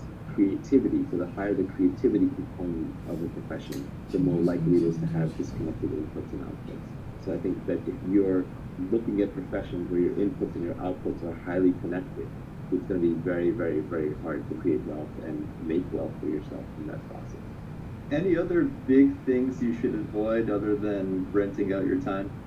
Yeah, there are two tweets that I put out that are related. So the first one I was talking about, we were talking about like how your lifestyle, has to upgrade, shouldn't get upgraded too fast.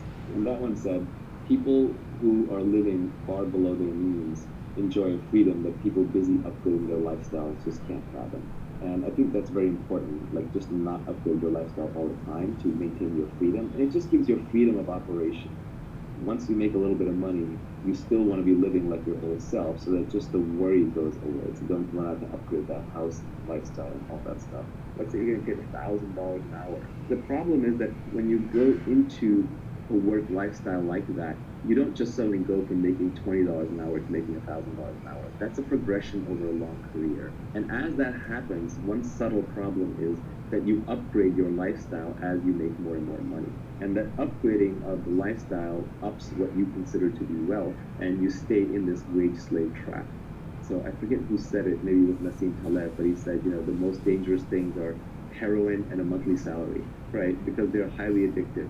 The way you want to get wealthy is you want to be poor and working and working and working. And this is, for example, how the tech industry works, where you don't make any money for 10 years, and then suddenly in year 11, you might have a giant payday. Which is, by the way, one reason why these very high marginal tax rates for the so-called wealthy are flawed, because the highest risk-taking, most creative professions literally lose money for a decade of your life while you take massive risk and you bleed and bleed and bleed. And then suddenly in year 11 or year 15, you might have one single big payday.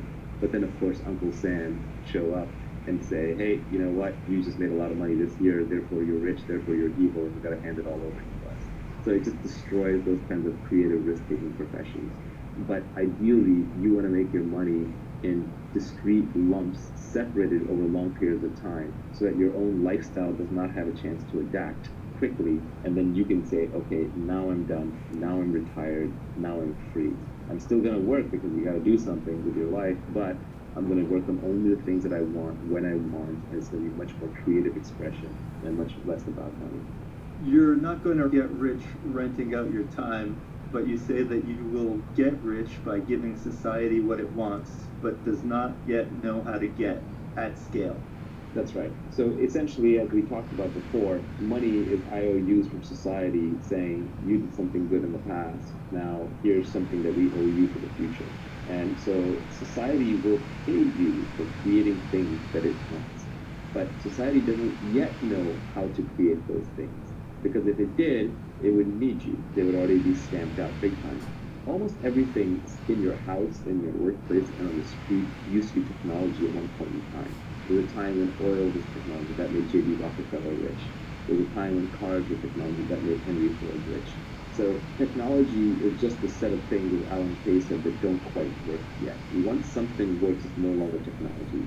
So society always wants new things. And if you want to be wealthy, you want to figure out which one of those things you can provide for society that it does not yet know how to get, but it will want. That's natural to you and within your skill set, within your capabilities. And then you have to figure out how to scale it. Because if you just build one of it, that's not enough. You got to build thousands or hundreds of thousands or millions or billions of them. So everybody can have one.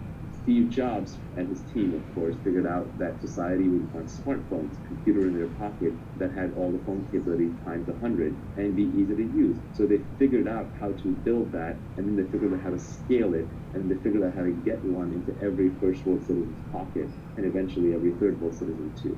And so because of that, they're handsomely rewarded, and Apple is the most valuable company in the world. The way I tried to put it was that the entrepreneur's job is to try to bring the high end to the mass market. It starts as high end. First, it starts as an act of creativity. First, you create it just because you want it. You want it, and you know how to build it, and you need it. And so you build it for yourself. Then you figure out how to get it to other people, and then for a little while, rich people had it. Like, for example, rich people had chauffeurs, and then they had black town cars, and then Uber came along, and everyone's private driver was available to everybody. And now you can even see Uber pools that are replacing shuttle buses because it's just more convenient. And then you get scooters, which are even further down market of that. So you're right, it's about distributing what rich people used to have to everybody. But the entrepreneur's job starts even before that, which is creation. Entrepreneurship is essentially an act of creating something new from scratch. predicting the society will want it, and then figuring out how to scale it and get it to everybody in a profitable way and self-sustaining way. Let's look at this next tweet, which I thought was cryptic and also super interesting about the kind of job or career that you might have. You said the internet has massively broadened the possible space of careers. Most people haven't figured this out yet. The fundamental property of the internet, more than any other single thing, is it connects every human to each other human on the planet. You can now reach everyone, whether it's by emailing them personally, whether it's by broadcasting to them on Twitter, whether it's by posting something on Facebook that they find, whether it's by putting it on a website they can access. It connects everyone to everyone. So the internet is an inter-networking tool. It connects everybody. That is its superpower. So you want to use that. What that helps you figure out is that the internet means that you can find your audience for your product or your talent and skill, no matter how far away they are. For example, Nenad, who's Illustratus, if he was in these videos pre-internet, how would he get the message out there? It would just be, what would he do? He would run around where he lives in his neighborhood, showing it to people on a computer or a screen, or he would try to get it played at his local movie theater. It was impossible. It only works because he can put it on the internet. And then how many people in the world are really interested in it, or even interested in what we're talking about, are really going to absorb it, right? It's going to be a very small subset of humanity. The key is being able to reach them. So what the internet does is allows any niche obsession, which could be just the weirdest thing. It could be like people who collect snakes, to like people who like to ride hot air balloons, to people who like to sail around the world by themselves, just one person on a craft, or someone who's obsessed with miniature cooking, like there's this whole Japanese miniature cooking phenomenon, or there's a show about a woman who goes to people's houses and tidies it up, right? So whatever niche obsession you have, the internet allows you to scale. Now that's not to say that what you build will be the next Facebook will reach billions of users, but if you just want to reach 50,000 passionate people like you, there's an audience out there for you. So the beauty of this is that we have 7 billion beings on this planet. The combinatorics of human DNA are incredible. Everyone is completely different. You'll never meet any two people who are vaguely similar to each other that can substitute for each other. It's not like you can say, well, Nibby just left my life, so I can have this other person come in and he's just like Nibby, and I get the same feelings, the same responses, and the same ideas. No, there are no substitutes for people. People are completely unique. So given that each person has different skill sets, different interests, different obsessions, and it's that diversity that becomes a creative superpower. So each person can be creatively superb at their own unique thing. But before, that didn't matter, because if you were living in a little fishing village in Italy, like your fishing village didn't necessarily need your completely unique skill, and you had to conform to just the few jobs that were available. But now, today, you can be completely unique. You can go out on the internet and you can find your audience, and you can build a business and create a product and build wealth and make people happy, just uniquely expressing yourself through the internet. The space of careers has been so broad. Esports players, people making millions of dollars playing Fortnite, people creating videos and uploading them, YouTube broadcasters, bloggers, a podcaster. Joe Rogan, I read, true or false, I don't know, but I read that he's going to make about $100 million a year on his podcast, and he's had 2 billion downloads. Even PewDiePie, this is a hilarious tweet that I retweeted the other day. PewDiePie is the #1 trusted name in news. This is a kid, I think, in Sweden, and he's got 3 times the distribution of the top cable news networks just on his news channel. It's not even on his entertainment channel. The internet enables any niche interest, as long as you're the best at it, to scale out. And the great news is, because every human is different, everyone is the best at something, being themselves. Another tweet I have that is worth reading, and but didn't go into this tweet storm, was a very simple one. I like things when I can compress them down, because they're easy to remember and easy to accomplish. But that one was, escape competition through authenticity. So when you're competing with people, it's because you're copying them. It's because you're trying to do the same thing. But every human is different. Don't copy. I know we're mimetic creatures, and Rene Girard has a whole mimesis theory, but it's much easier than that. Don't imitate. Don't copy. Just do your own thing. No one can compete with you on being you. It's that simple. And so the more authentic you are with who you are and what you love to do, the less competition you're going to have. So you can escape competition through authenticity when you realize that no one can compete with you on being you. And normally that would have been useless advice pre-internet. Post-internet, you can turn that into a career. Talk a little bit about what industries you should think about working in, what kind of job you should have, and who you might want to work with. So you said one should pick an industry where you can play long-term games with long-term people. Why? Yeah, this is an insight into what makes Silicon Valley work and what makes high trust Yeah, societies well, work. Essentially, all the benefits in life come from compound interest, whether it's in relationships or making money or in learning. So compound interest is a marvelous force where it's like, you start out with 1x what you have, and then if you increase 20% a year for 30 years, it's not that you got 30 years times 20% added on, it was compounding. So it just grew until you suddenly got a massive amount of whatever it is, whether it's goodwill or love or relationships or money. So I think compound interest is a very important for us. So you have to play a long-term game. And long-term games are good not just for compound interest, they're also good for trust. If you look at Prisoner's Dilemma type games, the solution to Prisoner's Dilemma is tit for tat, which is I'm just going to do to you what you did last time to me with some forgiveness in case there was a mistake made. But that only works in an iterated Prisoner's Dilemma. In other words, we play the game multiple times.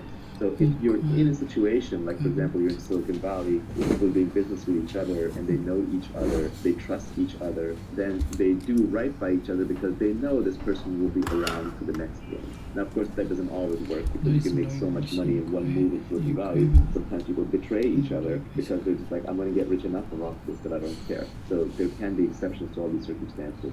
But essentially, if you want to be successful, you have to work with other people and you have to figure out who can you trust and who can you trust over a long, long period of time that you can just keep playing the game with them so that compound interest and high trust will make it easy to play the game and will let you collect the major rewards, which are usually at the end of the cycle. So, for example, Warren Buffett has done really well as an investor in the U.S. stock market, but the biggest reason he could do that is because the U.S. stock market has been stable and around and didn't get, for example, seized by the government during a bad administration, or the U.S. didn't plunge in some war. The underlying platform didn't get destroyed. So in his case, he was playing a long-term game, and the trust came from the U.S. stock market stability. In Silicon Valley, the trust comes from the network of people in a small geographic area that you figure out over time who you can work with.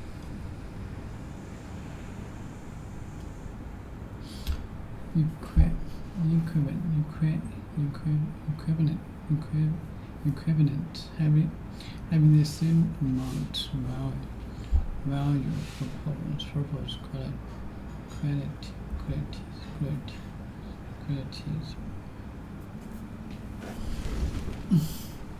好吧 ，Let's go. Qualities. Having the same amount value, purpose, quality. She's doing the equivalent job in the new companies, but for more money, she's doing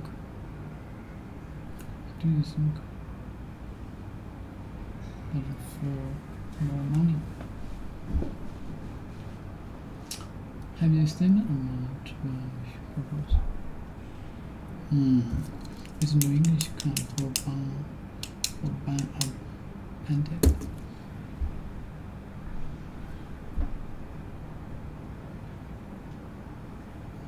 She's doing the equivalent job. Something that has the same amount. Something that the same amount value, purpose, quality, as same else as else.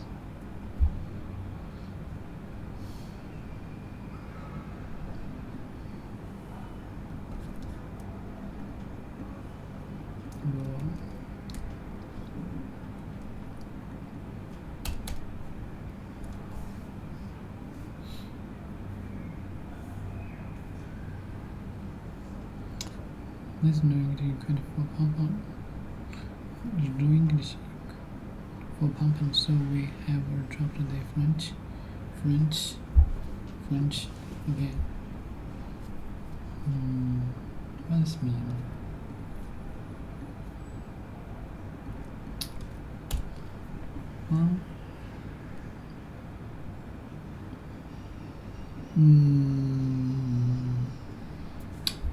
A phrase,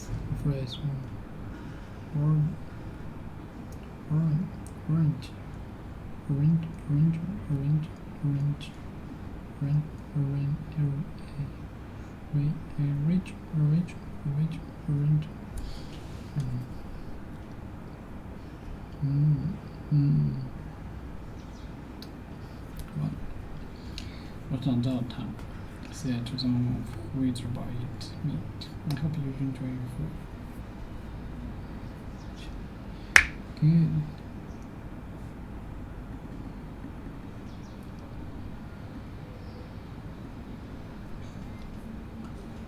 Phrase. Me could repeat. Repeat it. Rent. Food. The feeling that you. The feeling that you want to eat food. The feeling that you.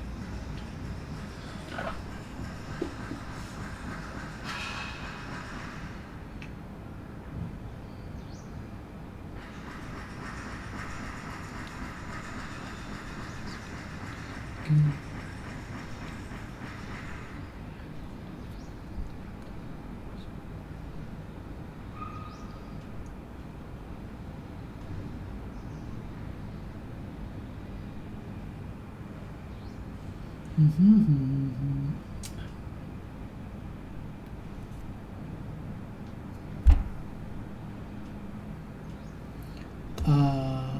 The feeling that you want.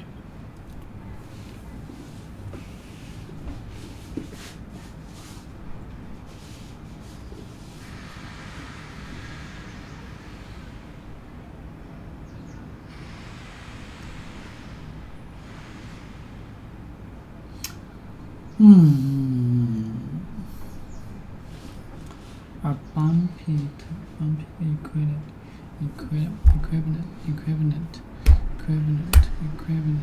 or bumpy, so weak, so there is no same, I'm the same way.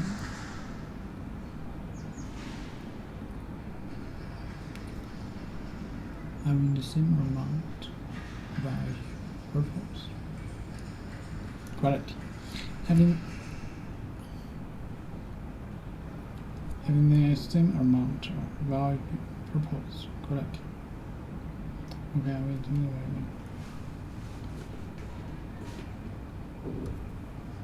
Having the same amount of value purpose. Correct.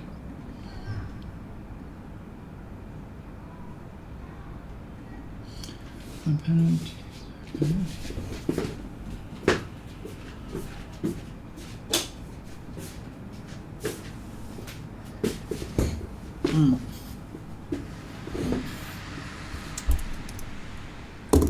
Jobs. 看是没几个题呢，查起来这么多。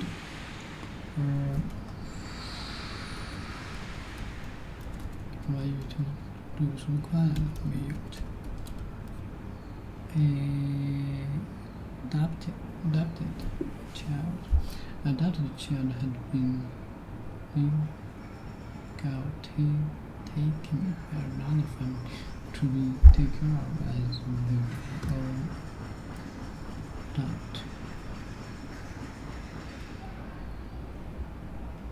Want to eat food.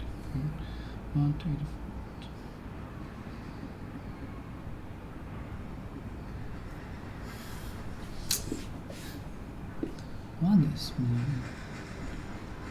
Adopted child has been taken by the family to be taken care of as their own. Count. Adopted.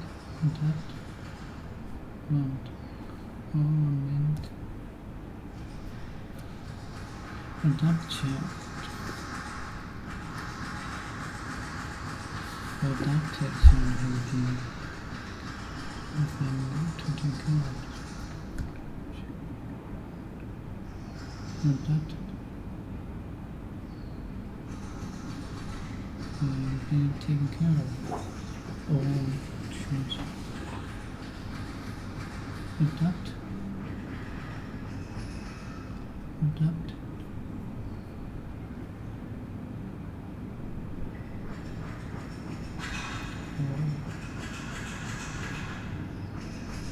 need to adapt to change institution and wow. There are to adapt. So we have so adapted. So adapted. 是 no English you can for ban English, so we have adapted. So adapted. French expression adapted. My child can't adapted. This one means one where someone chooses to live with the born.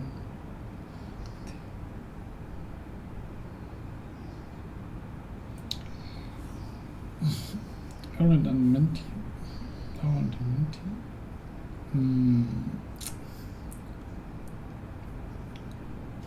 Just like same way. So so don't adapt children. Adapted has been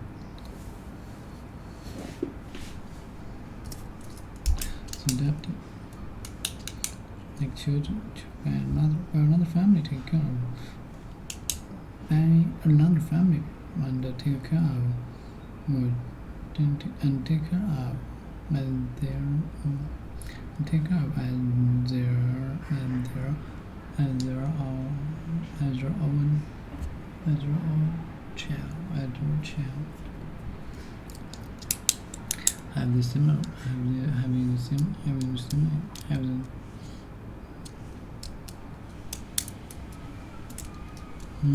there is no English equivalent.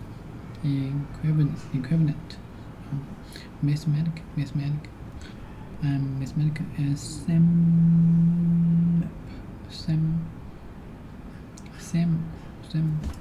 mathematical.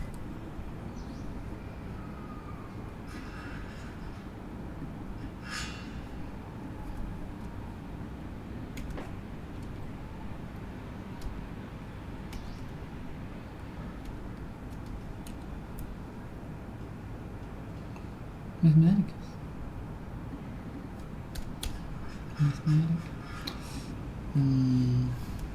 Math. Study of numbers. Math.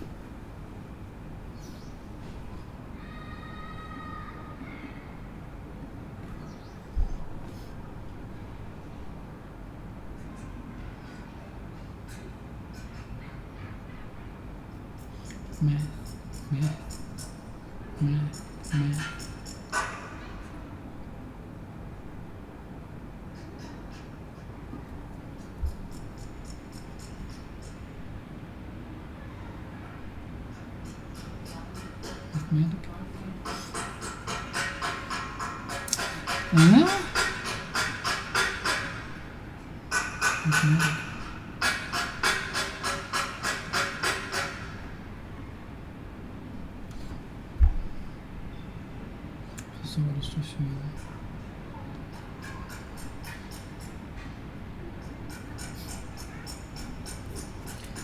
Simple math 区别是什么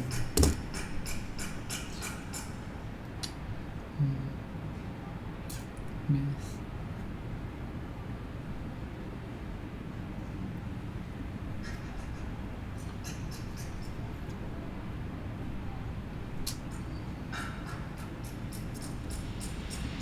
exactly mathematics.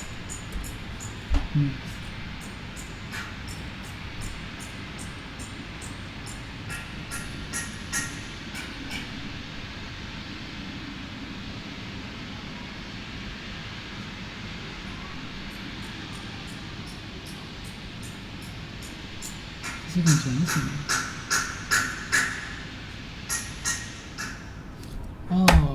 short. Okay, mathematics. Okay, mathematics.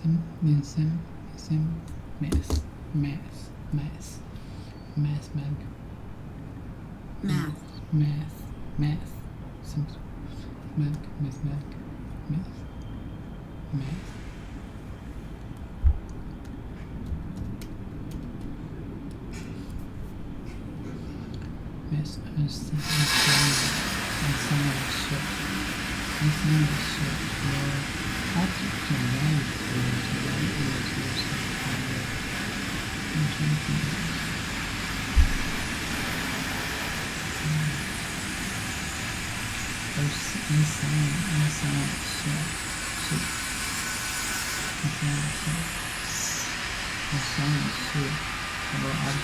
That is used to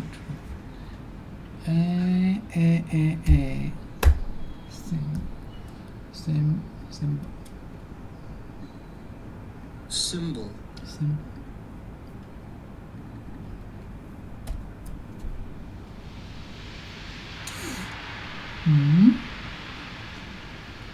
A symbol group symbols that represent not anything. A symbol or group of symbols that represent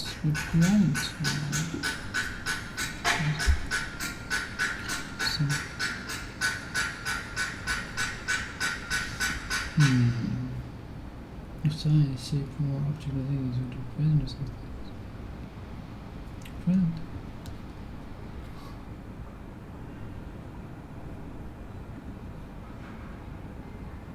Act forward. We speak, act, to speak, act. Profession.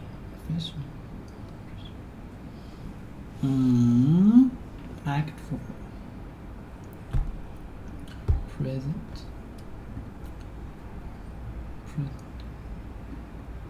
Something given. Now. Present. The form this. Big. You can do this. From the word.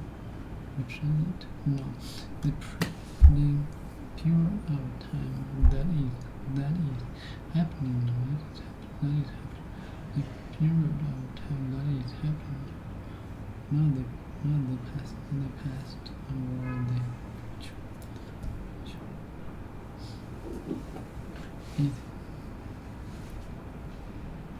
Present. In a place. In a particular.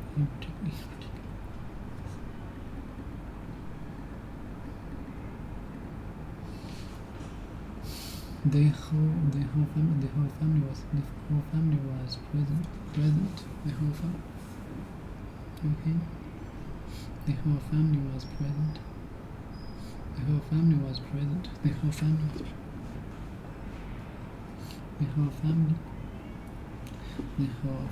was present. There were no children present. There were no children present.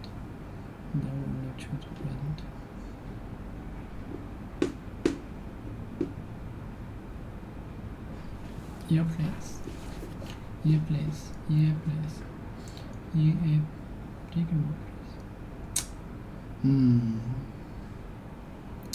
Remind me. Some group of that present. The present. Not now. The period of time.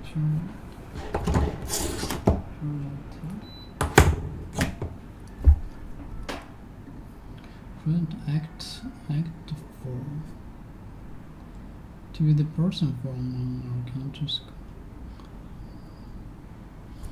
Describe.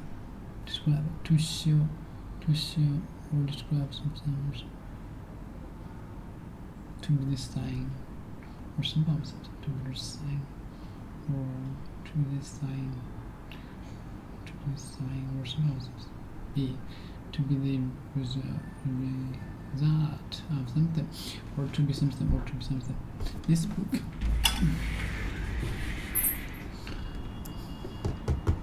To be the result of something, or to be something. Act 4. Act 4. I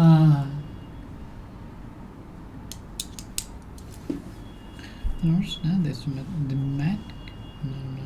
In mathematical arts, or group house, but that present, or not. Present, speak. Act 4, what do we know?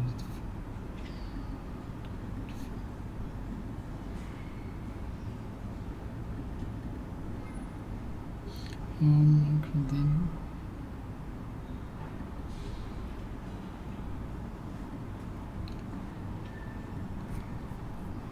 present.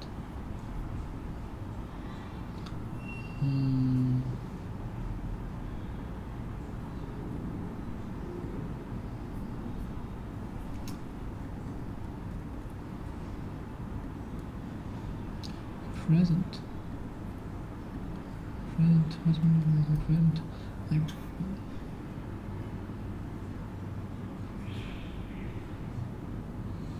Present.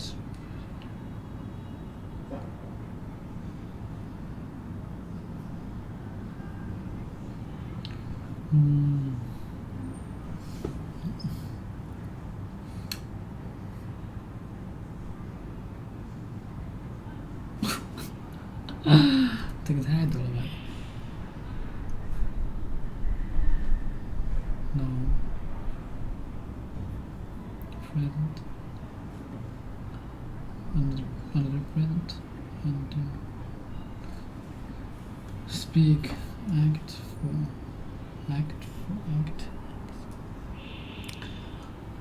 Oh, Act 4. 这是什么代表？哇，这个散文太严重了。To speak,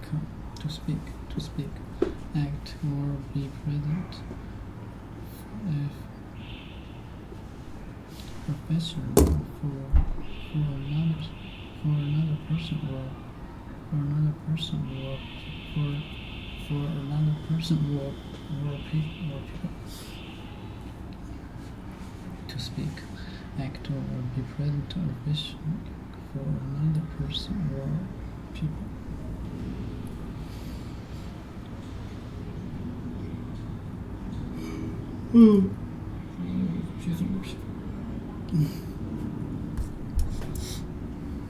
This is no English equivalent for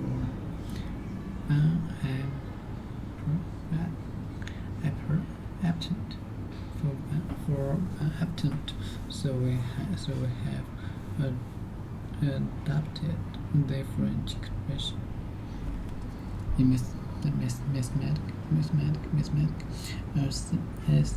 symbol or group of that represent an amount.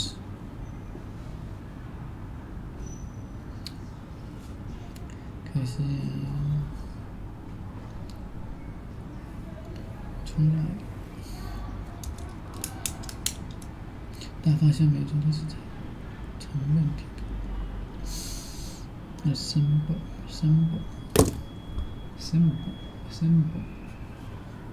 or sign, shape, or object that is used to present something else. 不就是标志吗？象征 Yes. Symbol or sign, shape, or object that is used to represent. Act 4.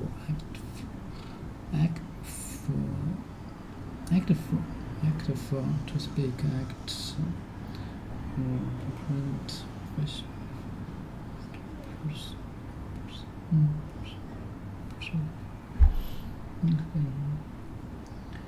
Be listen from others. Nature friends.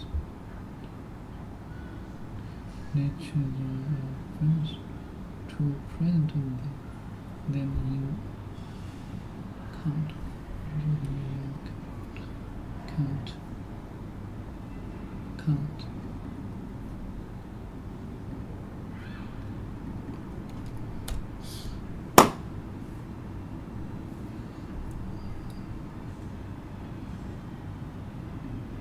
count. Count. Okay, represent. Act for piece of Thanksgiving. No, Thanksgiving. Act for what? Describe. To show or describe something or someone. To show words. To show someone. Describe. Represent.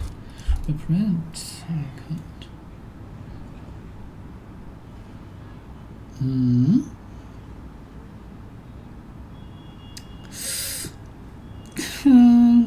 A word, a workgroup of words.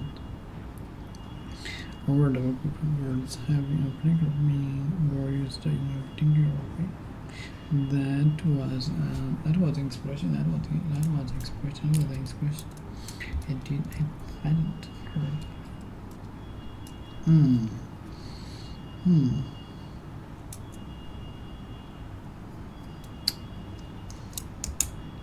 Was expression. He didn't and wondered what that was meant. Back.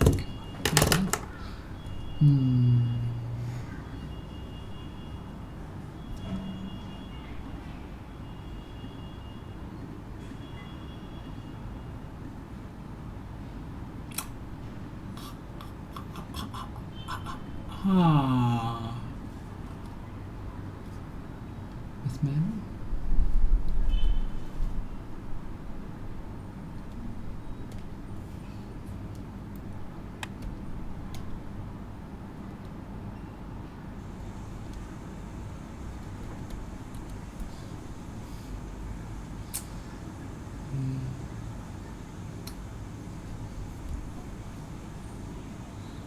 Medical. Mass. Hmm. 这不是形容词吗？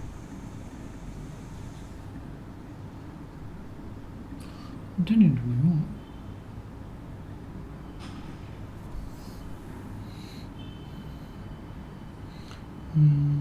？expressions 形容词的。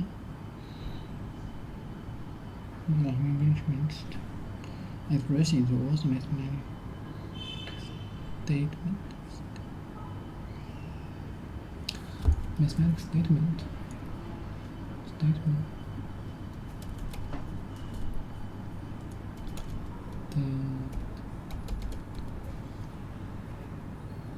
Something that's more saying or writing or fish. Public. Fish. Mathematical. Fashion public.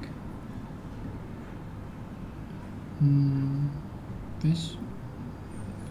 In a way, agreed or arranged by people. Product. Fish.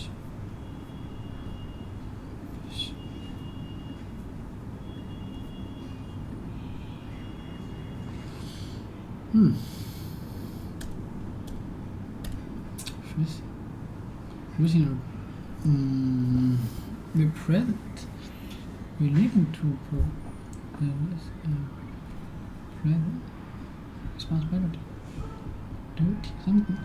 Something that is which duty right.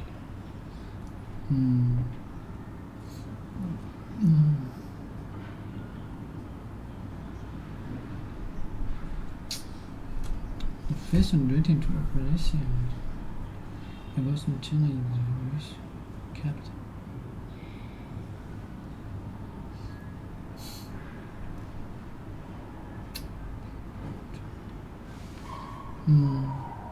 Professional capital. Professional.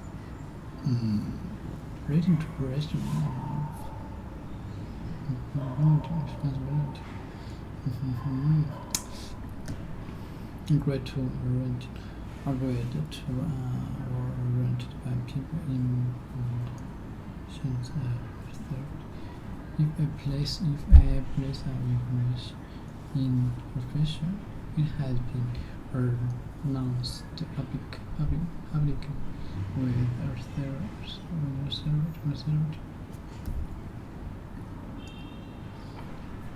statement, something that's more saying or right, official, or an action done to express opinion. Used to refer to a piece of clothing, generally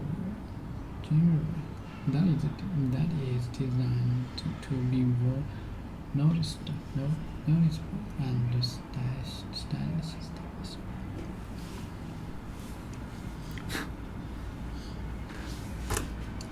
That.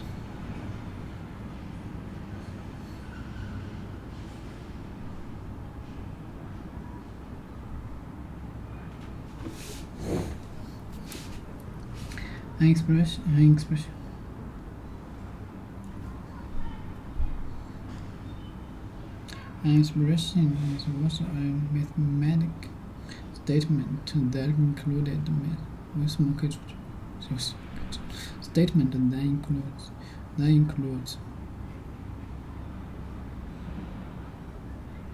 An expression is also a mathematical statement that includes number, sample.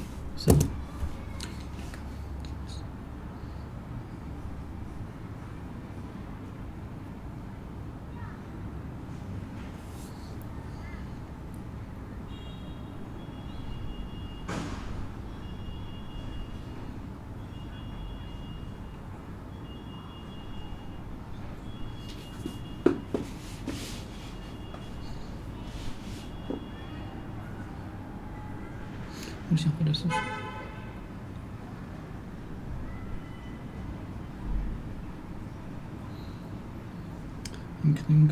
include number. It means that it's including numbers or both. It's medical.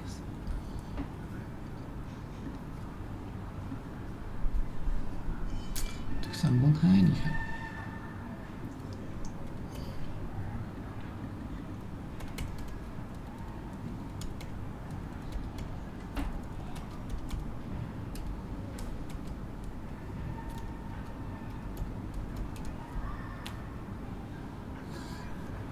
To count something as a part of something else. A statement that includes symbols, verbs. The act of showing a feeling or address or a feeling or address that is shown. Expression is also a mathematical statement that includes something as a part of something else, or to make something part of something else, That includes number. Okay.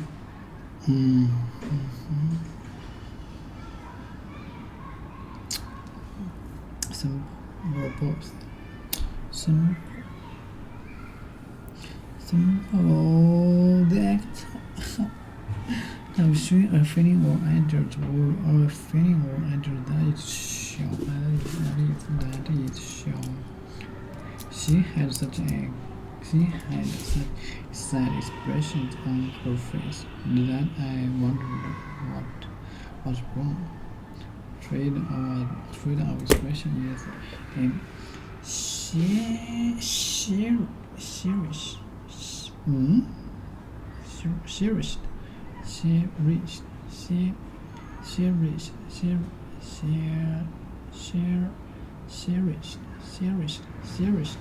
cherished, right? The macros.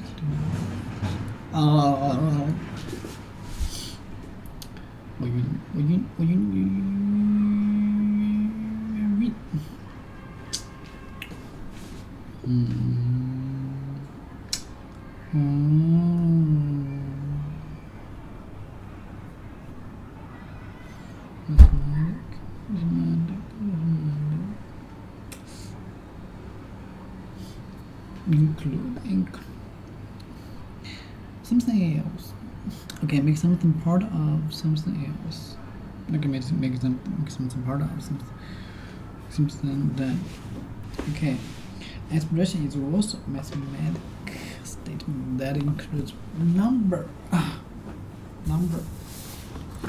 Okay, number. Symbols, verbals. Okay, can you see them?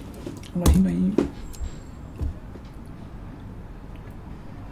You can. If you keep switching locations, you keep switching groups. Let's say you started out in the woodworking industry and you built up a network there and you're working hard, you're trying to build a product in the woodworking industry. And then suddenly another industry comes along that's adjacent but different, but you don't really know anybody in it and you want to dive in and make money there. If you keep hopping from industry to, no, actually I need to open a line of electric car stations for electric car refueling. That might make sense. It might be the best opportunity, but every time you reset, every time you wander out of where you built your network, you're going to be starting from scratch. You're not going to know who to trust. They're not going to trust you. There are also industries in which people are transient by definition. They're always coming in and going out. Politics is an example of that, right? In politics, new people are being elected. You see in politics that when you have a lot of old-timers, like the Senate, people who've been around for a long time and they've been career politicians, yeah, there's a lot of downsides to career politics, like corruption, but an upside is they actually get deals done with each other because they know the other person's going to be in the same position 10 years from now, and they're going to keep dealing with them, so they might as well learn how to cooperate. Whereas every time you get like a new incoming freshman class in the House of Representatives, which turns over every 2 years, with a wave election, nothing gets done because there's a lot of fighting. Because I just got here, I don't know you, I don't know if you're going to be around, why should I work with you, rather than just trying to do whatever I think is right. So it's important to pick an industry where you can play long-term games and with long-term people. So those people have to signal that they're going to be around for a long time, that they're ethical, and their ethics are visible through their actions. In a Mr. long-term Winky? game that everybody is making each other rich, and in a short-term game, it seems like everybody's making themselves rich. I think that is a brilliant point. Yeah, in a long-term game, it's positive stuff. We're all baking pie together. We're trying to make it as big as possible. In a short-term game, we're cutting up the pie. Now, this is not to excuse the socialists, right? The socialists are the people who are not involved in baking the pie, who show up at the end and say, I want a slice or I want the whole pie. They show up at the done. But I think a good leader doesn't take credit. A good leader tries to inspire people so the team gets the job done. And then things get divided up according to fairness and who contributed how much or as close to as possible and took a risk as opposed to just whoever has the longest knife, the sharpest knife. So these next two tweets are play iterated games. All returns in life, whether in wealth, relationships, or knowledge, come from compound interest. Yeah, when you've been doing business with somebody, you've been friends with somebody for 10 years, 20 years, 30 years, it just gets better and better because you trust them so easy. As the friction goes down, you can do bigger and bigger things together. For example, the simplest one. Okay. Diaper bag. And his Mr. Winky and Hope. Okay, here's his diaper bag and his Mr. Winky and Hope. Him. Hi. So how did everything go? Oh, great. There was a projectile throwing up incident, but he started it. We gotta go. Okay. Oh, right. I've got some news. It's about us. Oh, you and me? No, Susan and me. The other us. Okay. We're getting married.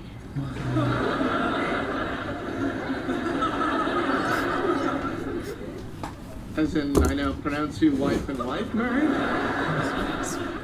Anyway, we'd like you to come, but we totally understand if you don't want to. Yeah. Well, why wouldn't I want to come? I had fun at the first wedding. Look, I just thought that... No. I mean, why shouldn't I be happy for you? You know, I mean, what would it say about me if I couldn't revel in your joy? And I'm reveling, baby. Believe me. Is your finger caught in that chair? Mm-hmm. Want us to go?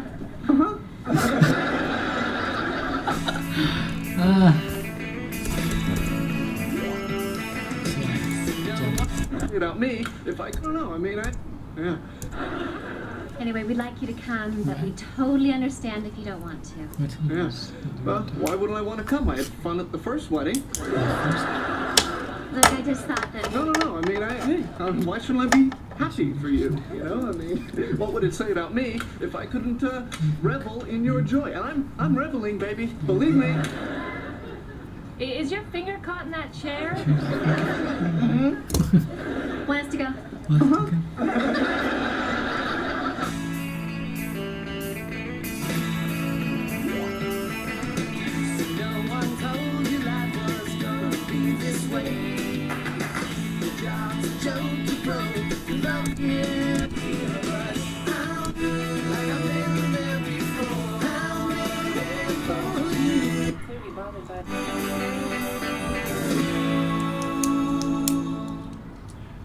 Clearly bothered by something. Why don't you tell me what it is? This is so cool. You're actually going to be on television. I know. It really hit me last night. I'm going to be on Days of Our Lives. And then I started thinking about all of us and how these are the days of our lives.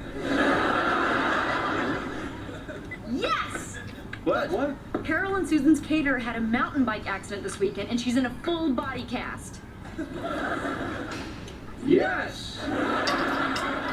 They want me to do it, which is really cool, seeing as I've never catered before, and I really need the money, and this isn't a problem for you, is it? Would it matter? Oh, you were so great! Thank you! You really not going? I'm really not going. I mean, I don't get it. They already live together. Why do they need to get married? Because they love each other, and that they want to celebrate that love with the people that are close with them. You want to call that a reason? Who's the bitterest man in the living room? The bitterest man in the living room. Hi, neighbor.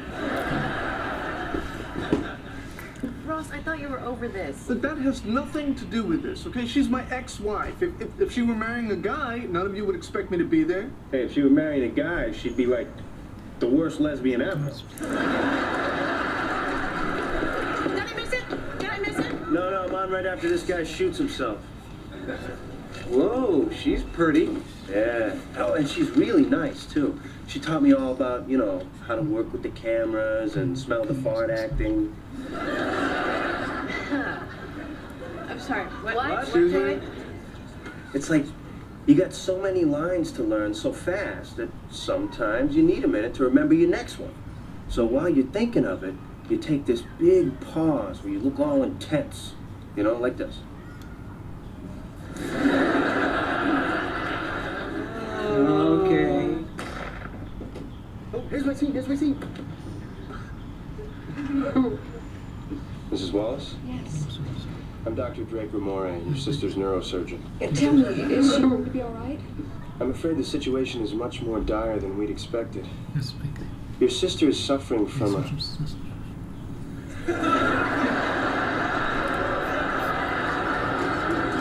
subcranial hematoma. Perhaps we can discuss this further over coffee.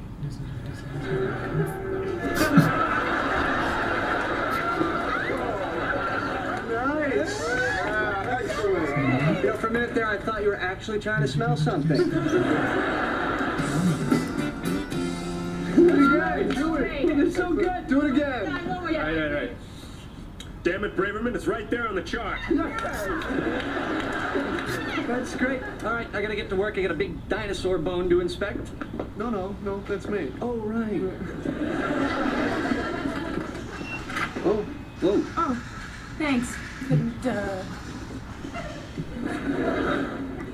Is everything okay? No. One of my clients died on the massage table today. Oh my God. Well, that's a little more relaxed than you want them to get. Yeah, she was, 82 years old, and, her name was, Mrs. Edelman. Oh, honey? Yeah, it's just so strange. I mean, she probably woke up this morning and thought, all right, so I'll have some breakfast, and I'll take a little walk, and then I'll have my massage. Little did she know God was thinking, okay, but that's it. The weirdest thing was, I was cleansing her aura when it happened, and when her spirit left her body, I don't think it went very far. What do you mean? I think it went into me.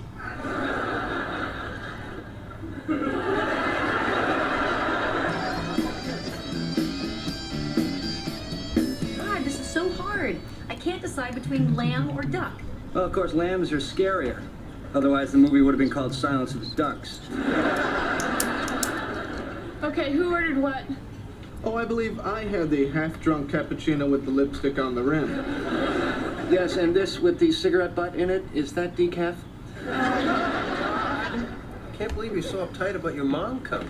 I know, but it's the first time, and I just don't want her to think that because I didn't marry Barry, my life is total crap, you know?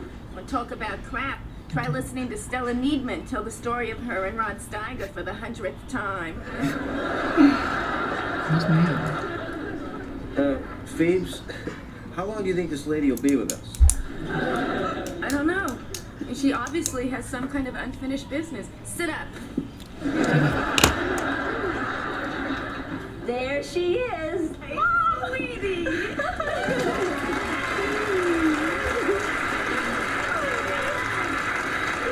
So this is where you work. Oh, it's wonderful. Is it a living room? Is it a restaurant? Who can tell? Well, I guess that's the fun. Yeah, pretty much. Here, meet my friends. Monica, you look gorgeous. Oh my, the last time I saw you was Eat or Be Eaten. This is Joey. This is Phoebe. And this is Chandler. And you remember Ross? Oh, hello, Ross. This is great. So, what do you think of my daughter in the apron with the big job? Oh, Mom. Oh, no. If you didn't pour the coffee, no one would have anything to drink. Believe me, sometimes that happens. This is just so exciting. You know, I never worked. I went straight from my father's house to the sorority house to my husband's house. I am just so proud of you. Oh, really? Yes. I know who it is you remind me of. Evelyn Dermer. Because that's before she got the lousy facelift. Now she looks like Soupy Sales. Phoebes, who's Evelyn Dermer? I don't know. Who's Soupy Sales? Oh my God! There's an unattractive nude man playing the cello. Yeah, well, just be glad it's not playing a smaller instrument. You have some life here, sweetie. I know. And Mom, I realize you and Daddy were upset when I didn't marry Barry and get the big house in the suburbs with all the security and everything, but this is just so much better for me, you know? I do. You didn't love Barry, honey. And I've never seen you this happy. I look at you and I think, oh, this is what I want. For me? Well, not just for you. Well, what do you mean? I'm, considering leaving your father. All right. Tell me if this is too cute. Lesbian wedding, chicken breasts. Oh, God. I think I'm gonna be sick. What? It's not like I'm putting little nipples on them. And you had no idea they weren't getting along? None. They didn't fight a lot? No, they didn't even talk to each other. God, how was I supposed to know they were having problems? You know, in my day, divorce was not an option. Hey, look who's up. I just can't believe this is happening. I mean, when I was little, everybody's parents were getting divorced, you know? I just figured as a grown-up, I wouldn't have to worry about this. Wait, is there any chance that you can look at this as flattering? I mean, she's doing it because she wants to be more like you. Well, then, you know, couldn't you look at this as...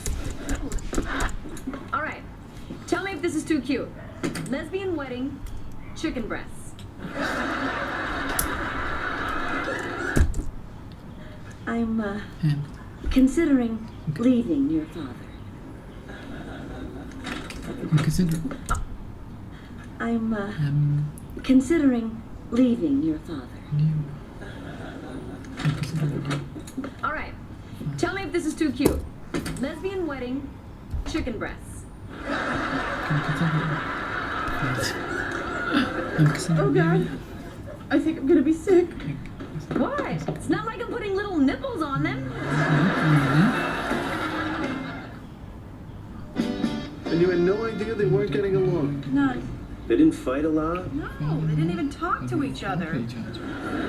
God, how was I supposed to know they were having problems? You know, in my day, divorce was not an option. Hey, look who's up. I just can't believe this is happening. I mean, when I was little, everybody's parents were getting divorced, you know? I just figured as a grown-up, I wouldn't have to worry about this. Wait, is there any chance that you could look at this as flattering? I mean, she's doing it because she wants to be more like you. Well, then, you know, couldn't she have just copied my haircut? You know, it's funny, when my parents got divorced, they sent me to this shrink, and she told me that all kids have a tendency to blame themselves. But in your case, it's actually kind of true. Oh, that's him. Damn, my mail-order grandfather hasn't come yet. Yes. Hi, Mr. Edelman. Nice to see you. Hi, thanks for meeting me. Oh, that's all right, although you did cut into my very busy day of sitting. Oh, do you want to sit? Oh, no, please. I spend most of mid-morning trying to stand up. Now, what can I do for you, my dear? Oh, okay. I don't know how to say this, but, I think when your wife's spirit left her body, it, kind of stuck around in me. You're saying my wife is in you? Yeah. Okay, you don't have to believe me, but, can you think of any unfinished business she might have had? Like, any reason she'd be hanging around? Well, I don't know what to tell you, dear. The only thing I can think of is that she always used to say that before she died, she wanted to see everything. Everything? Everything. Whoa, that's a lot of stuff. Oh, wait, I remember. She also said she wanted to sleep with me one last time.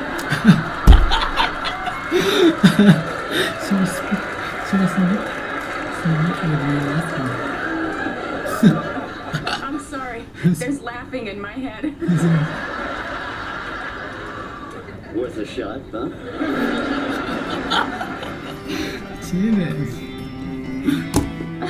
Oh, look at this. These are all Halloween 3 years ago. Oh, and look, here's Barry. Oh, did he have to come straight from the office? Oh, no. That was his costume.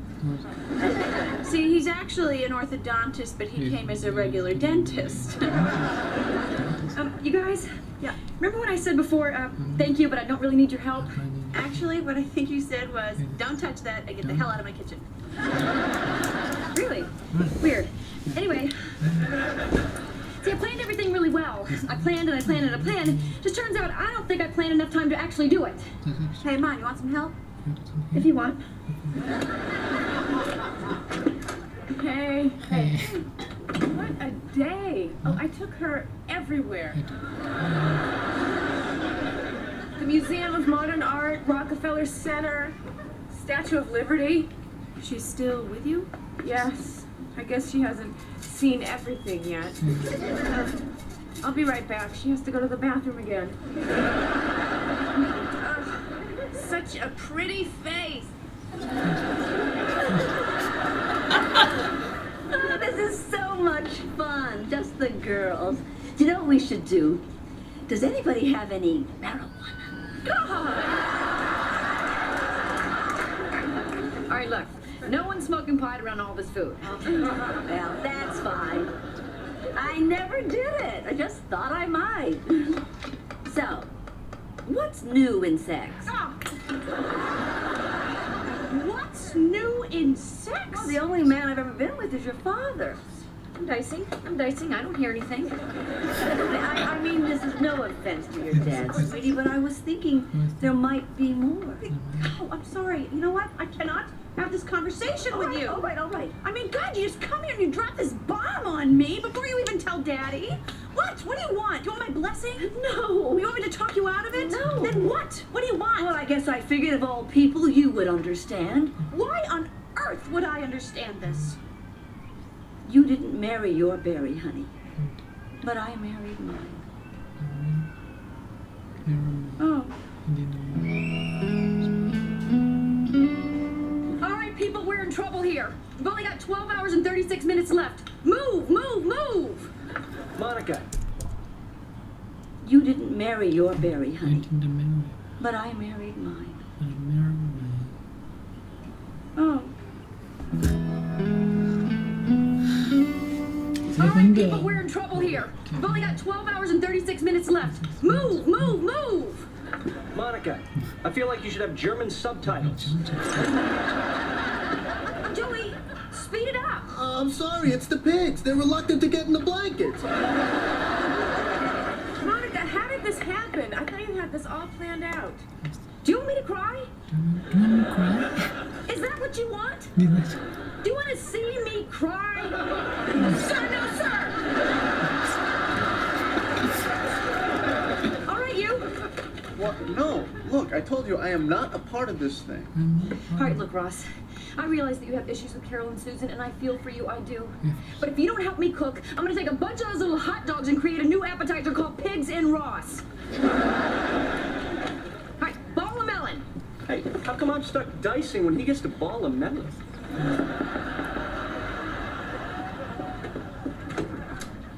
Hi, how's it going? Oh, it's going great. Right on schedule. Got my little happy helpers. It's fine, whatever. What's the matter? Nothing. Okay, everything. I think we're calling off the wedding. What? You're still gonna pay me, right? Or something a little less selfish? Carol, what's the matter? What happened? My parents called this afternoon to say they weren't coming. Oh my God. I mean, I knew they were having trouble with this whole thing, but they're my parents. I mean, they're supposed to give me away and everything. Okay, I'm sorry. And then Susan and I got in this big fight because I said maybe we should call off the wedding, and then she said we're not doing this for them, we're doing it for us, and if I couldn't see that, then maybe we should call off the wedding. I don't know what to do. I can't believe I'm going to say this, but I think Susan's right. You do? Look, do you love her? And you don't have to be too emphatic about this. Of course I do. Well, then that's it. And if George and Adelaide can't accept that, then the hell with them. Look, I mean, if my parents didn't want me to marry you, no way that would have stopped. But look, this is your wedding. Do it. You're right. Of course you're right. So we're back on? We're back on. You heard the woman? Peel, chop, chop! Can't believe I lost 2 minutes.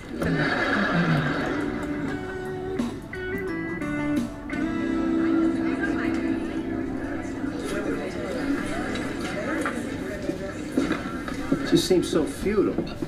You know? All these women and nothing. I feel like Superman without my powers, you know? I have the cape, and yet I cannot fly. Well, now you understand how I feel every single day. Okay? The world is my lesbian wedding.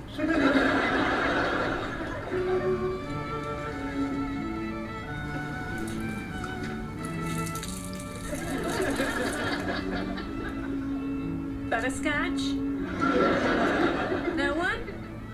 All right, you'll be sorry later.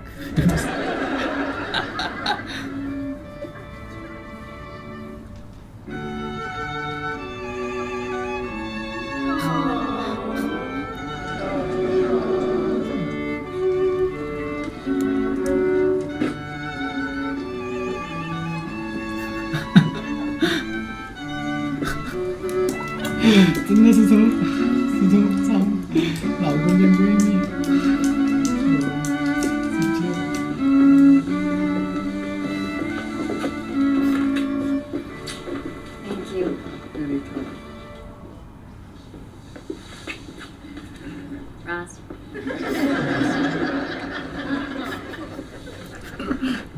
You know, nothing makes God happier than when two people, any two people, come together in love. Friends, Family, we're gathered here today to join Carol and Susan in holy matrimony. Oh my God. Now I've seen everything. Whoa, she's gone. She's gone. She's gone. Go ahead, get married. Go, go. Strangers in the night, exchanging glances, wandering in the night. Would you look at them? Yeah, can't help but.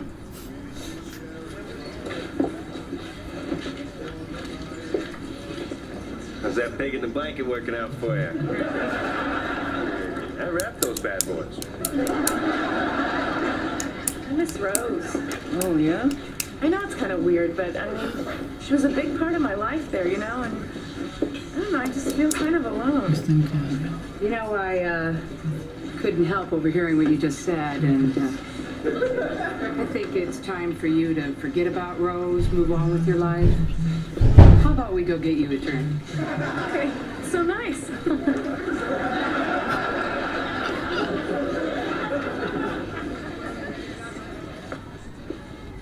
I shouldn't even bother coming up with a line, right?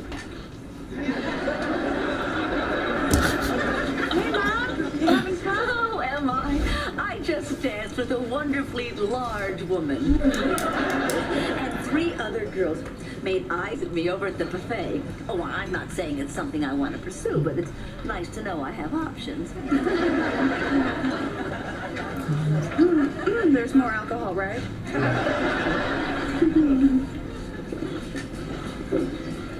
How you doing? Fine. Good. Okay. You did a good thing today.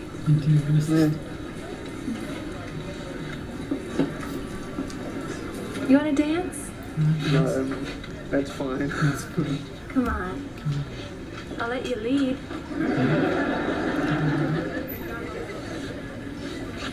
Okay.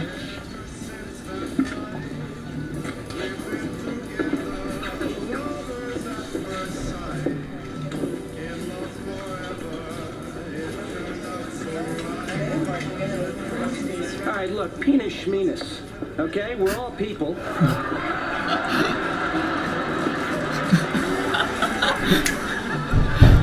What to say? Okay. Okay. Which one of us do you think is going to be the first one to get married?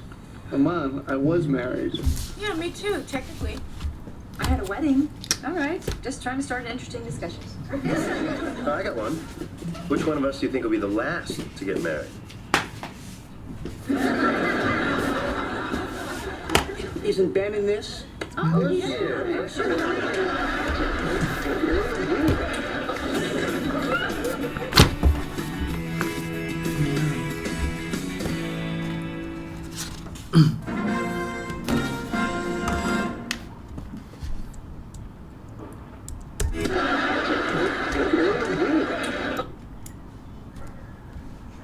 Okay, here's his diaper bag, and his Mr. Winky, and oh, him. Hi. So how did everything go? Oh, great, great. There was a projectile throwing up incident, but he started it. We gotta go. Okay. Oh, right. I've got some news. It's about us. Oh, you and me? No, Susan and me. The other us. Okay. We're getting married.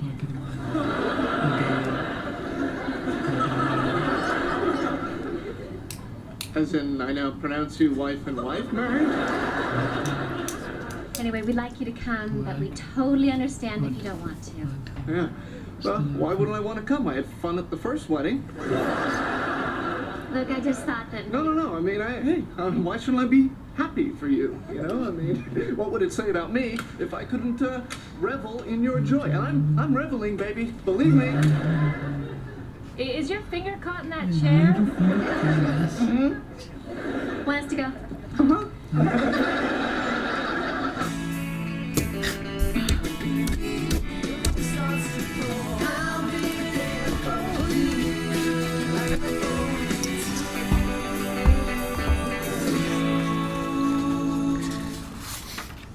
clearly bothered by something. Why don't you tell me what it is? This is so cool. You're actually going to be on television. I know. It really hit me last night. I'm going to be on Days of Our Lives. And then I started thinking about all of us and how these are the days of our lives. Yes! What? Carol and Susan's caterer had a mountain bike accident this weekend, and she's in a full body cast. Yes! They want me to do it, which is really cool, since I've never catered before, and I really need the money, and this isn't a problem for you, is it? Would it matter? Oh, you were so great! Thank you! You really not going? I'm really not going. I mean, I don't get it. They already live together. Why do they need to get married?